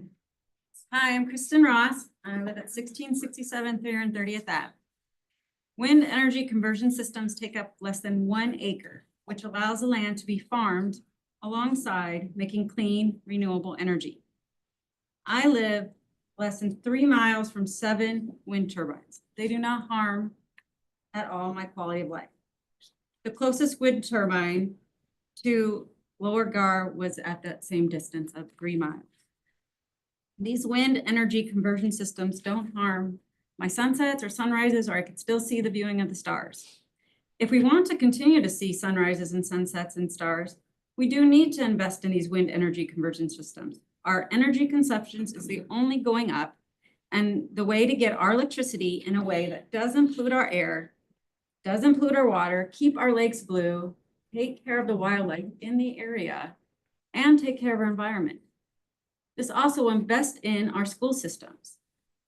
The money would help our schools. Better schools bring in young families, which would increase the property value. We need to uphold our landowners' rights. I ask you to approve the RedRock Wind. Thank you. County Cable, Pam Jordan, Marshall Lewis. This is not me. Can you hear me okay? Just try to project as much as you Oh, can. okay. My name is Connie Cable, 1979, 190th Street, Milford. And I'm a lifelong resident of Dickinson County. And I'm a landowner of a century farm and a widow besides. I'm worried about the taxes that we all pay, and my income doesn't necessarily hold up with the increased costs of all of our costs with the groceries, the gas, the taxes, and whatever else it is. So I'm looking forward to hopefully having a wind turbine on my place. And by the way, I will say too, that I have a brother and a sister that have windmills on their place. Now, my brother had a wedding reception for a granddaughter. The noise and the flicker of his wind turbines didn't bother a thing. He actually has said he finds them soothing when he sets out at night. I also asked that, like last year, remember, with all the flooding that we had, the ag community took a lot of losses. The ag income is not real good anyway. And like I said, to diversify our income and have a steady other source is nothing but a plus. Additionally, for me, the additional money that will go into our school systems and support them will nothing but bring young families. When you have a good school system in a community, young families are going to come. It's just one of the attractions. I hope, like I said, I just hope that everybody's concerned here. And I understand that.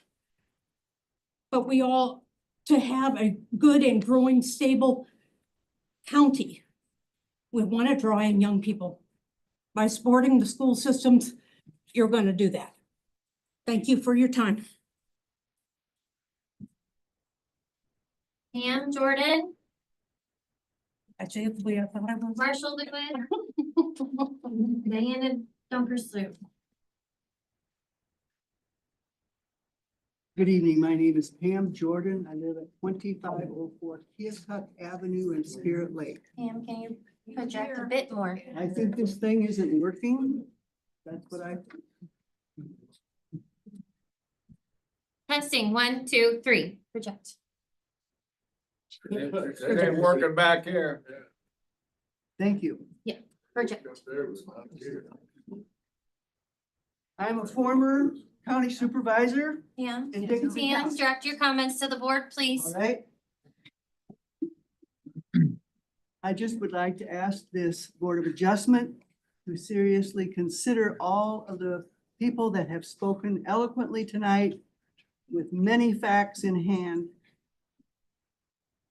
that, in my opinion, counteracts most of the assertions of Joe Crowley and Invenergy.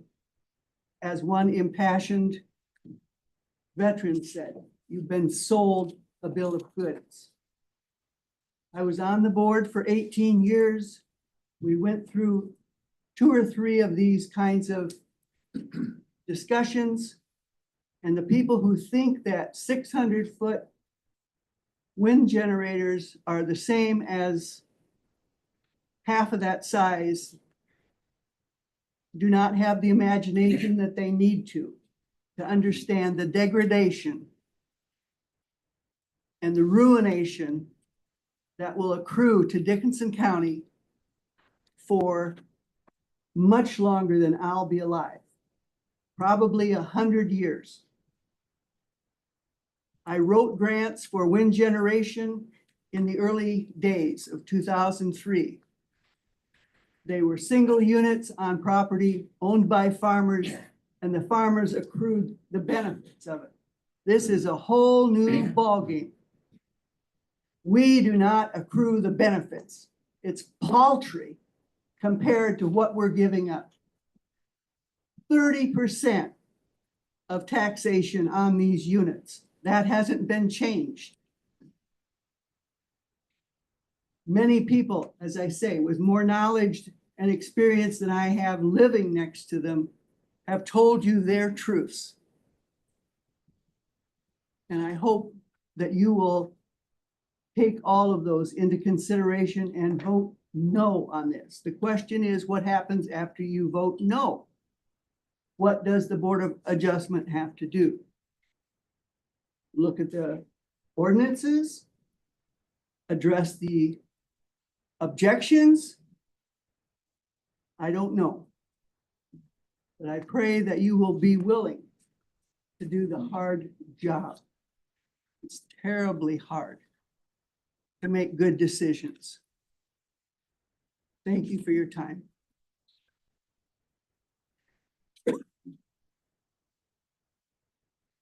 Marshall Lewis, Diana Donkersloot. Levi Markwart.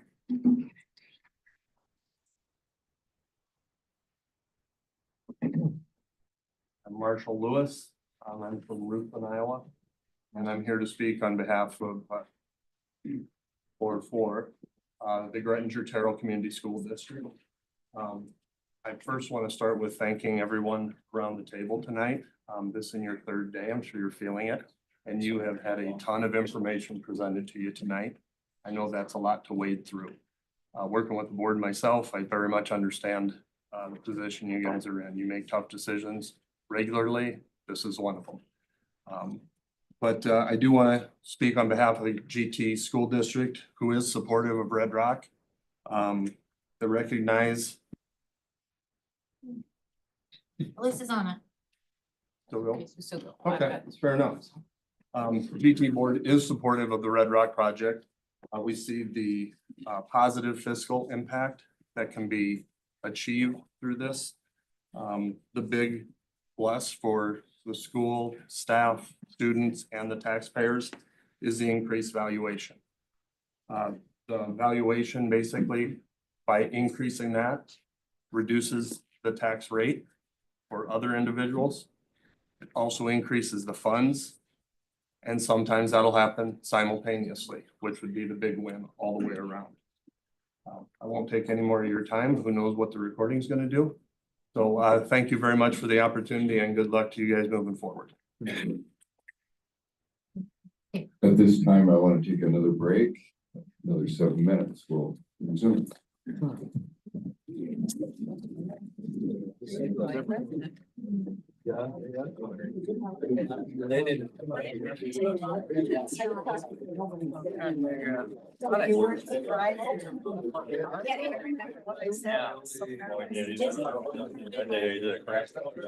Explain everybody, but. Looks so bad.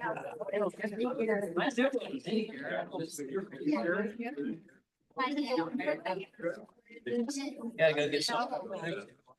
I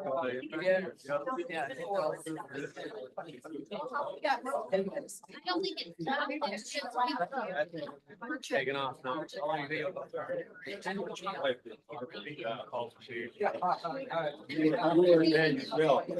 Yeah. I'm missing it. It's 3 hours for me. So I got it.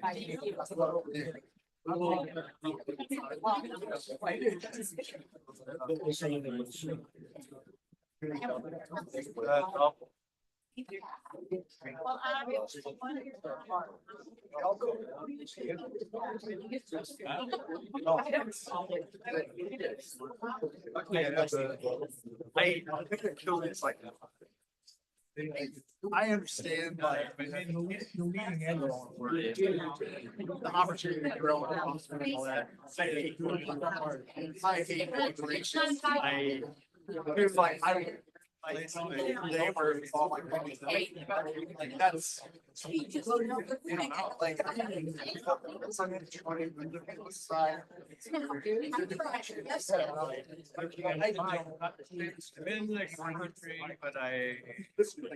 I'm trying to live somewhere where kids could still go to the. Tired. I know.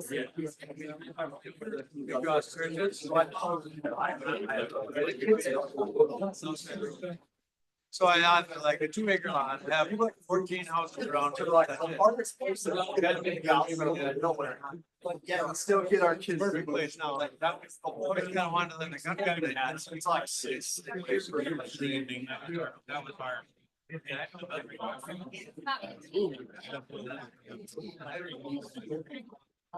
Yeah.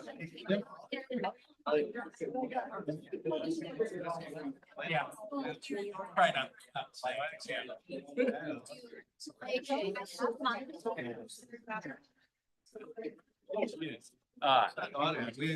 Our law enforcement guys, well, myself and my assistant right there. I don't care what anybody says, you know. So I live. I didn't say things like I wanted, but you know, whatever. I guess that's like, I live by myself. Speaker is not what I did. On that walk. Yeah. Yeah, so I can see those turbines. Yeah. So like we get a lot of trees and the way most of my property is set up, it's hard to see them because. What do you still see them? You still see them like. My wife's sister is just. And she's like, how far? They're about 6.5, 7 miles, depending on which one you're looking at. She's like, you can't see very far. She's like, are you serious? I'm like, no, yeah, like, I will. Dead serious, like, that is. I'm like, see, you can see that. And I'm like, that little plant's 5 miles. That's a 5 miles from me. Like, oh, yeah. I was like, yeah. I'm like, yeah, no, I think. They should have bought my house. I mean, that's. They spent. It's mad. My property, you know, like I'm here. It's 25. 2,500 times 2. Just solid. I got another one that is just under 26 here. Just, you'll be financed. Just to do it. So it's like, and even and she's like, there's something up on the very top. That's how she looks. Nothing much. If you see like a apocalyptic. No, I mean, this is all done through IT and they're trying. No. It fits the bill, you know, and she was like, I don't. Should be an over.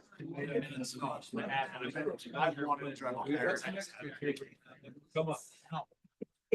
Like we did last night, remember? Well,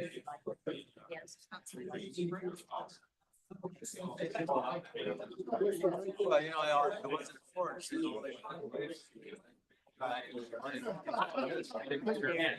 Yeah, the money sure.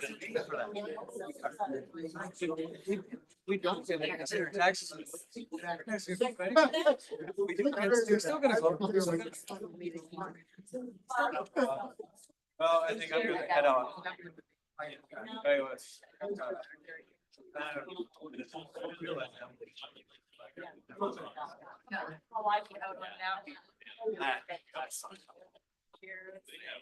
Excuse me, sorry.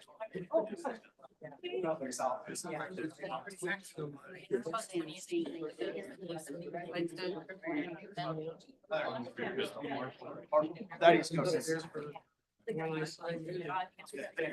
Thanks. Yeah.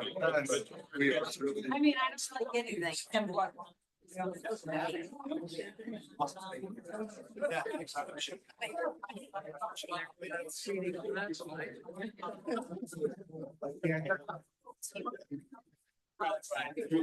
no, it's all good.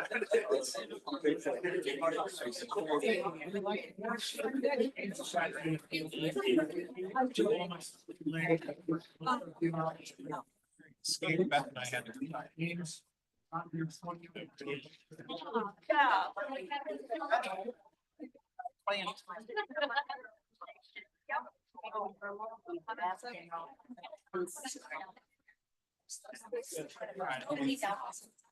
That's smart. Ours is upstairs normally, so. I want this and I really, I ran out of. I'll have it sent. Yeah.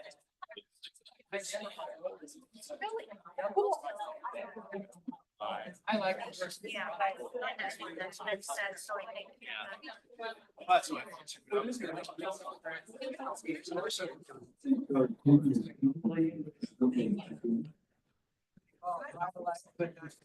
Name for it. Wonderful. I was gonna say for you.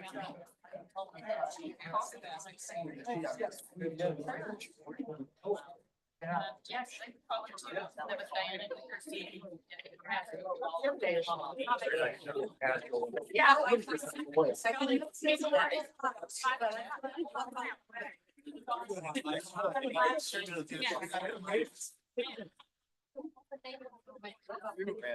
We use the paper anymore? No, my brother's just. 18 years probably. Really? Yeah. I've never had it, my first time. I haven't done it with my machine much for like 7 months. My hands. We need to put you back to work, play rugby. I teach now.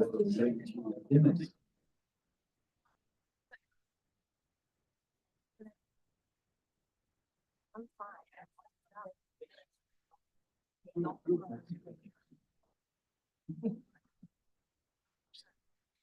Merlin Barnes.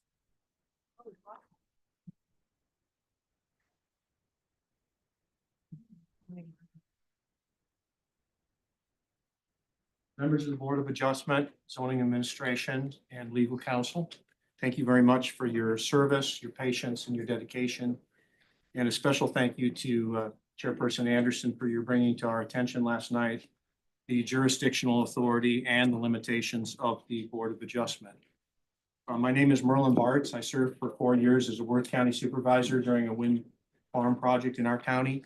And I also served just shy of 16 years in the Iowa Legislature, including 2 stints as ranking member and as vice chair of the local government committee in the Senate. My wife and I, including our daughter and her husband and son and his wife, have a multi-generational farm operation in Worth County. And I currently also do county outreach on a contractual basis for Invenergy. Very early in my time in the state legislature, an elder statesman of the opposition party once told me jokingly, yet seriously, nice place to work here if we don't have to vote on things. The message I received that day, I'm passing on to you as members of the Board of Adjustment.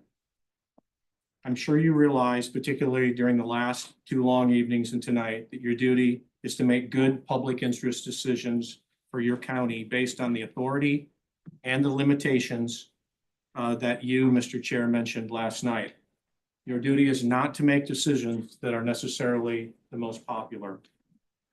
On my 2 trips over to Dickinson County the last couple of days, I observed the ethanol plant in Superior, a couple of large cattle feeding operations, numerous communications towers, the East Lake Industrial Park, and of course, a myriad of housing development. All of these mentioned are not mutually exclusive with your beautiful destination lakes, but are mutually beneficial for your county. All of these that I just mentioned contribute to a diversified and broad tax base. Wind energy is much the same way. It contributes to a broad, diversified tax base. Wind energy serves the public interest of Dickinson County. In your position, the board plays an integral part in finding, and I quote, harmony with the general purpose and intent and in accordance with the specific and general rules contained in the ordinances or regulations. That's verbatim regarding the duties of the Board of Adjustment from Iowa Code Section 335.10. Please approve RedRock's conditional use permit application. Thank you. Levi, Markwork, Chris, Soder, Paul, Lovell.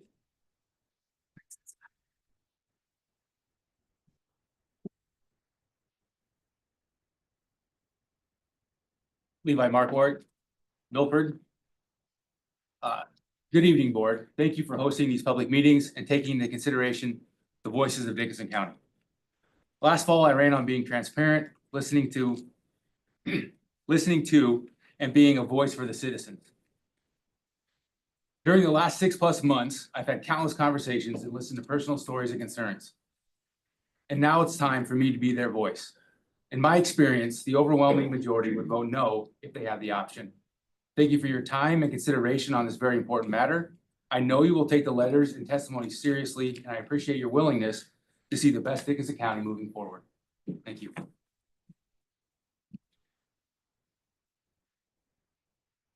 Chris, Soder, Paul, Lovell. Harper. Comes here.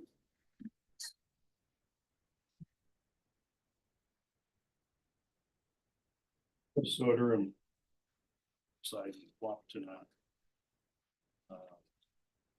house reading the road.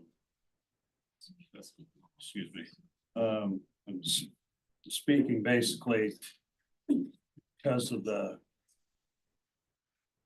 I was had to speak concerning the what do they call that? It's like a drop yard or a setup yard. The laydown yard, I guess is what they call it. And so I went out, I actually drove out. And the folks that are gonna be right beside that yard are gonna be very severely impacted by the thousands of trucks that are gonna be running up and down the gravel roads that are 250.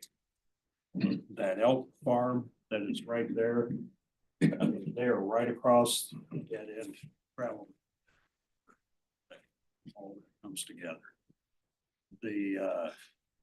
I do not know how those folks are gonna be able to deal with the traffic, the noise, the dust at all. It's gonna impact them severely.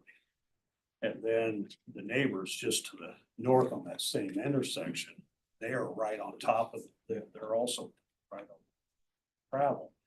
Most of the truck traffic appears to me is probably gonna have to go north just to get to the nearest blacktop. All of those folks along that gravel road are gonna be very severely impacted because those trucks traveling up and down those roads are just gonna turn it to dust, and it's gonna be a mess for them. The short-term impact while these things, while the windmills are being built, it's gonna severely affect them. And that's my concern, speaking about it.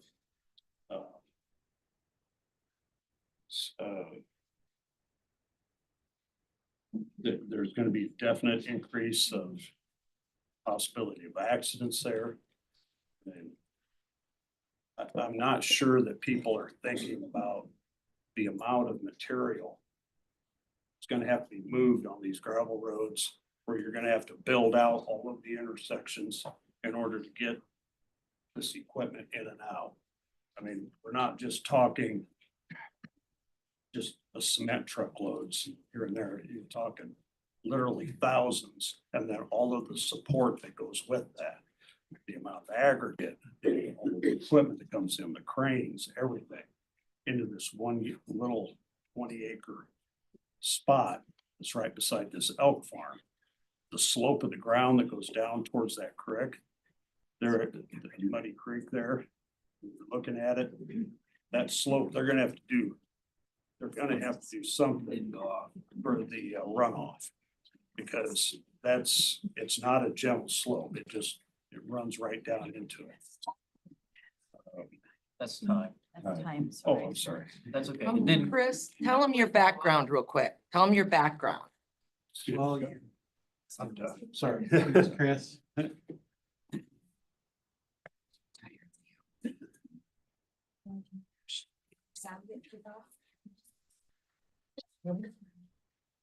Paul Lovell, or actually, and yeah, Paul Lovell, Harper Hunter, and Jack Jensen.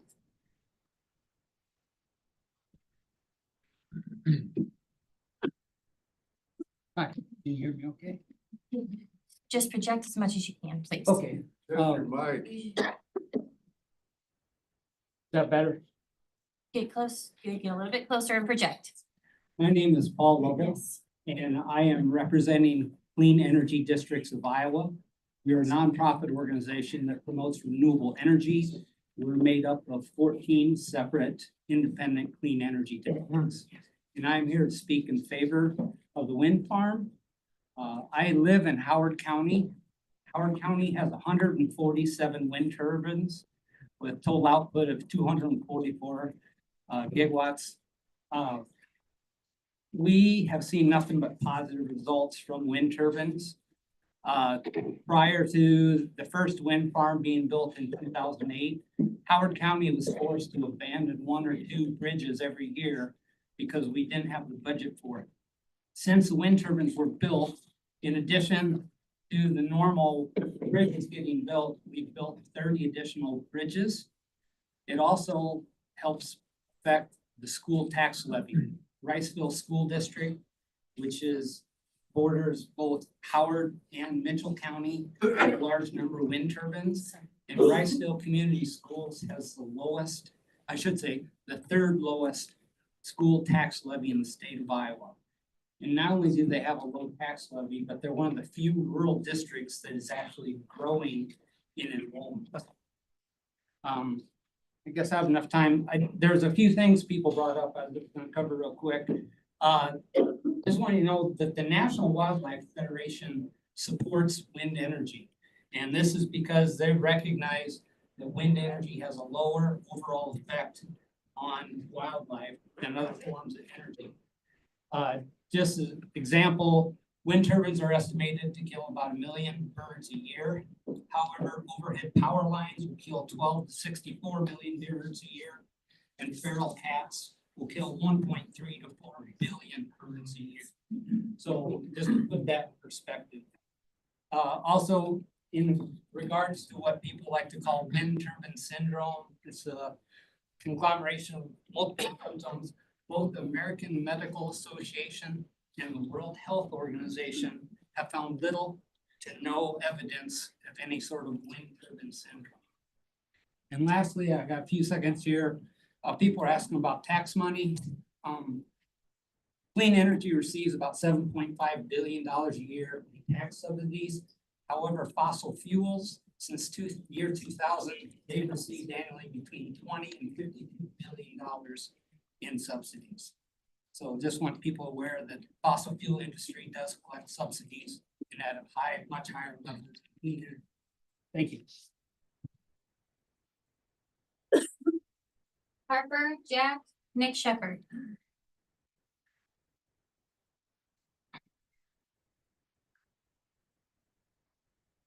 Hello, my name is Harper Hunter. I am speaking on behalf of Megan Barnhart from Milford.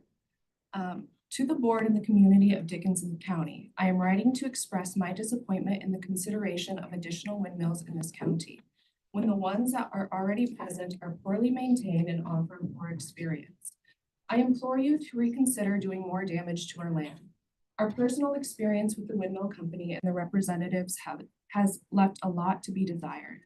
My parents lived on their farm for more than 30 years. This is where they raised their children, and it is a place we gather as a family.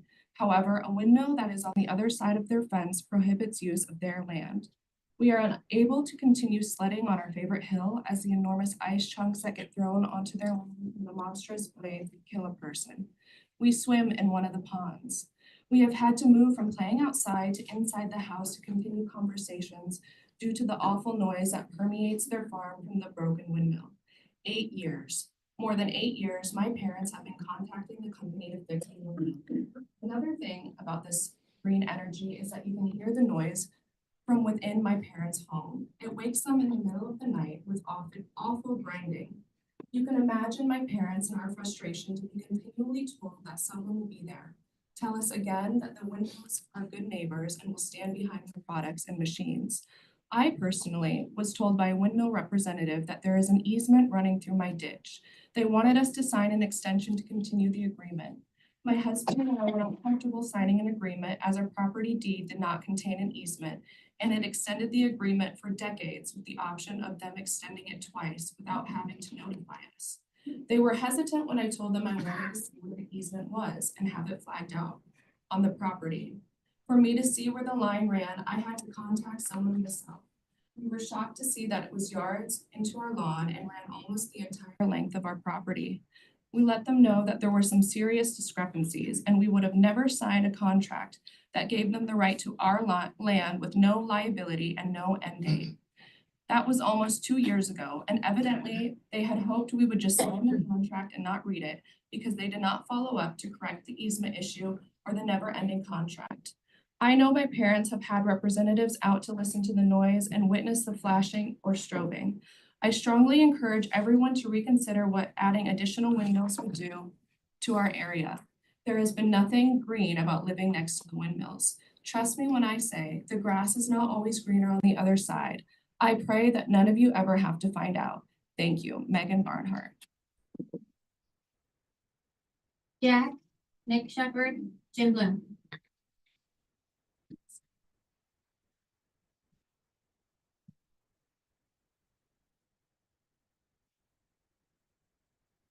Hi, my name is Jack Jensen and I'm from Estherville, Iowa, and I graduated from Iowa Lakes Wind Program in May of 2024. I currently work on wind turbines over in Spencer for Invenergy, so I see firsthand how beneficial they are. I want to make this clear. Invenergy did not pay me to be here or to speak on their behalf. I'm here because I truly believe in what wind energy brings to our communities. For one, it creates good paying jobs, including mine. It diversifies the way we create electricity and brings extra income to local landowners and tax revenue to support our schools and roads. Few examples of these jobs are construction workers, engineers, truck drivers, concrete and foundation crews, crane operators, surveyors and environmental consultants, land agents, local businesses, maintenance crews and support, IT and communications technicians, maintenance and troubleshooting technicians, and managers. All these people that travel into the area also need a place to eat and somewhere to sleep. So our restaurants and hotels benefit from this as well. It brings money into the community well before the blades start turning. Sure, some can argue that you can hear a wind turbine if you're close enough and can be kind of an eyesore. But so are loud neighbors and rundown buildings. And they don't power your house or pay your schools. And let me add, these turbines aren't loud. I'm in these turbines more days than not. With the strong winds we have here in Iowa, it just makes sense to use it, and we should be proud of it, of what we have rather than reject it. Thank you for your time. Nick, Jim Bloom, Clint Henning.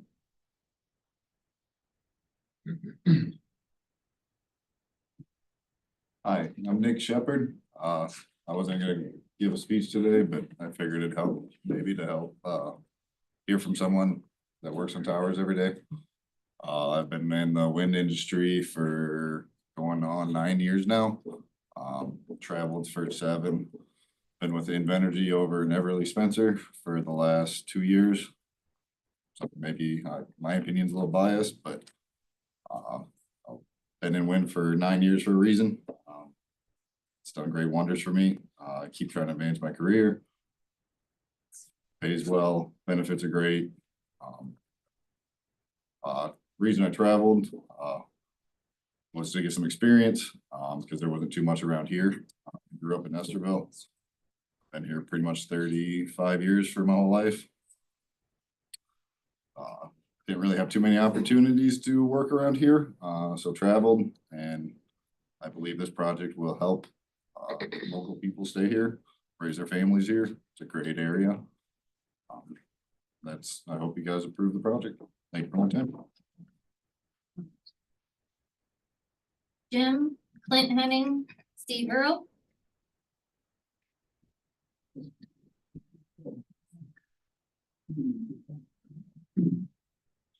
Good evening, my name's Jim Bloom.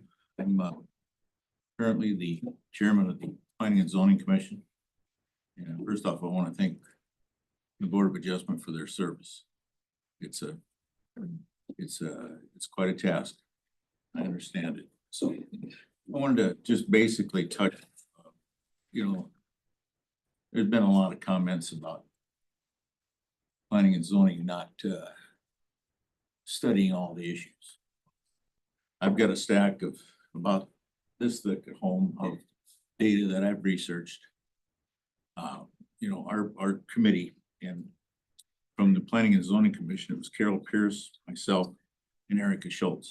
There was also 4 other lay people prior here, who's formerly with Iowa Lakes Community College. She also lives out under the towers in the western part of the county. Al Zietz, one of the instructors with Iowa Lakes, Chris Van Cleek and Aaron Jensen, representing DC3. And in assistance, we had the zoning staff. And we also had some technical help, which, Dickinson County Engineer Cole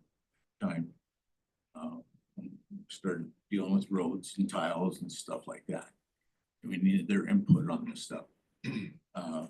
Luke Seberg from the Iowa State Extension, and Chris LaRue with the Iowa DNR wildlife biologist. So we could get their input on what to look at. We went through every inch of that ordinance, and we made approximately 13 or 14 changes and updates in it. And to strengthen it, our goal was not to, it was to be a balanced, looking out for the county's interest, not any particular interest of one side or the other of this issue. And that's the way we intended to keep this in.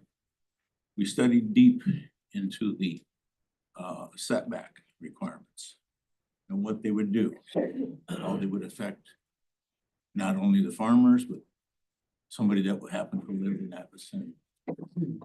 Along that line, we studied the ice throw projections. And I don't know if you've got the information, but it should be on file. Can I please go on a little bit more? No. We can't, Jim. Sorry. Okay, I'm gonna say Dr. Jonathan Rogers with the. Clint Thank you. Henning, thank you. Clint Henning, Steve Earle, Nick Donkersloot, He was here, but he left. I don't know if he's coming back. Move on to Hello, and thank you for taking the time to listen to what we have to say tonight. I'm Clint Henning. I'm on 1884 285th Avenue in Spirit Lake. I'm not here to lecture you on many of the topics that have been covered tonight, such as the unsightliness, the not so-called green energy, forever chemicals that are ruining crop fields. For the farmers that choose to have these, that's up to them. They can take that chance of forever chemicals being a problem. But the crop fields that are next to it are a real problem, and they don't have a choice. Devaluation of the property, lack of sustainability, without substantial subsidies. And not to mention the money grubbing from all those involved. I'm here tonight to talk to you about the loss of good people and good values. I grew up on the east coast of Iowa in the Quad Cities. The last 30 years, I've lived in the county, all the while watching urban sprawl. We finally had enough. 4 years ago, I bought a property, rural land here, overlooking the prairie with intentions of building a new home. Simply put, that will change if these turbines go up. I will not build, I will pick up and move further west. I know you won't care about the lost revenue from me or my small business because the community will have been sold down the road and bought off for corporate greed. But you see, my wife and I have been heavily involved in the volunteer fire and EMS departments for the last 28 years. I have full intention to join the department here when I complete my transfer to the area. For those of you that don't know, recruitment, retention is a real heartache for fire and EMS organizations. As you can see, it isn't always about you or the money, it's about the community and what the majority of the community wants. Unlike this gentleman sitting in the suit, he quoted, "You don't have to make a decision that agrees with the popular vote." I disagree. As an elected representative of the people, I ask that you do as the majority of the people of this community request and vote no on this project. Thank you for your time and your consideration and the job you do. Thank you. Steve, Al Bloom, Bill Murphy.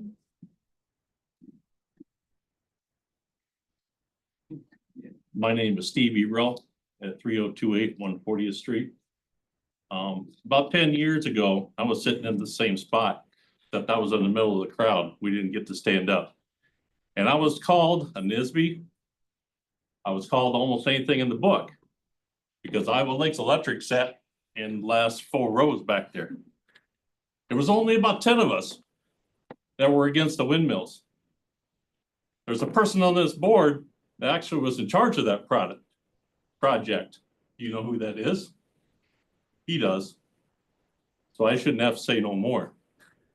He helped ramrod that program down my throat. Okay. Now I'm sitting here. I got a place with a windmill 1,000 feet from my front door. I wake up in the middle of the night. I got to take pills to sleep. Otherwise I wake up. Each of you sit here and you're supposed to expect and respect the citizens. You were appointed by a representative by the Board of Supervisors. You've heard a lot of stories about people, they don't live next to them. They never have. Half of them are retired. They just want a paycheck. I live next to them, live my life. My little boy woke up in the middle of the night crying and said he wanted me to shut him off. I couldn't do it. Okay, you say that you're for the people, then be for the people. These are not representative for the people. When I'm talking, I wake up in the middle of the night, I can feel when those generators come on. They'll tell you, there's no way this happens. I guarantee you there is. There was another person in here that had to move off the farm. Okay? Was that right for him? You work for these people. You represent us. You know, a lot of things have been said about property values. I tried to sell mine. My property value, everybody says, well, it keeps going up. Damn right it keeps going up because Dickinson County wants more money. Now my property's up to 400,000. Who wants to give me 400,000 for my acreage? I'll take it. Anybody right now, I'll take it. Boom, give it to me. That's what they said my property's worth, then buy it from me. No one's gonna do it because no one's gonna give me that property. No one's gonna give me that money. I'm stuck. I couldn't get $155,000 bid for that house. Thank you, by the way. So basically, if you're gonna work for me, you're gonna work for the citizens of Dickinson County, then think about that. When the person that says their property values don't go down, they lie. When they say the health doesn't, they lie. Personal responsible. Right, Al, Bill Murphy. Leah Brower. Good evening, I'm Al Bloom, lifelong resident of the Lakes in Nestorville area. I've lived here for quite a while. Over the years, I've looked for ways to improve our communities through economic development and businesses. And I believe we could positively impact our future through the development of a wind farm. In 2017, when I learned that we had some of the best wind in the country, believe it or not, on the Buffalo Ridge, I worked with 12 other local Emmett and Dickinson County landowners that are all in the footprint of RedRock. And we formed a community-owned RedRock Wind Farm. As the founder of this project, I saw this the sure way to benefit Dickinson and Emmett County by creating jobs, powering homes, supporting farmers with millions of dollars in lease payments, and generating millions of dollars in tax revenue for our counties and our schools. This project has had its ups and downs and difficulties getting to this point for the last 15 years, but 12 other founders and myself kept our faith that someday we would be standing here talking to you folks about the additional use permit. Susan, you asked a question the other night about the road, what this does to the county roads during construction and after that. And I remember talking to Dan Eckert, former county engineer, years back, and he would, every time I talked to him when I went to Dave Fullassy and Megan's office, he would ask me, when are you gonna get started on your project? For instance, the Apex project over west of Milford, and this is a quote from him, and he said the project left the roads in better shape than what they were beforehand. He was very supportive of that. I tried to get him to come tonight, but he's in Arizona. I talked today to the Plymouth County engineer, Tom Rowe in Plymouth County, and Invenergy built a project in Plymouth County in 2022. And Tom did mention that he said working with Invenergy was a good experience. They developed a solid road use agreement, repairing roads, minding haul routes, and compensating the county fairly for all costs and time that the county incurred. He had nothing but good things to say for the wind project in Plymouth County. Doug, you asked a question about decommissioning. How is that funded? Because that is something that is in the ordinance. It has to be addressed. And the short answer to that is it would be a third-party agreement between the county and the bank or a bonding company. And it is determined.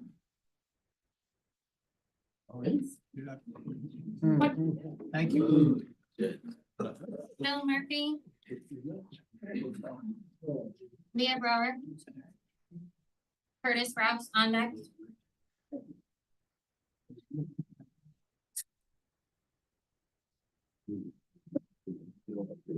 I'm Leah Brower. I live at 2882 220th Street, Terrell, Iowa, and we are in the middle of the project area. I want to take a step back and talk about the history of this project coming to light. There were 12 founders for the RedRock project. When we purchased our property, the people we purchased our property from had knowledge of this project. They knew that this project was someday going to come to fruition. That was not disclosed to us. It was not, they didn't have to. because there wasn't an active application. Had we known, we would not have purchased our property. So I don't know who would have had they known, but we would not have. So we purchased our property in 2017. And this project was well in the works before we purchased. We found out about this project by accident. A non-participating landowner got a letter by mistake from Invenergy. That's how the community found out about this project. It wasn't they disclosed it. It was a group of rural citizens that found out about it and thought, hey, this is something that everybody needs to know about. So their transparency is not there. So I just wanted to touch on that a little bit because I feel like that is a big part of Invenergy's MO. They come in and they say, we're gonna give you all this tax money. All this tax money is gonna go to the Grettinger-Terrell School, the Okoboji School District. The community is gonna benefit. Well, the Grettinger-Terrell School District, their elementary school is in Terrell. Yes, that money will follow those students, but that school, they're not gonna put any money into that school. Once that school needs work, they're gonna ship everybody to Grettinger. They're not gonna put money into that school. I had the opportunity to attend a city hall meeting in Terrell. Great, right? Thought I'd go learn a little bit. It was around the same time that Milford had asked other communities to join their 3-mile setback. Walking into that meeting was so uncomfortable. Everybody there was a Wind supporter and it was a joke. The people that are in charge in Terrell, they know that their community is dying. This project will kill Terrell. That being said, a couple of things I just want to touch on real quick. Sound has been brought up a lot, but infrasound has not been touched on. Infrasound is the sound that you can't hear. You can't hear it, but it travels through buildings different than sound does.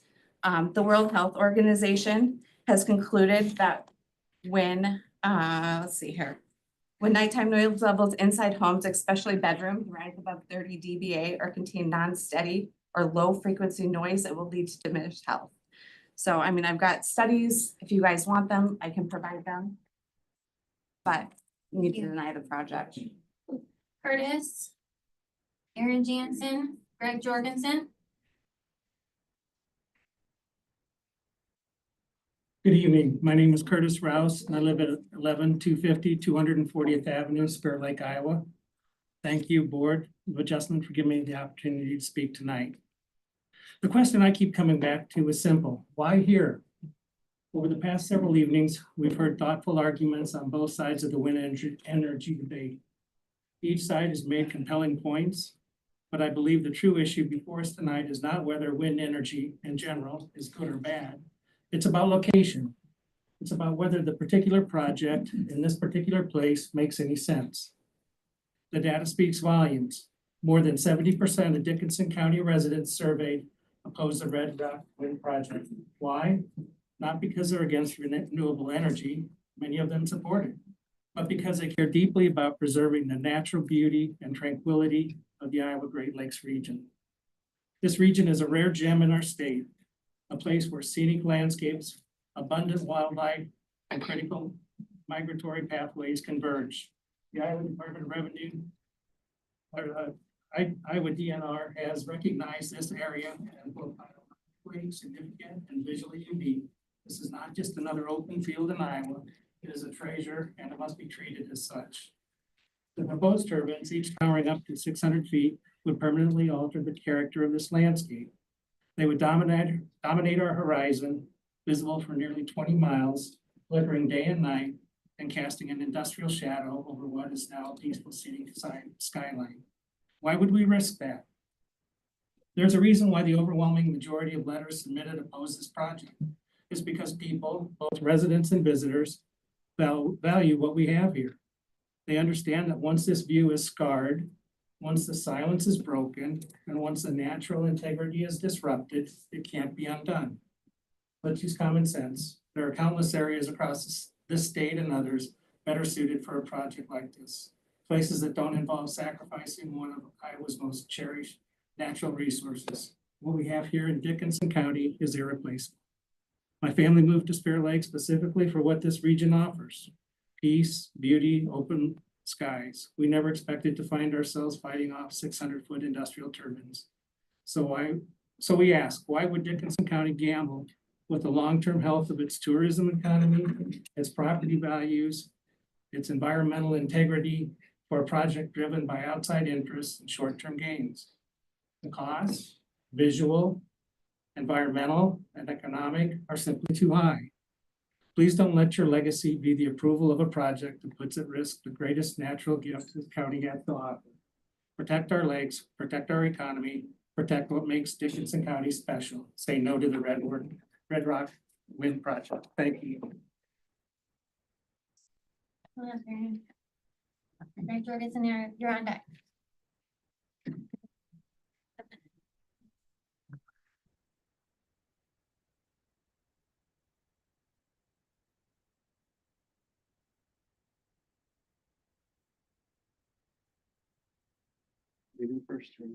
You're fine, Aaron.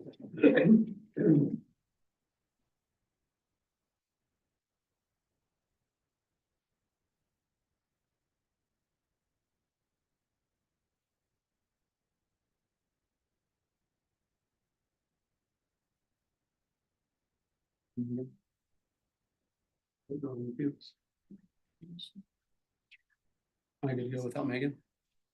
Where'd she go? Do you know? Go ahead. Okay. Okay.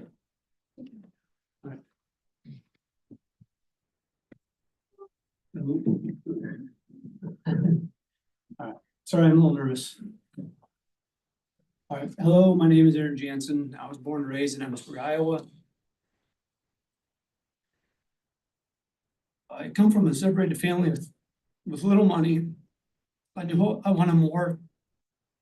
So I knew I had to work hard for it, and that was instilled by my father.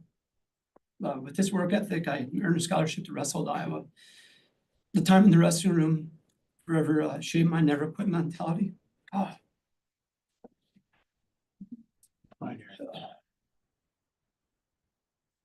mentality I would eventually apply to a worn down acreage. My future wife and I purchased a cease to Milford.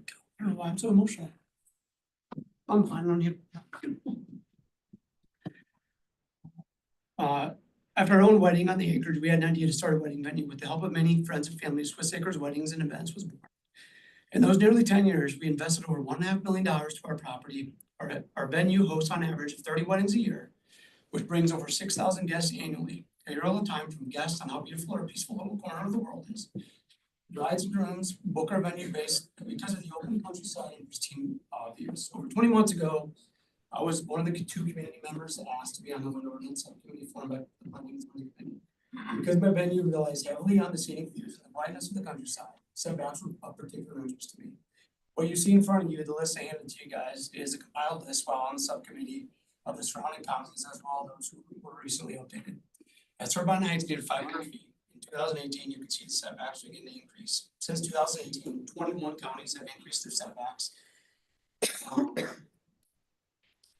to an average of 2,724 feet. Another 6 have enacted moratoriums until they can update their antiquated ordinances. Over 2/3 of the list have enacted a moratorium or updated the ordinance to reflect modern standards.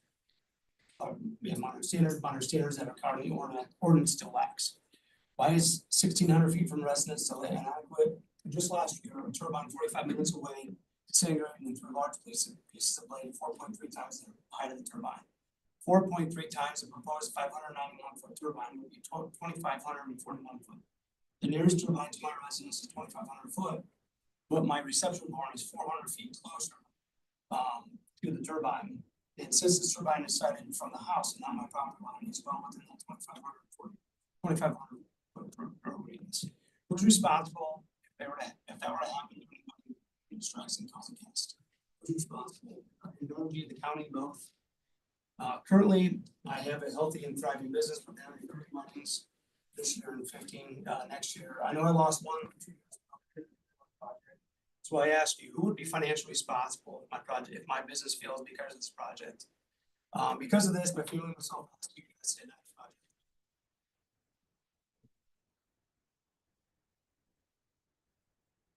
Greg Jorgensen, Madam Brower,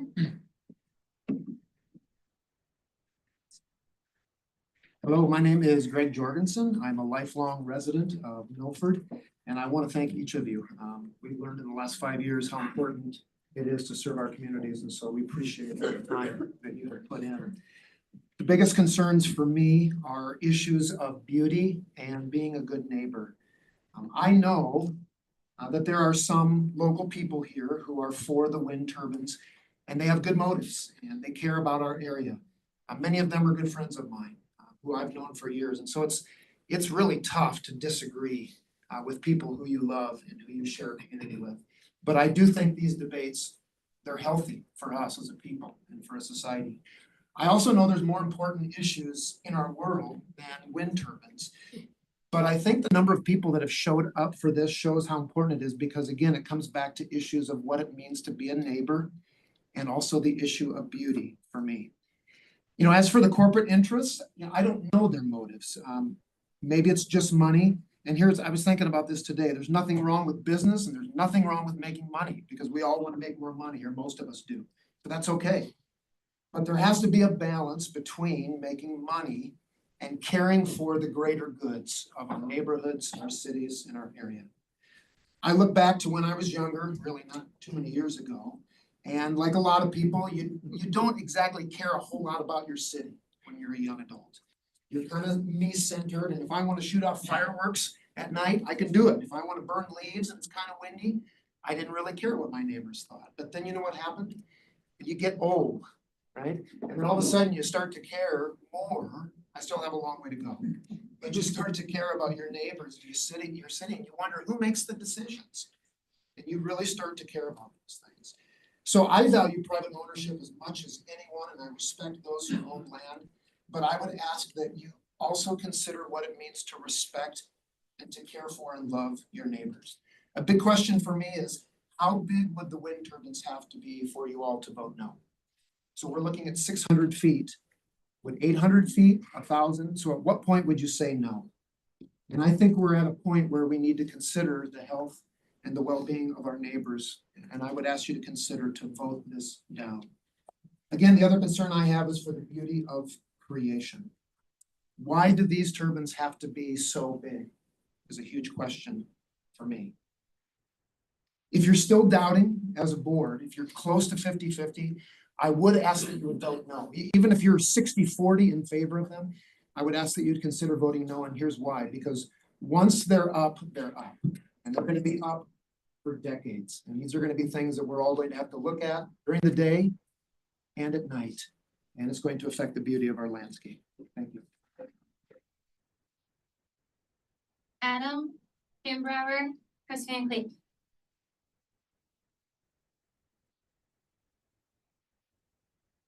Thank you, everyone. Hear me good? Yeah. I don't really want to go after Mr. Jorgensen there. He's quite the speaker, so we'll power through this. My name is Adam Brower, 2882 220th Street, Carroll. If you get too close, it's muffled for folks at home, so I'm back up just a tad. Is that better? Yes. Thank you. So you got my address and everything. I basically just want to talk about the tax money that I find really kind of funny. Everybody talks about the life of the project, right? The life of the project. We get this much money for the life of the project. What if the life of the project is 10 years? It's not so much money then. It's really not much money at all. But what is a lot of money is the 3 condos that are going up in Arnold's Park. The one that's going over by McDonald's, the old hotel, the one over by the Ritz, and then the one by Arnold's Park. Those will bring in tax money way more than Invent Energy will ever even think about giving us count. It'll bring in people, which are good for the schools. They'll go to our, sorry, they will go to our dentists, our schools. They'll help our community more than Invent Energy ever will. The 8 jobs that they say might happen, you know, it's just not a guaranteed. Those condos are guaranteed. People will move to. So that's all I really have to say. You know, look at the money and it's not all that great. So thank you.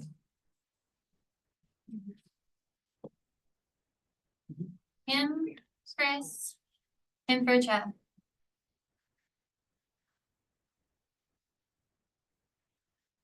My name is Kim Brower and I live at 401 Emerald Drive on East Park.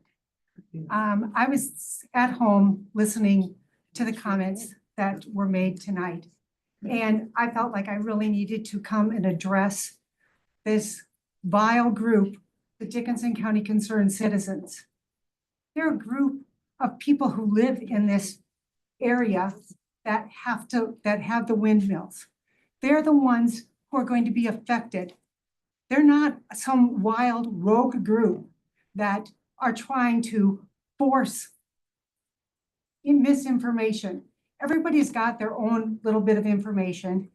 The thing that surprises me about the Dickinson County Concerned Citizens, how many nurses are on that committee? I bet you there are at least, I don't know for sure, 6 or 7 at least. They're concerned about the health and the welfare of the county. And I think you really need to consider that. And, you know, you should not vilify a group who's trying to bring information to the people. Like I've heard a lot of people say, we didn't even know about this meeting. We didn't even know about Invenergy. There was no information. And so I hear them say, well, we can't pull the rug out from underneath them because we shouldn't be able to do that.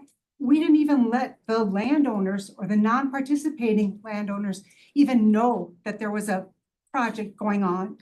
They didn't have any choice. They didn't have any knowledge. They didn't have any way to fight this. They got a group of people together to try to bring some information to the people. And I feel like it's very poor that they get vilified for that. I ask that you vote no on this project. That's all I gotta say. Chris, Kim, or Clayton?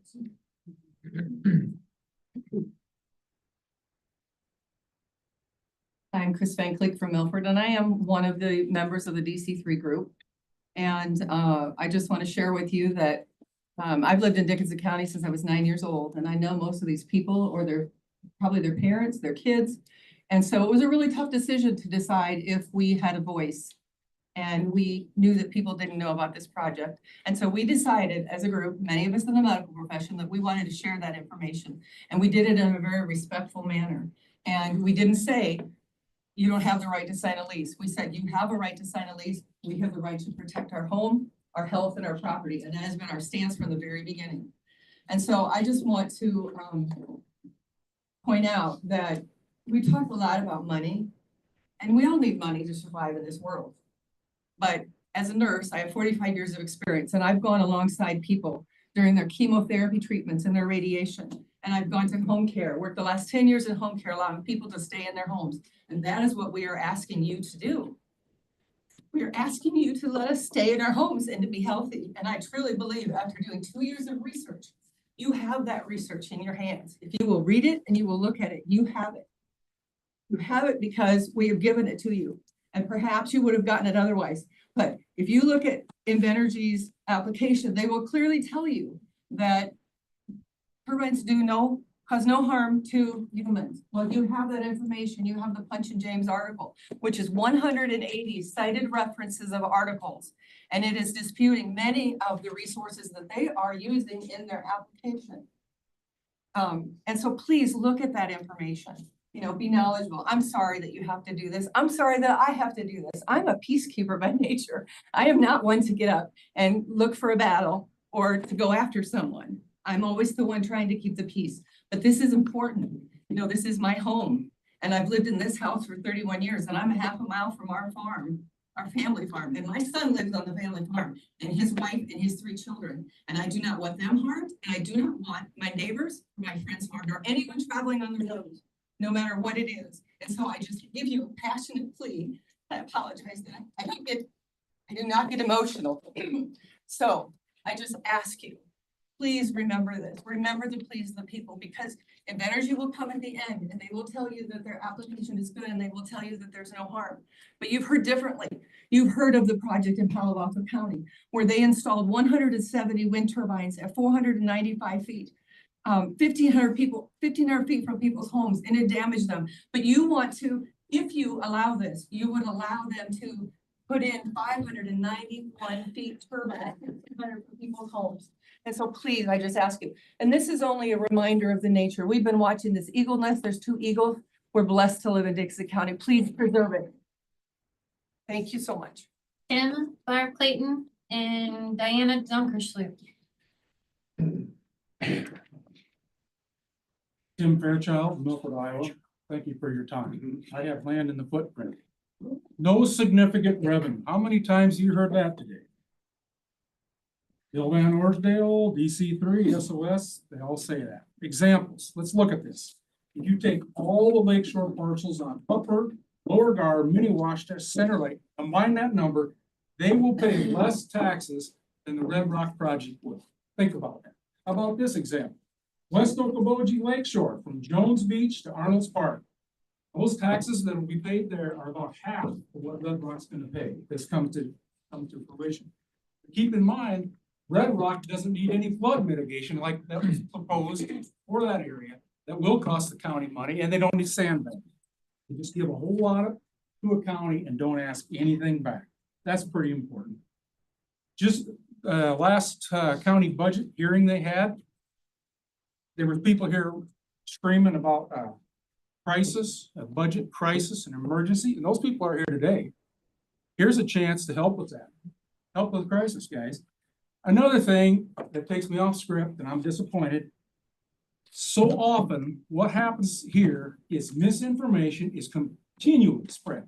Mike Ferguson just got up here and said, turbines only pay 30%, he pays 100. I don't know if he doesn't know the difference or doesn't care or what. He gets a 47% rollback on his taxes, and that's been all through the campaign season too. That was repeatedly said. Now, why don't you correct that? I don't get that, but that's what they do. Mayor Anderson wants to take millions of dollars away from 4 landowners miles away from the city. This is eminent domain. It sure is. That's a ridiculous situation. If that's gonna happen, go ahead, pass it as it's written, but put in a contingency where the city has to buy off those landowners and Red Rock for that. I think it's probably a ploy for obstruction, but it's sure you shake that out in a hurry. We know what it's ridiculous. Let's just, I don't think it's gonna happen. So another thing, you wanna talk about a realtor. I had one approach me I didn't go to them, and this person said, I have no evidence that I can prove wind turbines do devalue the land around these turbines. I didn't ask for that. I will give you his name in confidence, but I'm sure as hell not gonna turn that name loose to this mom. Look what they did to Jim Bloom last night. I will help you with that if you want it. My question is, did Red Rock meet or exceed the requirements here? I think they probably did. I hope you guys do too. So thank you for your time. Barb, Diana, Happy.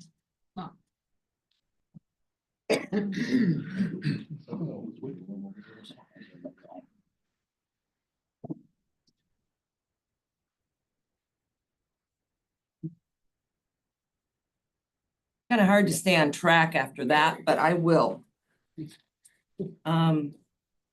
We have heard and will hear Invenergy make a lot of promises. Oh, Barb Clayton, Orleans. They said they'll meet all your concerns in every way, anything that's imaginable, and they will meet it. But Invenergy has a habit of cutting and running. They can't make promises for someone else. Invenergy obtained a permit. You'll see that in the top of that page I gave you. They obtained a permit to build in Shenandoah Hills project in Fremont and Page counties of Iowa. Construction had not begun. They hadn't moved a shovel full of dirt yet. Project was slated for completion in 2026. In February of 2025, just 2 months ago, the project sold to Mid-American Energy. Not one shovel of dirt. Mid-American said once the partnership transfer is complete, they will begin the construction of the turbines. Is our permit transferable? Sure shouldn't be because they're the ones making the promises. February 2021, Invenergy constructed the Crescent Wind Farm in Hillsdale County, Michigan. Invenergy sold the project to Consumers Energy. Consumers Energy took ownership and operation upon completion of the project. Both of these projects were sold to utility companies. No initial funding date in our ordinance, we have no additional funding date for the decommissioning bond. There's no funding date. We need to fully fund, if you're gonna say yes, I beg you to say no, because we don't know what or who we're gonna be dealing with one day. We need to fully fund that decommissioning fund if for some reason you decide to say yes. Even if you don't, even if you think you're gonna say no, you've gotta get that in there in case someone else says yes. We gotta have that funded immediately. Immediately. Who will own the project? None of the people present here with Invenergy are within the pay grade of making that decision. So they can't tell you. You have problems like the Seidels family over there with Emmett County. What are they gonna do? They won't know. They won't know which company to call. They're gonna get even less response in the future. I ask that you deny this project. We don't know who we're going into partnership with.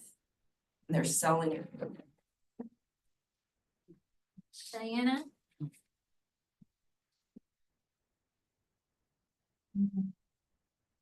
Kathy? Hello. Hello, my name is Diana Donkersleet, Spirit Lake. I am here today to speak on behalf of the many citizens who are unable to be present, but who firmly oppose the proposed RedRock Wind turbine project. The Board of Adjustment serves a critical role in upholding the integrity of our community's zoning and sign ordinances.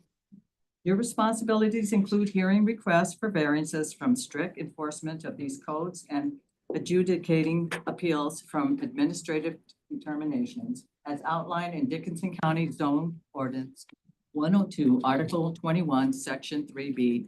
A key criterion for granting a conditional use permit is that such a use must not adversely affect the public's interests as determined through public testimony at the required hearing. Based on the overwhelming testimonies presented by Dickinson County residents during the public hearing held on April 28, 29, 30, 2025, it is clear that the proposed project fails to meet this essential condition. The voices of our citizens have made it abundantly clear that this proposal poses a threat to the public interest and is not in alignment with the values, priorities, or long-term well-being of our community.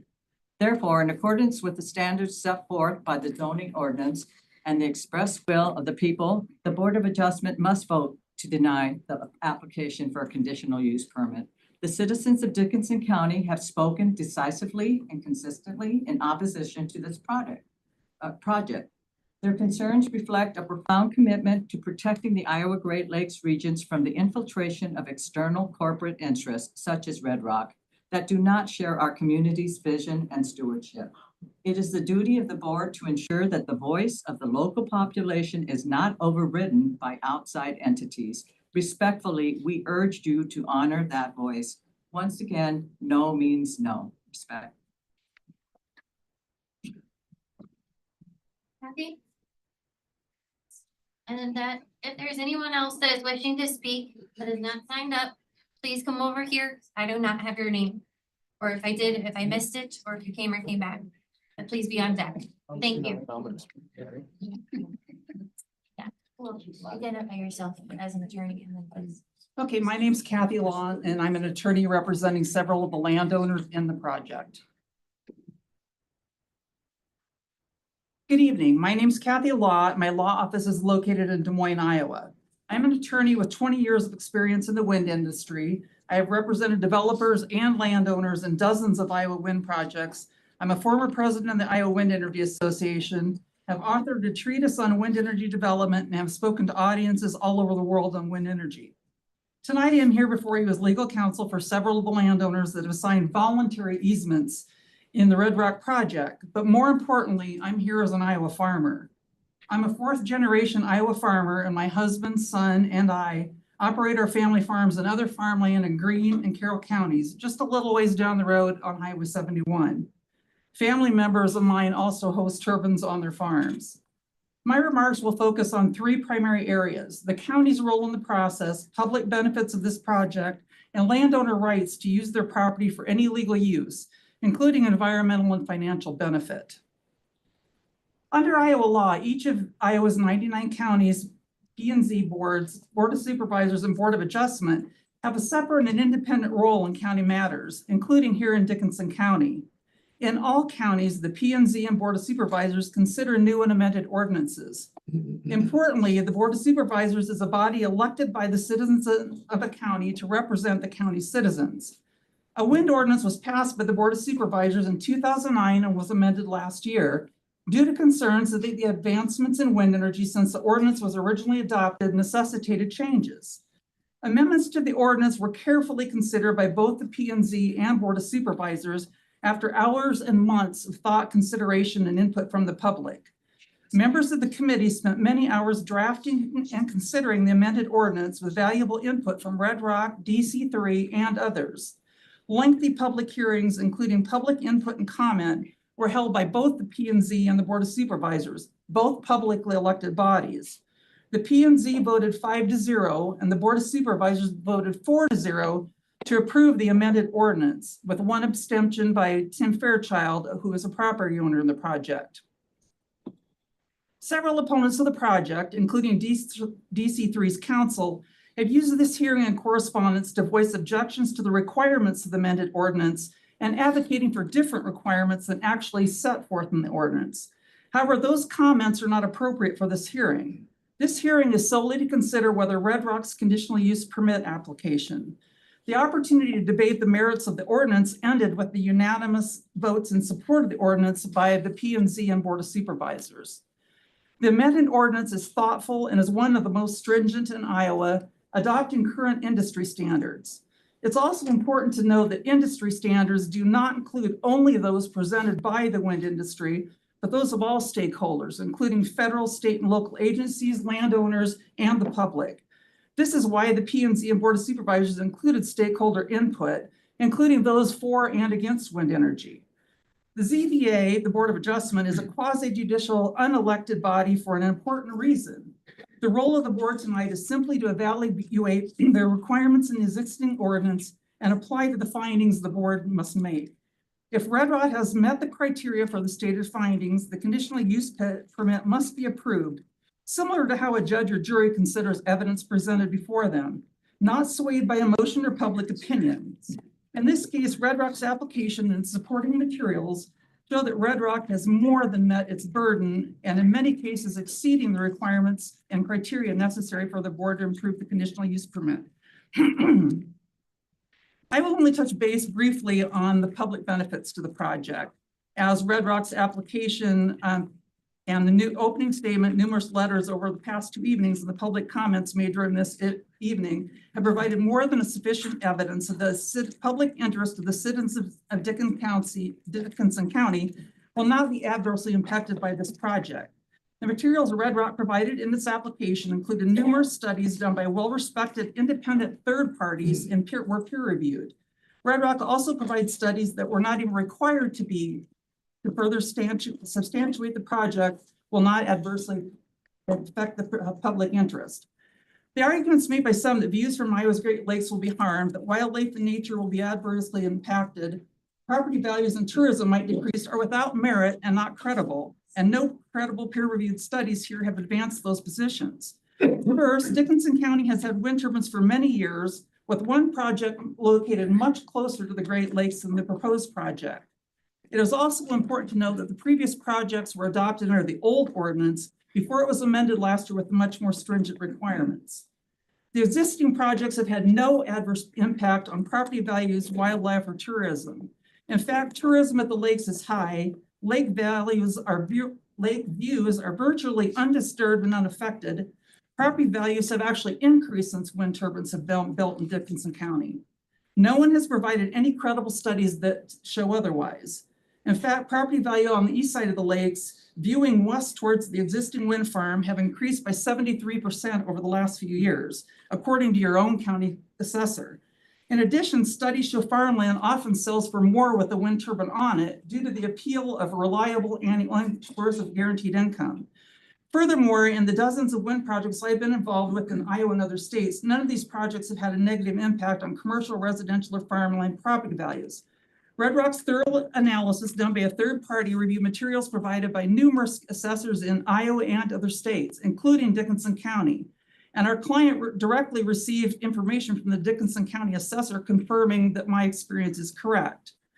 To suggest a condition be placed on RedRock to reimburse any Dickinson property owner that sells property for less than it thinks it's worth is preposterous, unnecessary, and would be impossible to document. Rather than adversely impacting the public interest, this project benefits the public interest by the huge number of jobs bringing needed income to the area's businesses, several of which jobs are permanent. The significant increased property tax impact that Dickinson County taxing authorities will receive is noteworthy, including around $1 million each year for the Grant-Terrell School District for the next 40 years, and tax funds available to the county to make infrastructure and public improvements. Iowa rural schools are in crisis due to increased costs and stagnant funding. Additionally, public benefits projects may be funded with these tax dollars at no additional cost to county taxpayers. In all the projects I've been involved with, this project provides a unique, once-in-a-lifetime opportunity to provide a substantial public benefit, much of which is in the form of property tax revenue to the locals, schools, and towns near the properties that are actually included in the project and the families that live there. That doesn't always happen.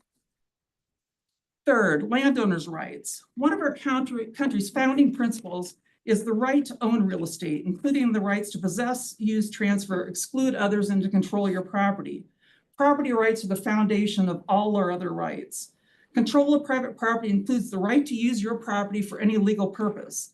A landowner's desired views across the horizon many miles away can never be guaranteed and does not override a property owner's right to use their property for a legal purpose. That said, RedRock has willingly moved several turbines to address landowner concerns and to comply with the new ordinance.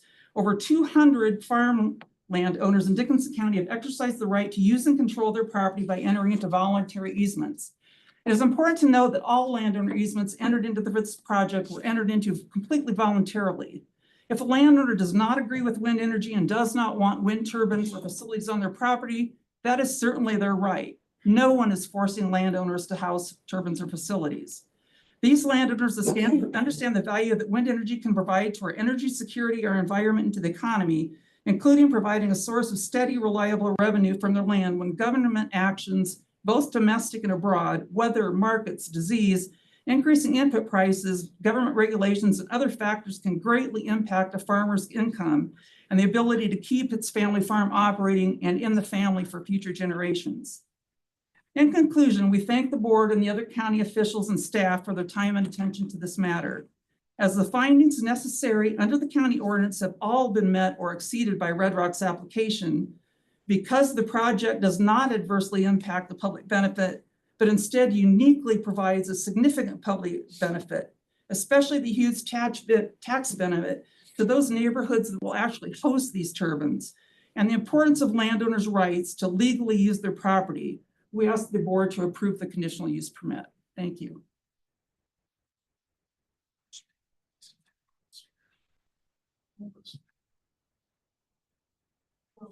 Yeah, do you want to ask if there's anyone? Yeah, anybody else? Is there anyone else here in public? Just a general. You already spoke, Mike. Can I ask a point of order to the chairman? I already spoke. It's a point of order to the chairman. This is the public. Yep. Public board meeting. What is the question? Is it a question is it a procedural question? It is a procedural question. What's the procedural question? Steve, as the county attorney, have all 5 of the individuals sign and read their conflict of interest statement? Yes. Thank you.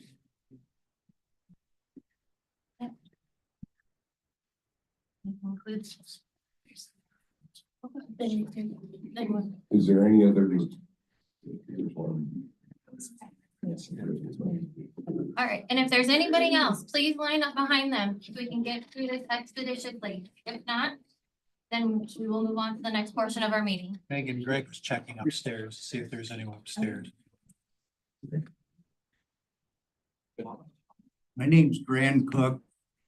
I was born and raised here. I'm 75. Starting in the mid-50s. Sorry. I wanna make sure. We're gonna start the All time. right, I apologize. One more time, thank you. My name's Grand Cook. I was born and raised here. I've hunted migratory waterfowl since the mid-50s. I ask each of you people on your own time to Google what the prairie pothole region is. We are right at the corner or the southern peak of the prairie pothole region. We have birds coming all the way from the Arctic coast that use this as a flyway, come down through here. The migratory ducks and geese in the lakes area that come through will go several miles from the lake to feed in either direction, depends on where the wind's blowing. And I just think if you vote to have these turbines, you're gonna have a slaughter of a lot of migratory birds. I thank you. No, he said there is none. Okay, after everyone in the public has had a chance to speak, that part of our meeting is now closed to the public. So at this time, I'd like to take a 7-minute recess and we'll continue.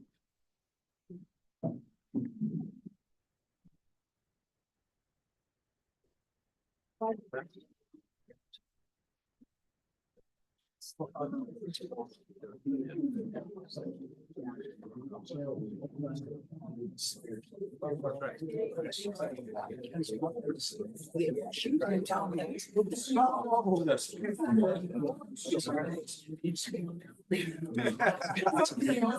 sorry that I just for your.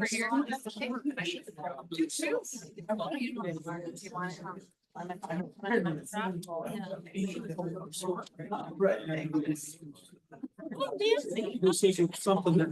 I made it.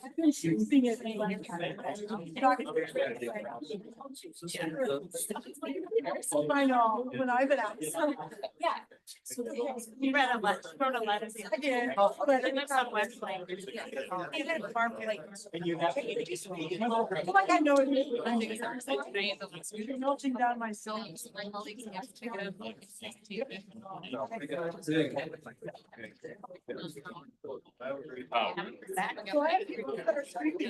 Yeah, I know, but what's the number? Screaming it, people screaming it. Wow, that's good though.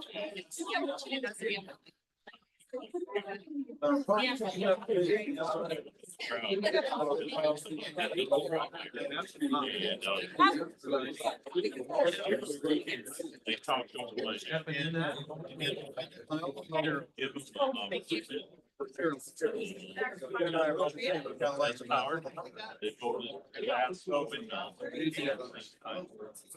that's as much time as I got. And they talked again, so I guess I'm playing up. No,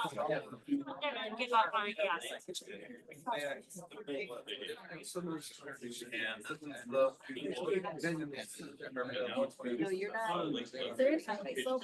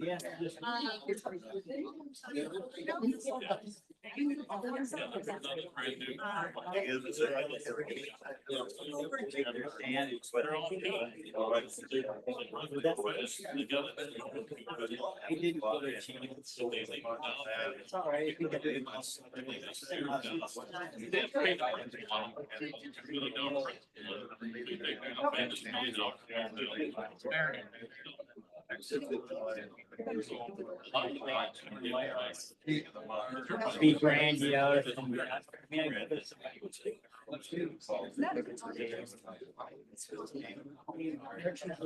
You know, we have farmland and.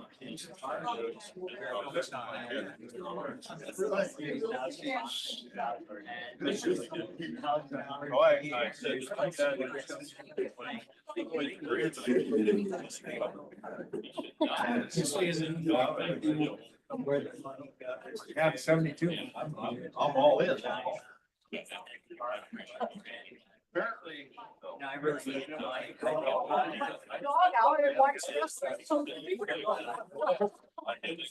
I did. I tried it, but it was clear out. You go there now. But Jesus Christ, I mean, it just. I was why. And I, you know, I have a list of things I wanted to hit, no, I didn't have them. Raise your kid in the air.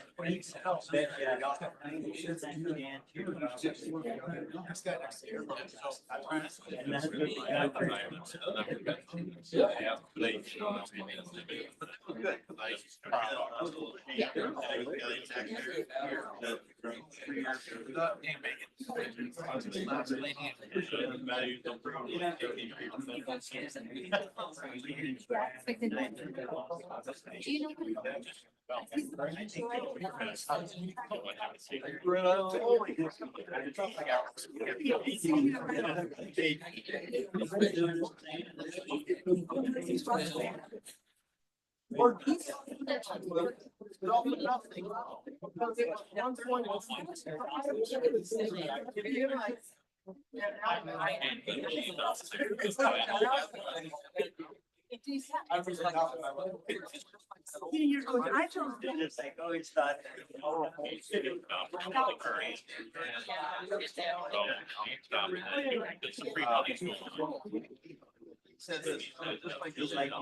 My gosh. They come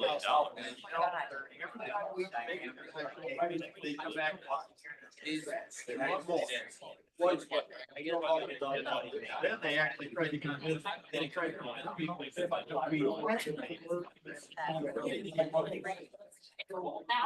Yeah, it's all the same.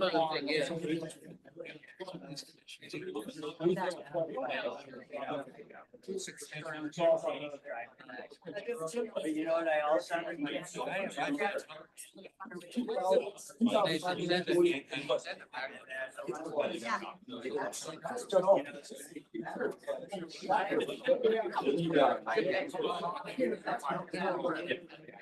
This guy. Yeah.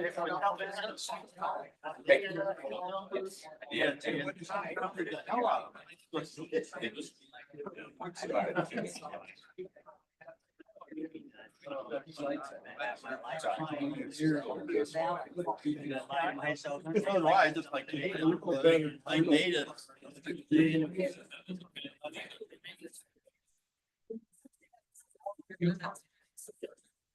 I went into this.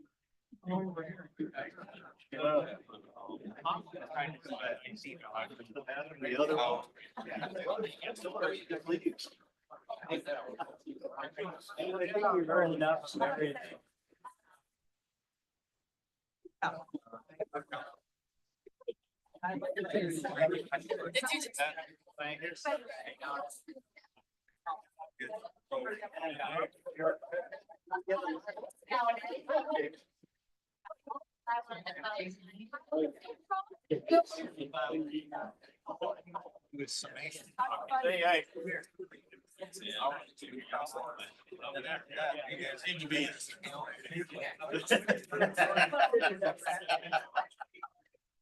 Hey, Al.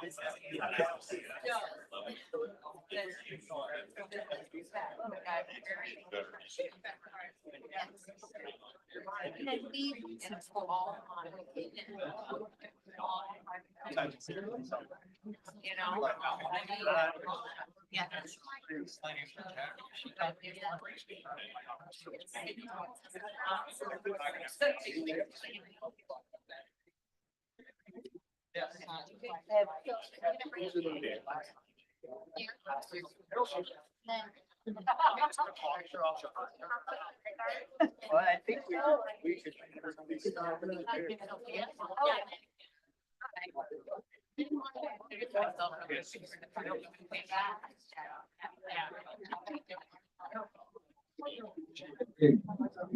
No, I just put it over there to make sure it didn't get damaged. Yeah, so.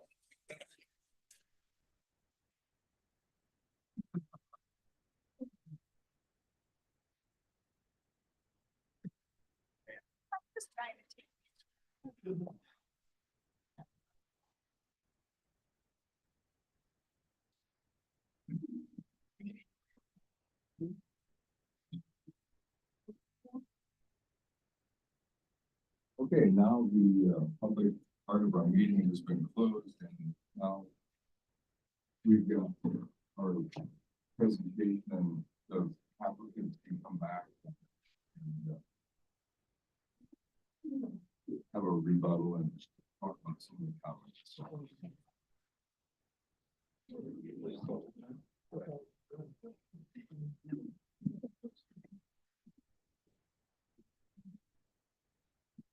Good evening. My name is Samantha Norris. I'm an attorney for the Brown Winters Law Firm, and I represent RedRock Wind. Thank you for your time over the past few days, nights, and early mornings. The RedRock team appreciates the efforts of the Board of Adjustment to evaluate its conditional use permit application, which is complete and is compliant with the WEX ordinance. We are proud of the project and are proud to be working with the landowners who had the vision to get this project started all those years ago. They are Dickinson County landowners, 385 individual landowners, and 244 families project-wide who have the right to do with their land what Iowa law, the Dickinson County Comprehensive Plan, and the ordinance allow. The RedRock project currently before this board has larger setbacks, stricter noise and shadow flicker restrictions, and more extensive decommissioning and resolution protocol requirements than prior approved wind projects. The RedRock project has been materially revised pursuant to the IDNR feedback specific to the project, the new county ordinance, and public feedback. The result of those revisions is a project that meets or exceeds every requirement in the new stricter ordinance. As you have heard, and I know you're aware, there are numerous turbines in this county that have been permitted with vastly fewer restrictions than there are in place on the Red Rock project. Those projects were determined to have met the public interest, and no issues have resulted. It does not seem to make sense that opponents can claim that this project, with the strictest requirements the county has ever seen, isn't in the public interest. Logically, that claim makes no sense, and under the ordinance and the evidence submitted, that claim fails. Now, to make sure that there's no question about how we comply with the ordinance, we wanted to go through the findings of fact with you, requirement by requirement, to show our compliance, to clear up any misinformation, and to clarify what can and cannot be considered under Iowa law. I know it's been a late few days, and I apologize in advance for how long this will take, but it is a robust ordinance with a lot of requirements. And as Kelly is handing that out, I want you to note that the findings of fact is the exact same one that the county is using. We have just added points under it so that you can find the information in our application should you need it.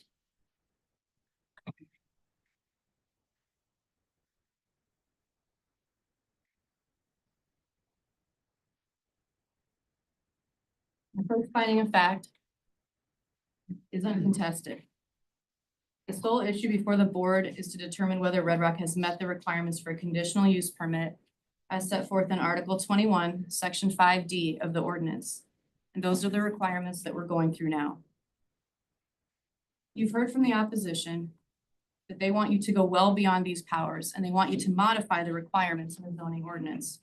They've asked for conditions that are based on the ordinance that they wanted to be passed, not on the ordinance that was passed and that you are applying tonight. Iowa law does not allow the relief that they have requested of you. Now, the board can grant conditions so long as the conditions are based on the factual evidence presented, not speculation. And they cannot cover what the ordinance itself already covers. The opponents of this project chose not to challenge the ordinance after it was passed, but they want you to challenge it for them by imposing conditions that the Board of Supervisors and the Planning and Zoning Commission rejected. That is not the authority that Iowa law gives to boards of adjustment. Finally, on this point, we've heard comments about why you should deny the project because certain people disagree with tax policy or energy policy. Neither of those are for this board or anyone in this room to decide tonight. Both of those are determined by the federal government and the state.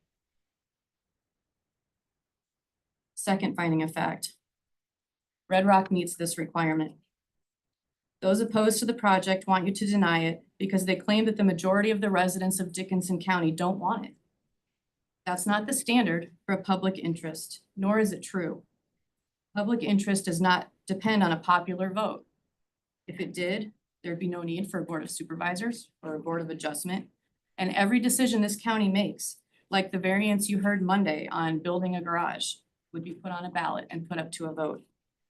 Submitting multiple comments, using a petition with nothing indicating what it was about and including numerous people outside the county, or relying on a vague survey that does, those things do not demonstrate the public interest.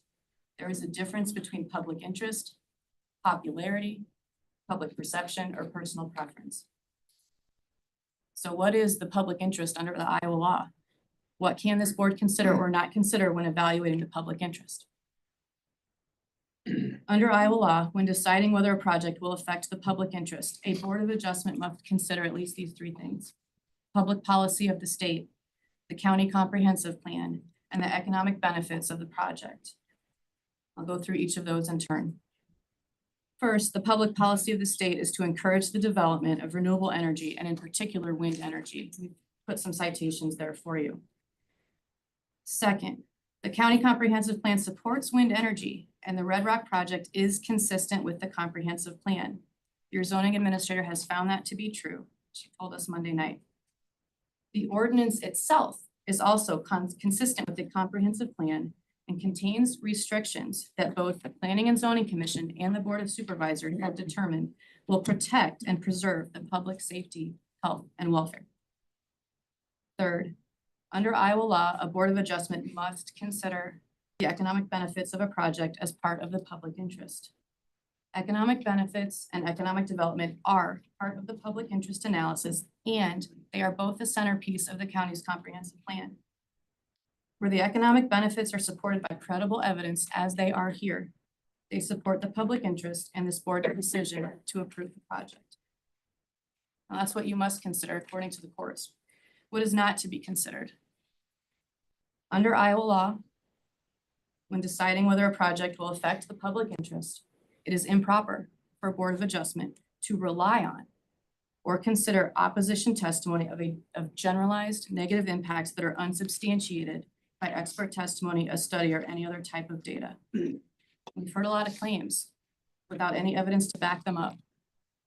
Unsubstantiated claims cannot be considered as evidence as to whether a project affects the public interest under Iowa law. And again, this isn't my opinion or the opinion of RedRock. These are standards from the Iowa Code and the Iowa courts.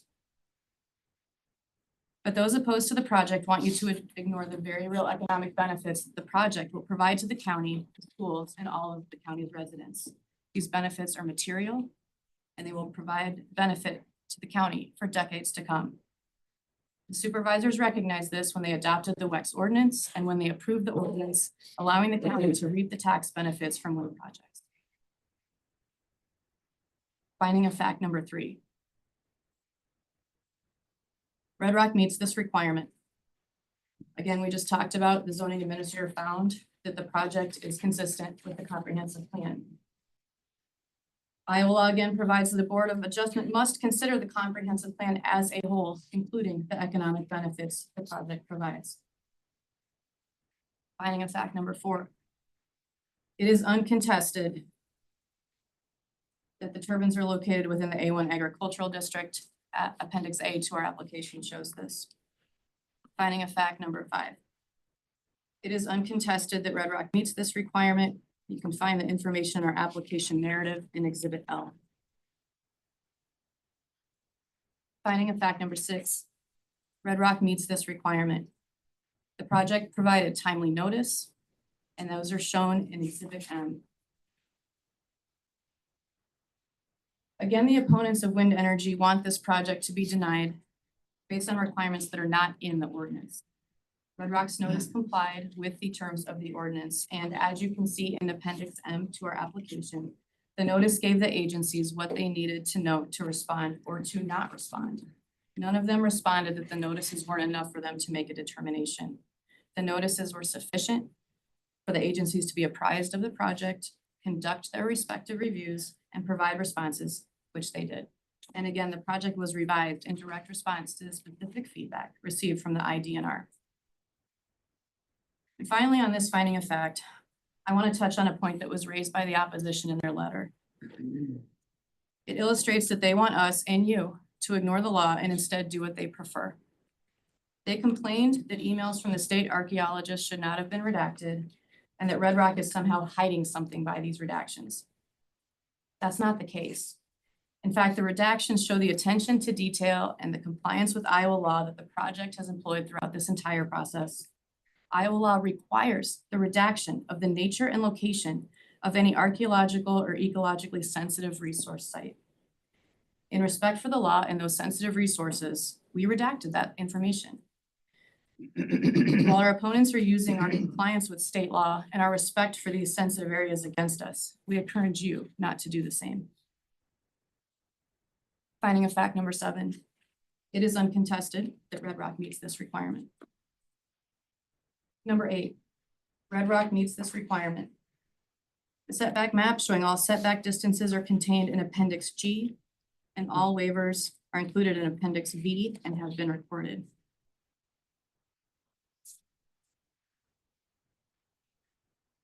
Our opponents argue that setbacks should be measured from the lot lines rather than from dwellings. Again, that's not what the ordinance requires. The defined term they point to is setback line. We put that in quotes, setback line. That term is not found in the WEX ordinance. Rather, the WEX ordinance uses setback, and it specifically states in section, this is a long one, 5D5A1, clearly states how setbacks for WEX are to be measured. There is no other definition of setback to apply here.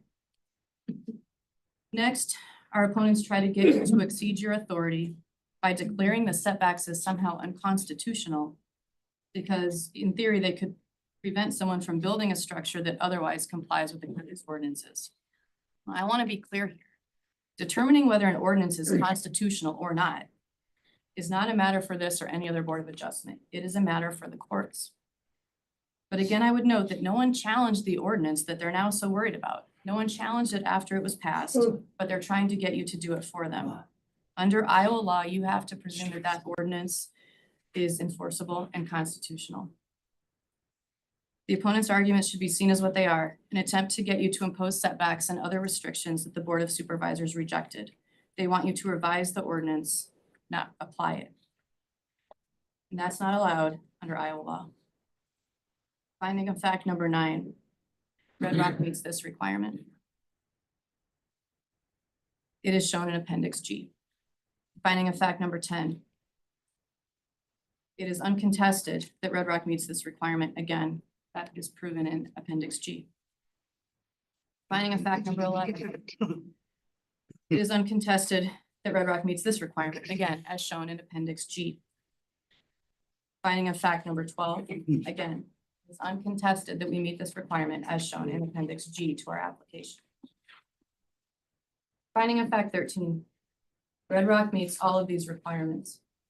RedRock had a preliminary review with the IDNR early in the planning stages of the project back in June of 2018. Project has been in contact with the IDNR repeatedly since then, including in March of 2021 and as recently as March 2025, so just a month or so ago.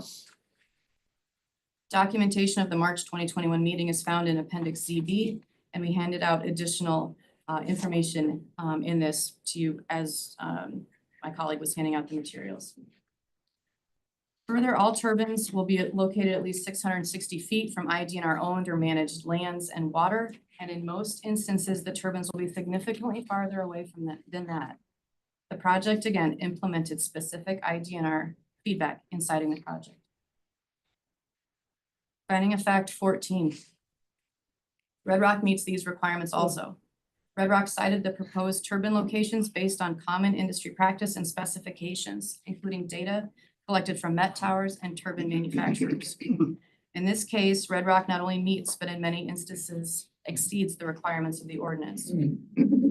RedRock also cited the turbines based on the public interest, the natural environment, feedback from agencies, and the intent and purpose of this section and the ordinance. For example, RedRock removed proposed turbine locations from the prior layout to address concerns regarding proximity to the Iowa Great Lakes. Now, the nearest proposed turbine site is approximately 2.8 miles from Lower Gar Lake and approximately 4.85 miles from East Okoboji Lake. RedRock has also initiated the process for approval of an ADLS system to minimize nighttime lighting while still complying with FAA requirements. The process takes time. But speaking of the FAA, RedRock recently received a determination of no hazard for the turbine that was moved to accommodate an objecting neighboring landowner. We also handed that out as part of the materials, so you do have that. RedRock has undertaken several surveys of environmentally sensitive areas and coordinated with the U.S. Fish and Wildlife Service and the Iowa Department of Natural Resources for several years on this project. The project was cited to ensure wildlife corridors are preserved and based on feedback from those agencies. Finally, on this section, I want to mention that RedRock has focused on safety and prepared an emergency response plan, which is in Appendix K to our application.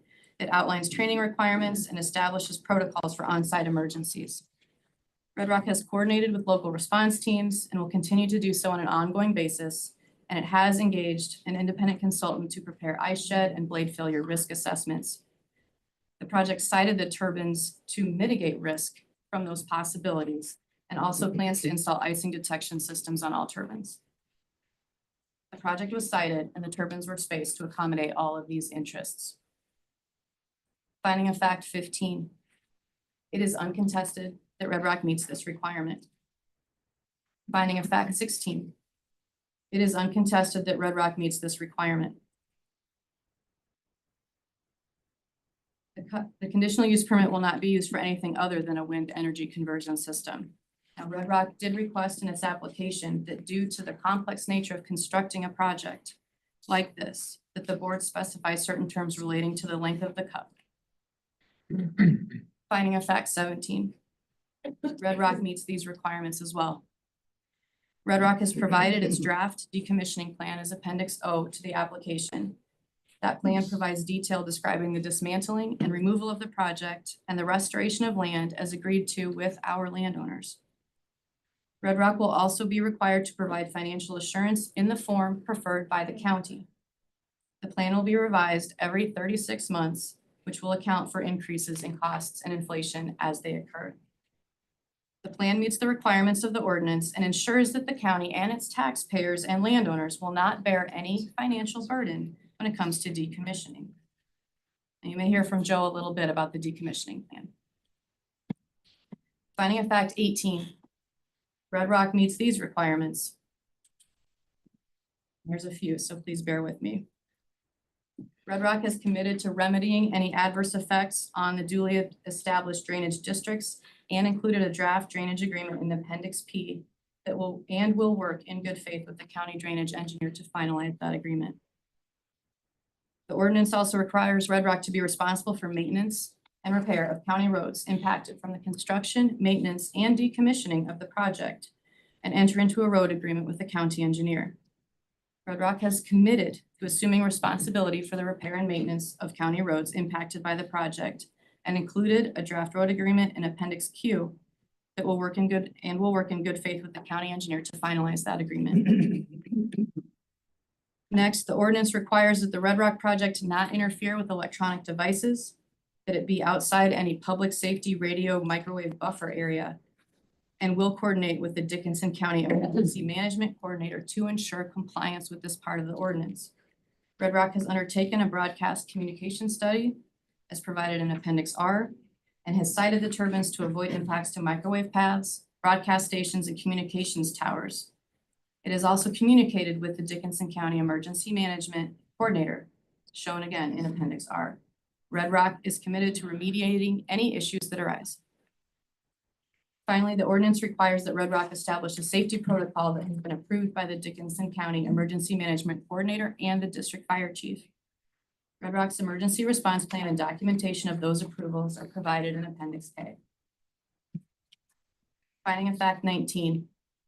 Red Rock meets these requirements as shown in Appendix F to our application. In addition, Red Rock will mark all turbines as required by the FAA. I mentioned earlier that Red Rock is in the process of applying for ADLS for this project. Its commitment to doing so is voluntary and exceeds the ordinance's requirements. It is ultimately up to the FAA to determine, based on its experience and metrics, whether ADLS is a fit for this project. Before that determination can be made, a final site plan is necessary, and the final site plan is contingent on approval of the conditional use permit. Once approved, Red Rock will continue with that ADLS process. Finding of fact 20. It is uncontested that Red Rock meets this requirement. We have the documentation in Appendix ZA of the application. Number 21. Red Rock meets these requirements. The county has set a 50 dBA limit that Red Rock studies and mitigation measures show that the project will comply with. Appendix T to the application shows that compliance and shows that no waivers are required. Our opponents have put forth alternative measurement theories that were applied to a different standard in a different ordinance, in a different county, in a different state, and are irrelevant here. What they did not mention to you is that the methods used by Red Rock's experts were affirmed by the Iowa Supreme Court over very similar arguments from wind energy opponents just a few years ago. The parallels to that case are nearly identical to this one. In that case, the Iowa Supreme Court upheld the Board of Adjustment's grant of the conditional use permit despite the opposition's argument that the noise level would likely exceed 50 dBA. Now, we don't believe that will happen here, but that is the argument they're making. In supporting the approval of that conditional use permit, the Iowa Supreme Court relied on the following facts. that are present here. The project's analysis was based on conservative assumptions, including all turbines operating simultaneously, a low degree of atmospheric absorption, and maximum sound output possible from the turbines. The court also said that the study produced by the project, as we did here, was opposed only by an expert that reanalyzed the project study, but did not conduct his own study. The ordinance required being below 50 dBA under normal operating conditions, also the case here. And the study was an estimate that could not be confirmed until the turbines are built. That's the case with everything. And even if, and this is important, even if the sound exceeded 50 dBA under normal operating conditions, the project would be obligated to reduce the noise. That is also the case here. These facts that the Iowa Supreme Court relied on are exactly what you're relying on here. The court upheld the grant of the conditional use permit and rejected the same arguments that are being made to oppose this project. RedRock will comply with the sound restrictions in the ordinance, and if there were to be an issue, RedRock has committed to curtailing and or trying to reach an agreement with the affected landowner. And all of that will go through the resolution protocol that we got into. Next, we've heard about nuisance. The project will not produce sound that would constitute a nuisance. Now, while there is a definition of nuisance in Iowa code, it is ultimately for a court to decide what is or is not a nuisance, unless that nuisance is defined under an ordinance. It is not defined here. The county did not define nuisance or provide the clear and explicit standards that are required to establish what is a nuisance under an ordinance if a county were to do so. So what does all that mean? It means that if a project is constructed and it results in what someone thinks rises to the level of a nuisance, and if that issue is not resolved through the protocol that one like this project will have in place, a court then is the one to determine whether it truly is or is not a nuisance. Next, if a structure does not yet exist, it can only be declared a nuisance if there is clear and convincing evidence that the structure will absolutely be a nuisance. Under Iowa law, if something may or may not become a nuisance in the future, it cannot be declared an anticipatory nuisance. It can't be declared a nuisance in advance. So in other words, under this ordinance and under Iowa law, the allegations that someone somewhere may be annoyed by the presence of a turbine does not mean that it is or will be a nuisance. Again, as I mentioned, if there is a sound issue that arises, the resolution protocol in Appendix J will provide for timely investigation and resolution of any issues. Finding of fact 22. RedRock meets this requirement. The shadow flicker analysis in Appendix U demonstrates that no non-participating residents will experience more than 30 hours per year and no more than 30 minutes per day on average, except where waivers have been obtained and recorded as included in Appendix B. The project shadow flicker analysis is a conservative estimate, and curtailment is available to ensure that no non-participating residents will experience shadow flicker that exceeds the terms in the ordinance. And this is just like the Supreme Court case that we just talked about. The court found that it is appropriate to approve a conditional use permit where the turbine may ultimately exceed a restriction in the ordinance because the owner is going to be obligated to curtail or otherwise fix the issue. Of course, we do not expect there to be an issue. We don't expect there to be an exceedance, but if there is, it will be addressed and resolved. The opposition's allegation that curtailment, if it is ultimately needed, does not meet the requirements of the ordinance is just wrong. The ordinance provides that no non-participating residents shall experience excess shadow flicker. Curtailment directly addresses that and ensures no non-participating resident will experience excess shadow flicker. Again, this approach was approved by the Supreme Court, and any condition of zero shadow flicker is not allowed under Iowa law because the ordinance specifically sets shadow flicker standards. Finding of fact 23. This is the resolution protocol that we talked about. It's uncontested that RedRock complies with this requirement. Set forth in Appendix J, and I want to note that the protocol embodies how Invenergy already works with landowners and neighbors, and it provides a path for quick resolution of any concerns. So that's it. That's everything. That's all of the conditions and requirements in the new WEX ordinance. The project has met every one of them. And we provided extensive evidence backing that up, both in our application and as our experts who are here tonight can and will attest to. We ask that you decline the opposition's invitation to go against Iowa law, the comprehensive plan of the county, the Board of Supervisors, and the terms of the ordinance itself. Dickinson County has had wind turbines for over 2 decades and has not seen any of the issues arise that opponents have raised over the past few nights. Tourism has flourished, the population has grown, wildlife is abundant, and the county's tile system, roads, and water are safe. RedRock has been designed not only to ensure that all of these things continue, but it's also uniquely positioned to bring additional meaningful benefits to the county, its schools, and its residents. When applying the ordinance, the Planning and Zoning Commission and the Board of Supervisors approved, there is no doubt that RedRock met all of the requirements and supports the public interest. We respectfully ask for your approval tonight. Thank you very much for your time. Joe has some additional comments, and then he and our subject matter experts are available to answer any of your questions. Thank you.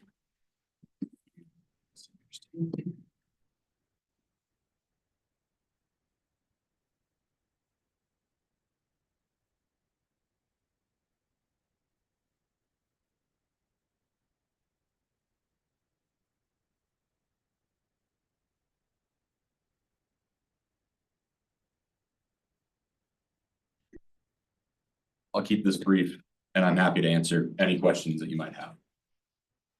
I know it's been a long evening, and I appreciate your time and attention. Thank you for your time. At the end of these 3 days, we are talking about putting some machines that can grab a bit of the wind flowing over the land and create electricity. It's a proposition that has worked well for the state of Iowa for over 30 years now. So well that a wind turbine symbol is on the Iowa license plates. In my brief closing remarks, I'm going to restate that our project is compliant with your ordinance. It will bring substantial benefits and is in the public's interest, and therefore you should vote to approve it. RedRock Wind has demonstrated full compliance with the Dickinson County ordinance, including on setbacks, sound, shadow flicker, environmental protections, decommissioning, infrastructure protections, and emergency response protocols. The county recently updated the ordinance and made it more stringent. We changed our project to make it match those new rules: greater setbacks, stronger decommissioning requirements, lower sound levels, the implementation of emergency protocols, and in general, greater protections for landowners. The project was carefully designed in consultation with the Iowa DNR and U.S. Fish and Wildlife to avoid sensitive habitats and incorporate best practices. The final design includes all Iowa DNR recommended buffers and avoids density that could disrupt wildlife movement. There is no credible evidence that this project will harm property values, tourism, habitat, or health. And despite extensive consultation, no federal, state, or local agency has objected. Not only have we heard throughout this hearing support from all corners of this county and across a broad array of stakeholders, but every single Dickinson County resident will benefit from the substantial tax payment to pay for countywide infrastructure, operations, and priorities. The benefit to Grettinger-Terrell and your other area schools is transformational.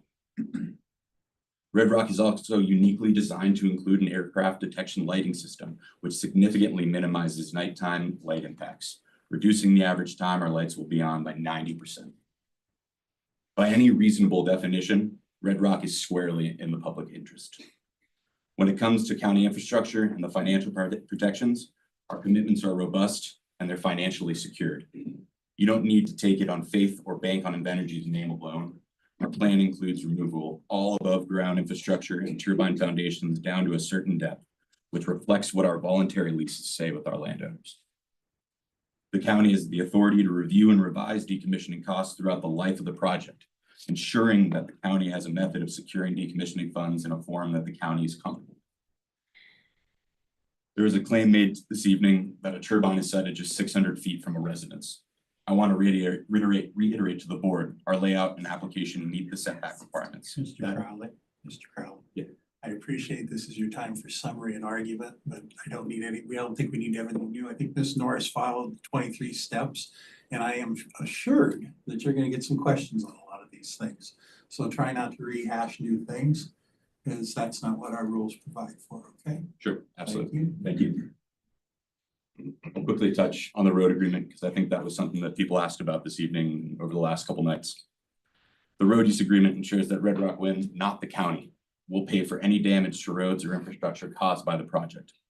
The agreement was reviewed by 2 engineers and includes road surveys, designated haul routes, infrastructure assessments, and strict traffic control measures. The project carries a $5 million liability policy and must post financial security covering 100% of the post-construction repair costs. All construction traffic is restricted to pre-approved roads. We are not trying to ram anything through here. We have worked with our landowner partners slowly and carefully for years to bring this project to the stage. In 2023, Dickinson began the process of changing that ordinance through a public local process. These are now the new rules and we are complying with them, period. Again, thank you for your time. We are here to try to advance the interests of Dickinson County citizens who started this process a long, long time ago. Now more than ever, there's a demand for electricity and you have a resource to provide it. You have the rule book too. We've designed the project to comply with that rule book. It meets the ordinance. We've gone above and beyond the ordinance. Fundamentally, our project supports the farmers of the county who are making productive use of their land. This is a new top crop. Harvesting this crop will solidify business plans for family farms. It will create new jobs for skilled graduates at the local community college, and it will expand the tax base to lessen the burden on your residents. Because we meet the ordinance, produce benefits that are in the public's interest, we are hopeful and expectant that you will vote to approve this. And then we will get to work realizing this dream and those benefits. With that, I turn it back to the board for your questions and thoughts. Thank you. Okay, so board, any questions you'd like to ask RedRock? I have a question. Can you expand upon the 600-foot setback from this property that was just asked about? Yeah, I think it must have just been a slip of the tongue. It's more than 1,600 feet. I can assure you that, and that's demonstrated within our setback maps that are present in our application.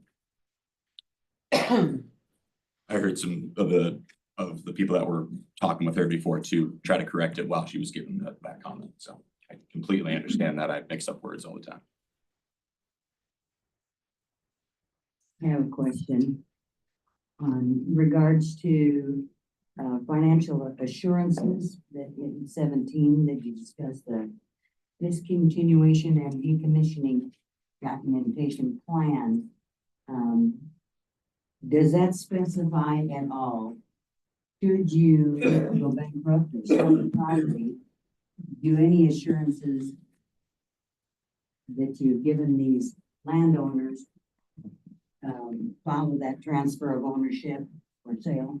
Yeah, that is reflected within the leases and within our decommissioning agreement as part of our application. It does say that we have to post that prior to actually starting to generate energy.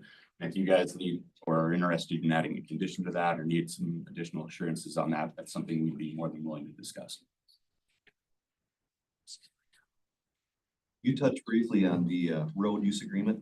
And one thing you didn't mention when you were talking about it a minute ago is this has been brought up in some of the public is dust control. I happen to work for another utility, a water utility in Dickinson County, Osceola County, O'Brien County. And as you know, in Dickinson County and O'Brien County, for the past 15 years, have been several turbine projects that have happened, and they've all reached out to me for water, lots of water. And I don't know if that was part of the road use agreement we had with the county or if that's something standard protocol, but I'm just questioning what your road use agreement might be related to dust control.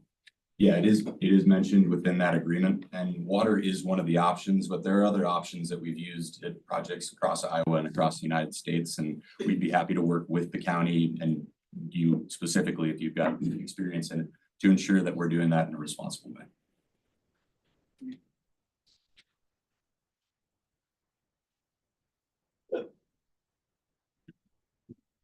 You mind if I jump in? Cable Larn, Energy Director of Renewable Development, just to clarify that question, that dust suppression is methodology that we use when we're using county roads and construction. Often we're constructing in the summer, so dust is a concern. Road use does contemplate water, and so, you know, if there's a specific concern here about not using county water, we can talk about that, but yes, usually we will spray water to control dust if dust is still rising. Does that answer your question, sir? I guess I was kind of more specifically looking for, you know, what is the protocol, just some assurance, I guess, if there is dust, too much dust being created, does it take a county resident to call into the county and say, hey, I've got all this dust coming, I can't have my windows open, do they need to complain ahead of time? I just didn't know if it's something that you proactively do during construction. We do. All of our contractors in their scope of work have the requirement for dust suppression, that they can't create dust in the county.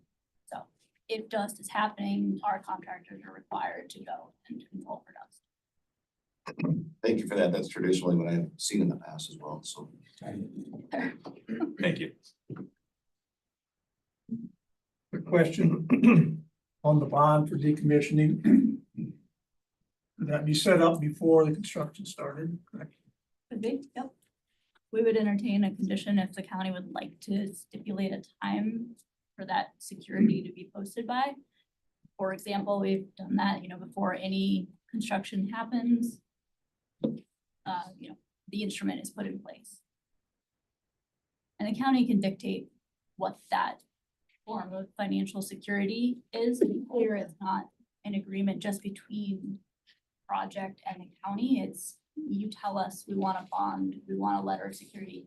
Something that if we go to construction and for some reason the project went away or the energy went away, I've heard a lot of those concerns.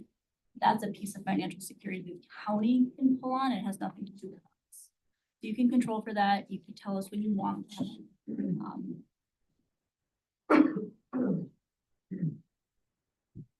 talked a little bit about the ADLS and the timing of that.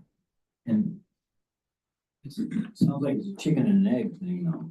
You can't get it until we say yes, but yet you can get the FAA or you could get the approval for the sites, even though you didn't have permission there, and that's not a permanent plan. Help me understand that. Yeah, so two things there. For all the turbine locations that we have included, we've filed them with the FAA and now have received a determination of no hazard for all of those locations. You shift them beyond 75 to 100 feet, you need to refile them. That's what happened to that one. So you are locking them into place, but we file those because you cannot build a turbine without a determination of no hazard. It's a very gating item for us in the development process. The ADLS is, because it's a radar unit that needs to encompass the entire project, depending on which turbines are being erected in the final plan. Usually we wait until later in the process to file for the ADLS. It's just a later in the development process. However, I've heard a lot of concerns about the timing of ADLS and understand that it's an attractive prospect. We've been implementing it on projects because it is attractive to keep the red lights off at night. But if the county, I understand if the county wants to talk about the timing of that and make sure that it's something that can be implemented. In other words, if you want to require that ADLS be, applied for now ahead of construction, we can have that conversation. Okay, to me, there's two different, applying for it and getting approval are two different things. Sure. You can apply for it and the FAA says no. And then we have blinking lights. How easy can they be retrofitted? It can be, yes. Lots of the existing projects are exploring retrofit. They've occurred that. So what changed in, is it because they didn't apply at the beginning or at the right time, or help me understand how that all Yeah, played out to get to the retrofitting? The reason that ADLS isn't deployed across all existing wind projects is because it's relatively new infrastructure. It's a great technology. We're seeing it implemented. We've implemented it on several projects successfully. The FAA is accustomed now to reviewing and approving this technology. It's not that anybody wants to have blinking lights, it's just an airway safety requirement. But with this radar technology, you can keep them off until you need it. So that's why you're seeing, so it's not, hasn't been deployed historically just because that technology hasn't been there. We'll see across the state, lots of projects being retrofitted because it's an attractive technology. And the ones that you've seen are towers the same size? I mean, height isn't an issue in terms of the FAA approval? It's a factor, that's why the FAA needs to approve it, right? It's not the height necessarily that they're looking at, they just are looking at the usage of the airspace. That's really the requirement. However, we're not concerned, there's not a high risk airspace here, so if the county wants to tell us, look, you need to have an ADLS, you need to implement it, we understand that, and we would take that.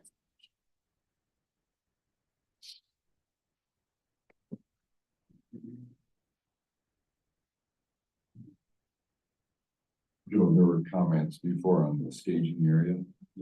And how did you pick that area? And would there? Absolutely. And so we have to get that approved. It's one of the facilities that's written into our leases and we discussed that with the landowner. However, it's a preliminary location. And if you guys want us to look at other locations or propose other ones, we'd be happy to do that as well. And it's in the application and in our maps, it says it's a proposed one. And the reason that we picked that spot originally was we were looking at haul routes and using our construction managers to advise where we could have a site that allows us to get our turbines and our equipment to those turbine sites efficiently. But again, happy to discuss other locations and propose other ones for it. So is there gonna be a concrete plant there too? Or? Yeah, they often have the concrete plant on site so that we can do deliveries. So that would be at that location as well? Yep.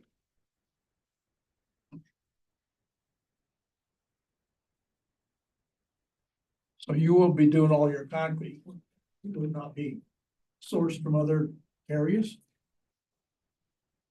We often have batch plants on site where we can mix and deliver. It's easier for construction to have it on site, but it'll be a mixture probably. Usually are sourcing the materials locally, but then batching on our own site. Another quick question. It also depends on the concrete availability. Some sites have less availability areas. Okay, another quick question now. Doing some reading in your resources, LNTE, the low noise trailing edge, is this something that's gonna be in place on these blades? For noise reduction?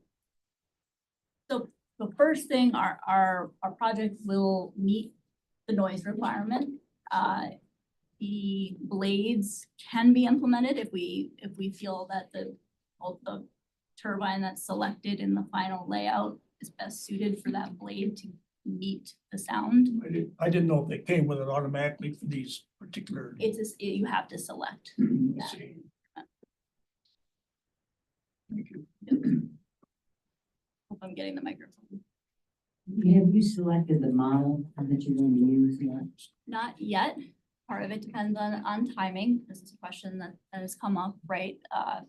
We have to be able to put in an order for the turbines, and with fluctuating supply and demand, and we just need a timeline to be able to procure the turbines, and that informs the final model. Our application showed a range of the possible machines that we're considering.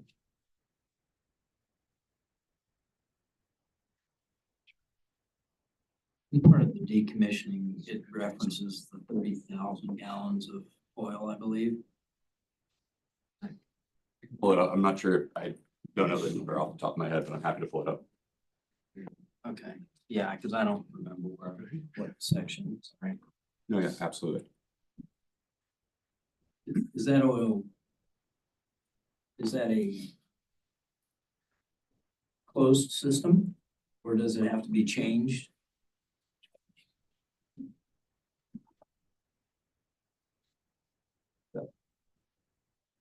Mind if I, No, the construction manager who's better can tell you. How's it going, board? So in the systems, Seth Wiltz with Energy. In the systems, you have oils that you change, no different than a tractor. You have oils up top. In most of the overall large quantities of oil, it's in transformers. It's in a closed loop system.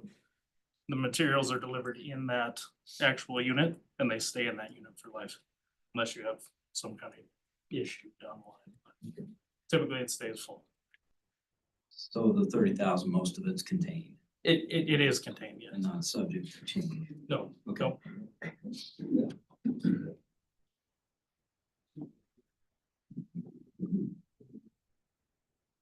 I am decommissioned. There was some question that I think some people have brought up that all 67 units are included in that. Yes, and that decommissioning agreement is a draft and it will be updated to reflect our final layout. And so we would never do more than those 67. I think in that decommissioning agreement right now, it has a fewer number of turbines because the decommissioning agreement was based off a larger megawatt turbine than a 4.5. It contemplates a 6.1. So the larger the megawatt rating on the turbine, the fewer we need to get to that 300 megawatt rating across the whole project. But yes, it would take care of all of the turbines.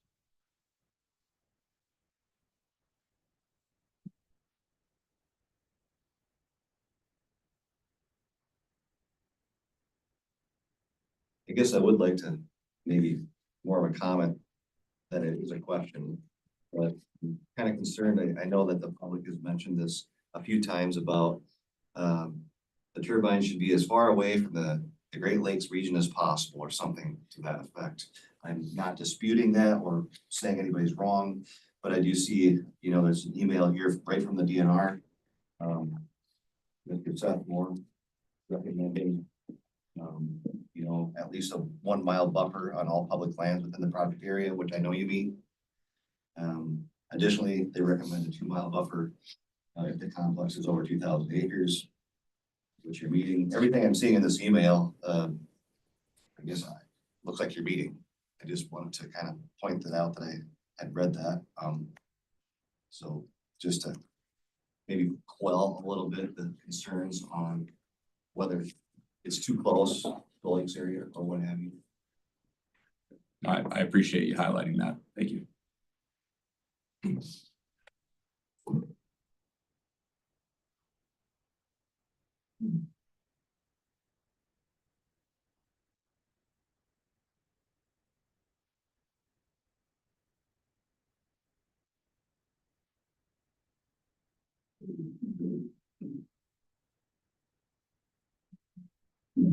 One question. Yeah, I noticed in going through some of the lease agreements, they went back to 2017, 2018, and I think I saw that there was an 8-year window.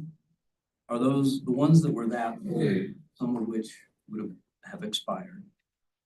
Have those been renewed? Was that in there and I just missed it? So that 8-year construction timeline allows for landowners who sign up they are allowed to terminate their agreements at the end of that 8 years. We've had folks do that. They've been terminated and it does not automatically terminate them, but the landowners are aware of that. So it's an automatic. It's not an automatic renewal. The landowner would have to ask or trigger that termination. Trigger the. Yep. And that's the only exit the landowner has. Once they're up, it didn't look like there was an exit. Not that they want to, but typically you'll see some kind of an exit. There's also during the actual operations of the project, there's a 40-year term and then 2 10-year possible extensions. The estimates on the tax, was that based on the 40 or the 60? It was just based on that 40.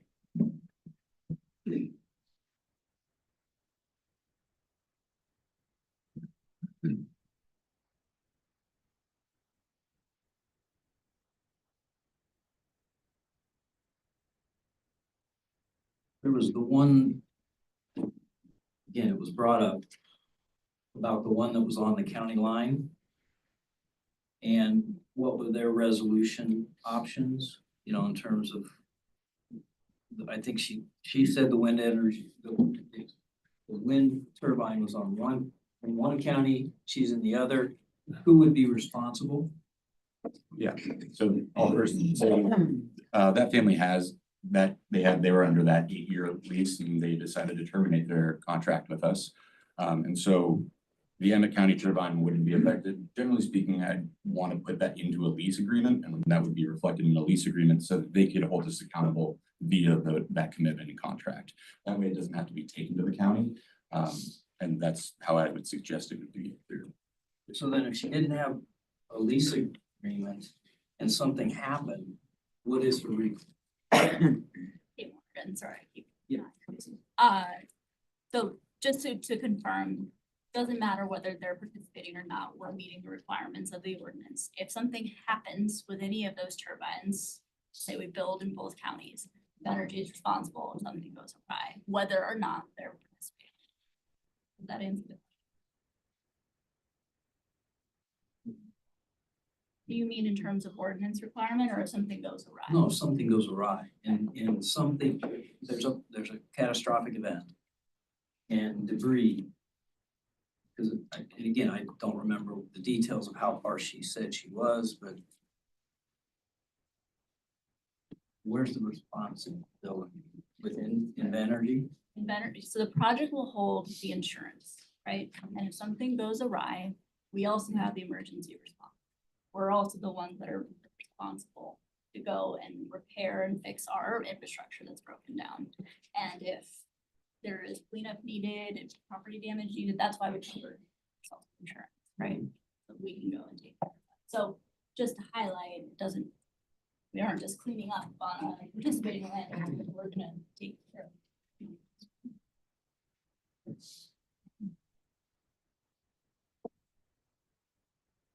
I was gonna ask, could you clarify your drainage system? When you say that you remedy any problems with an established drainage district.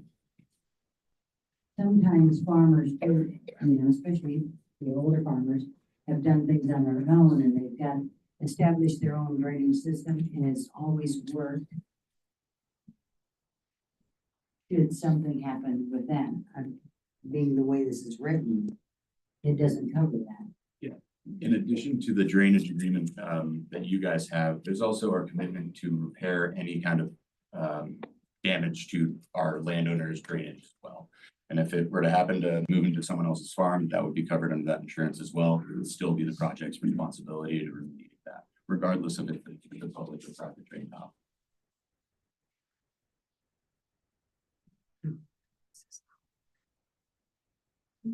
The question on that same thing, how is your collection system installed? Is it open trench? Is it plowed in directly?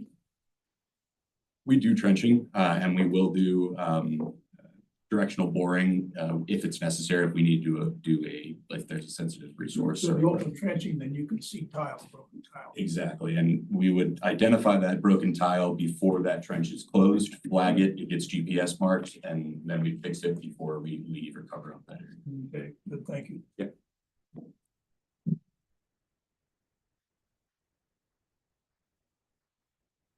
Joe, on the safety protocols. So for example, can you step me through what would happen if one was on fire? What would you do? Excuse me, you've got, you're working with the local fire departments and that, but step me through what would happen if one is on fire. Absolutely. First of all, that outreach and working with our emergency services here starts well before construction. It's already began. They've reviewed that document and we've established that we have training for our technicians. And if anything were to happen while someone was in the tower, it would be a self-rescue because they always operate in pairs. We would never ask an emergency service member to go up tower. It's essentially the role of our emergency service members to secure the site and ensure that it doesn't spread. So it's similar to any other fire. However, we have extensive training and our technicians are required to have fire extinguishers with them when they go up tower. They always have to operate in teams. And if you have additional questions about that, I may tap on Seth just because he has overseen projects like this, and they do these trainings annually. We take this very seriously, but the role of the emergency services is really just to secure the site and work in coordination with our technicians and our own team. Thank you. Sure.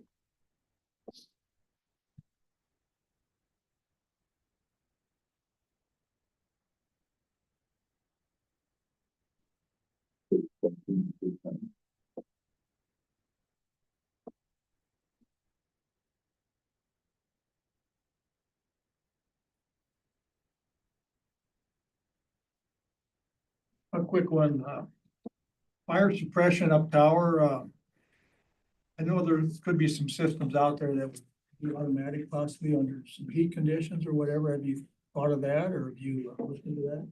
Yeah, it's something that we've looked into. The reason that it hasn't become popular and it isn't standard from OEMs, the makers of these turbines, is because it's a safety risk to in a confined space up tower for technicians going up. And so while we're hoping that technology continues to get better at this point in time, the OEMs agree that it's just not the safest opportunity right now. So if they were up tower and something happened, you might have some extinguishers up there, maybe some CO2s or something that would, they can maybe manage a small fire. Absolutely. Yeah, we have extinguishers at the bottom of the tower that technicians have to carry up when they go up. And they have that system that helps them climb up. And they can also have a system where they can exit outside from the top of that turbine as well, if the access is blocked for any reason. Okay, thank you. The change in the height. What necessitated that? I think I know, but I'm sorry, I'm not sure what you're talking the about. last project was short. I think had smaller towers. Am I not remembering correctly? I don't believe so. I think maybe it was 589 or yeah, it's within 1.5 feet. Okay. Yeah. Thank you.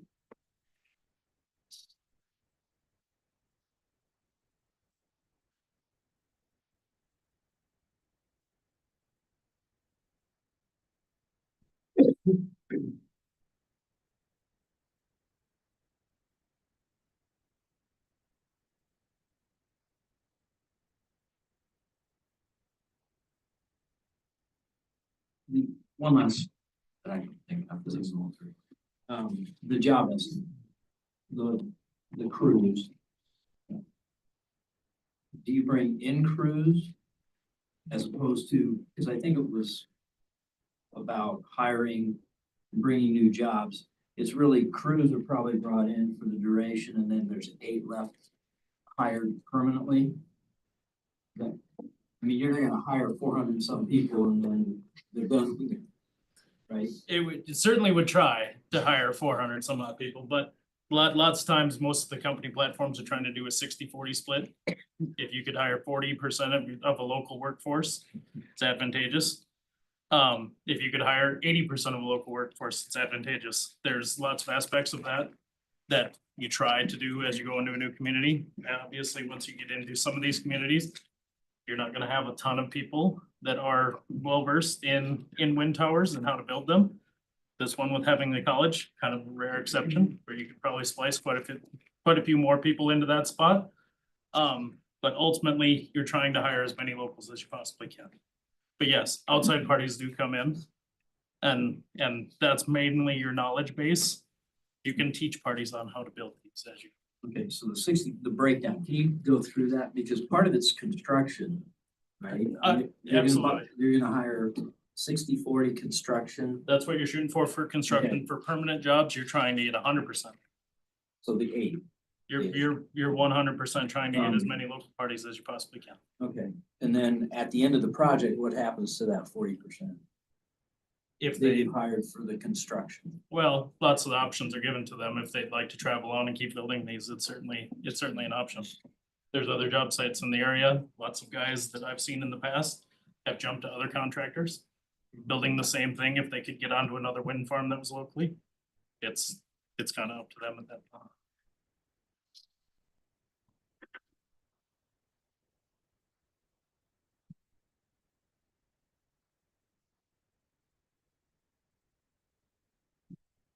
questions?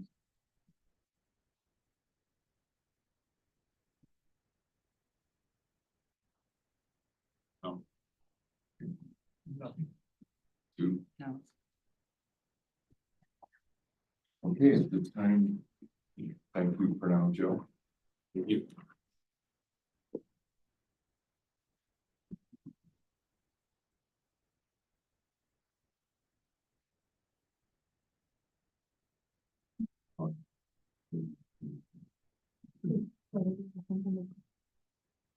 So are there any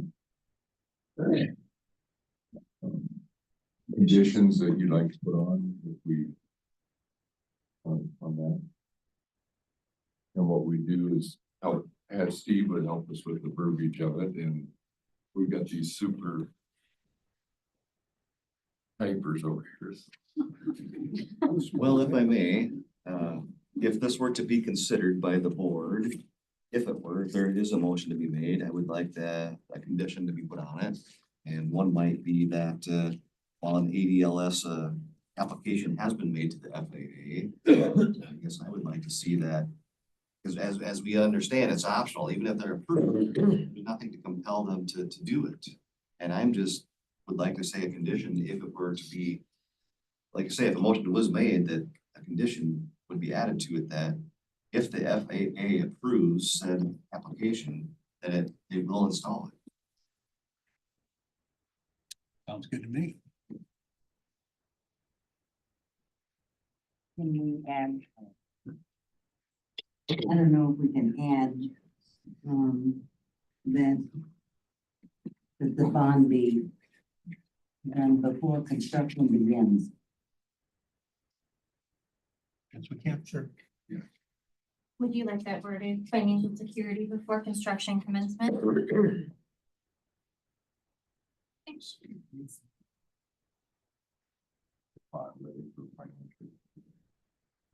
Secure.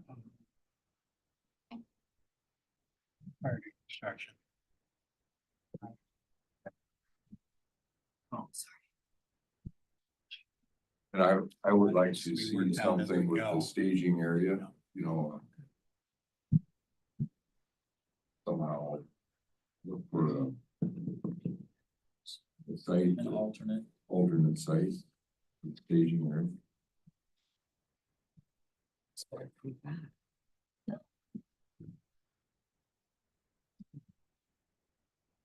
I realize, I just want to see if I can clarify that. Yeah. Jeff. That's what I'd like to- So I think what you're saying in plan as presented, you're not comfortable with the staging area based on what we've heard here last while, That's correct. and you'd like to find an alternate staging area that would comply as such. I mean, what's the such?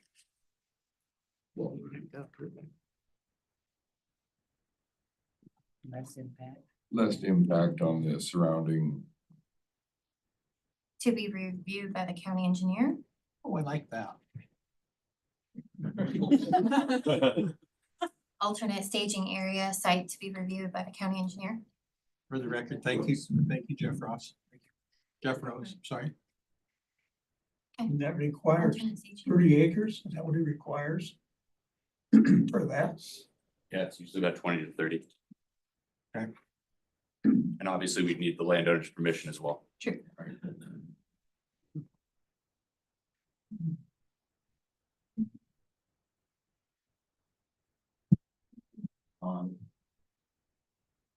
The county. So do we need to put it in there in conjunction with the county? County. Supervisor.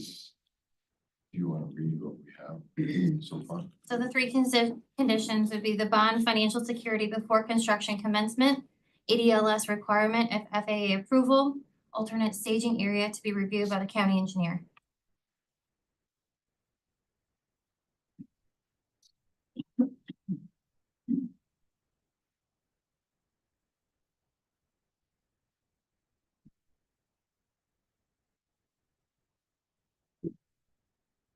Those conditions, is that kind of what you were thinking, Doug, on the PDR? It is. Bonding to. And then the staging area, that's kind of what I was thinking as well. So if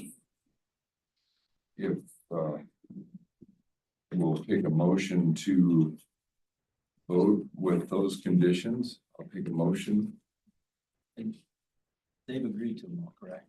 and show those conditions they described with the. You've agreed to those three conditions. We would accept those steps.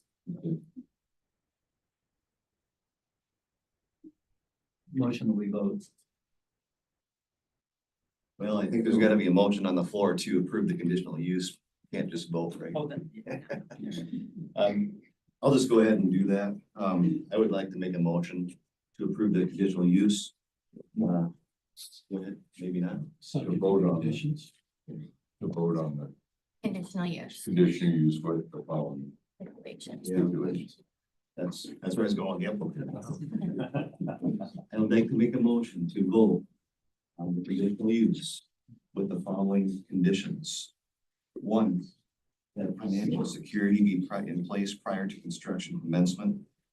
Two, that the ADLS lighting system be installed upon the FAA approval. Three, that alternate staging areas should be researched and would be reviewed by the county engineer. Okay, is there a second to the motion? Second that. Okay, we will go ahead and vote.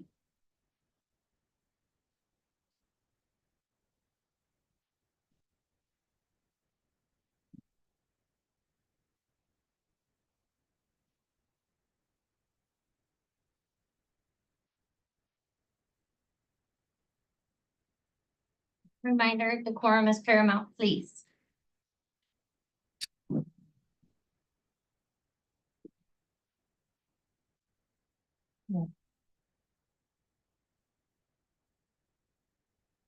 Those are Kirby Burhow, approved. Alex Kaponsky, approved. Doug Ashland, approved. Susan Clark, approved, and Douglas Westerman, approved. Votes are approved.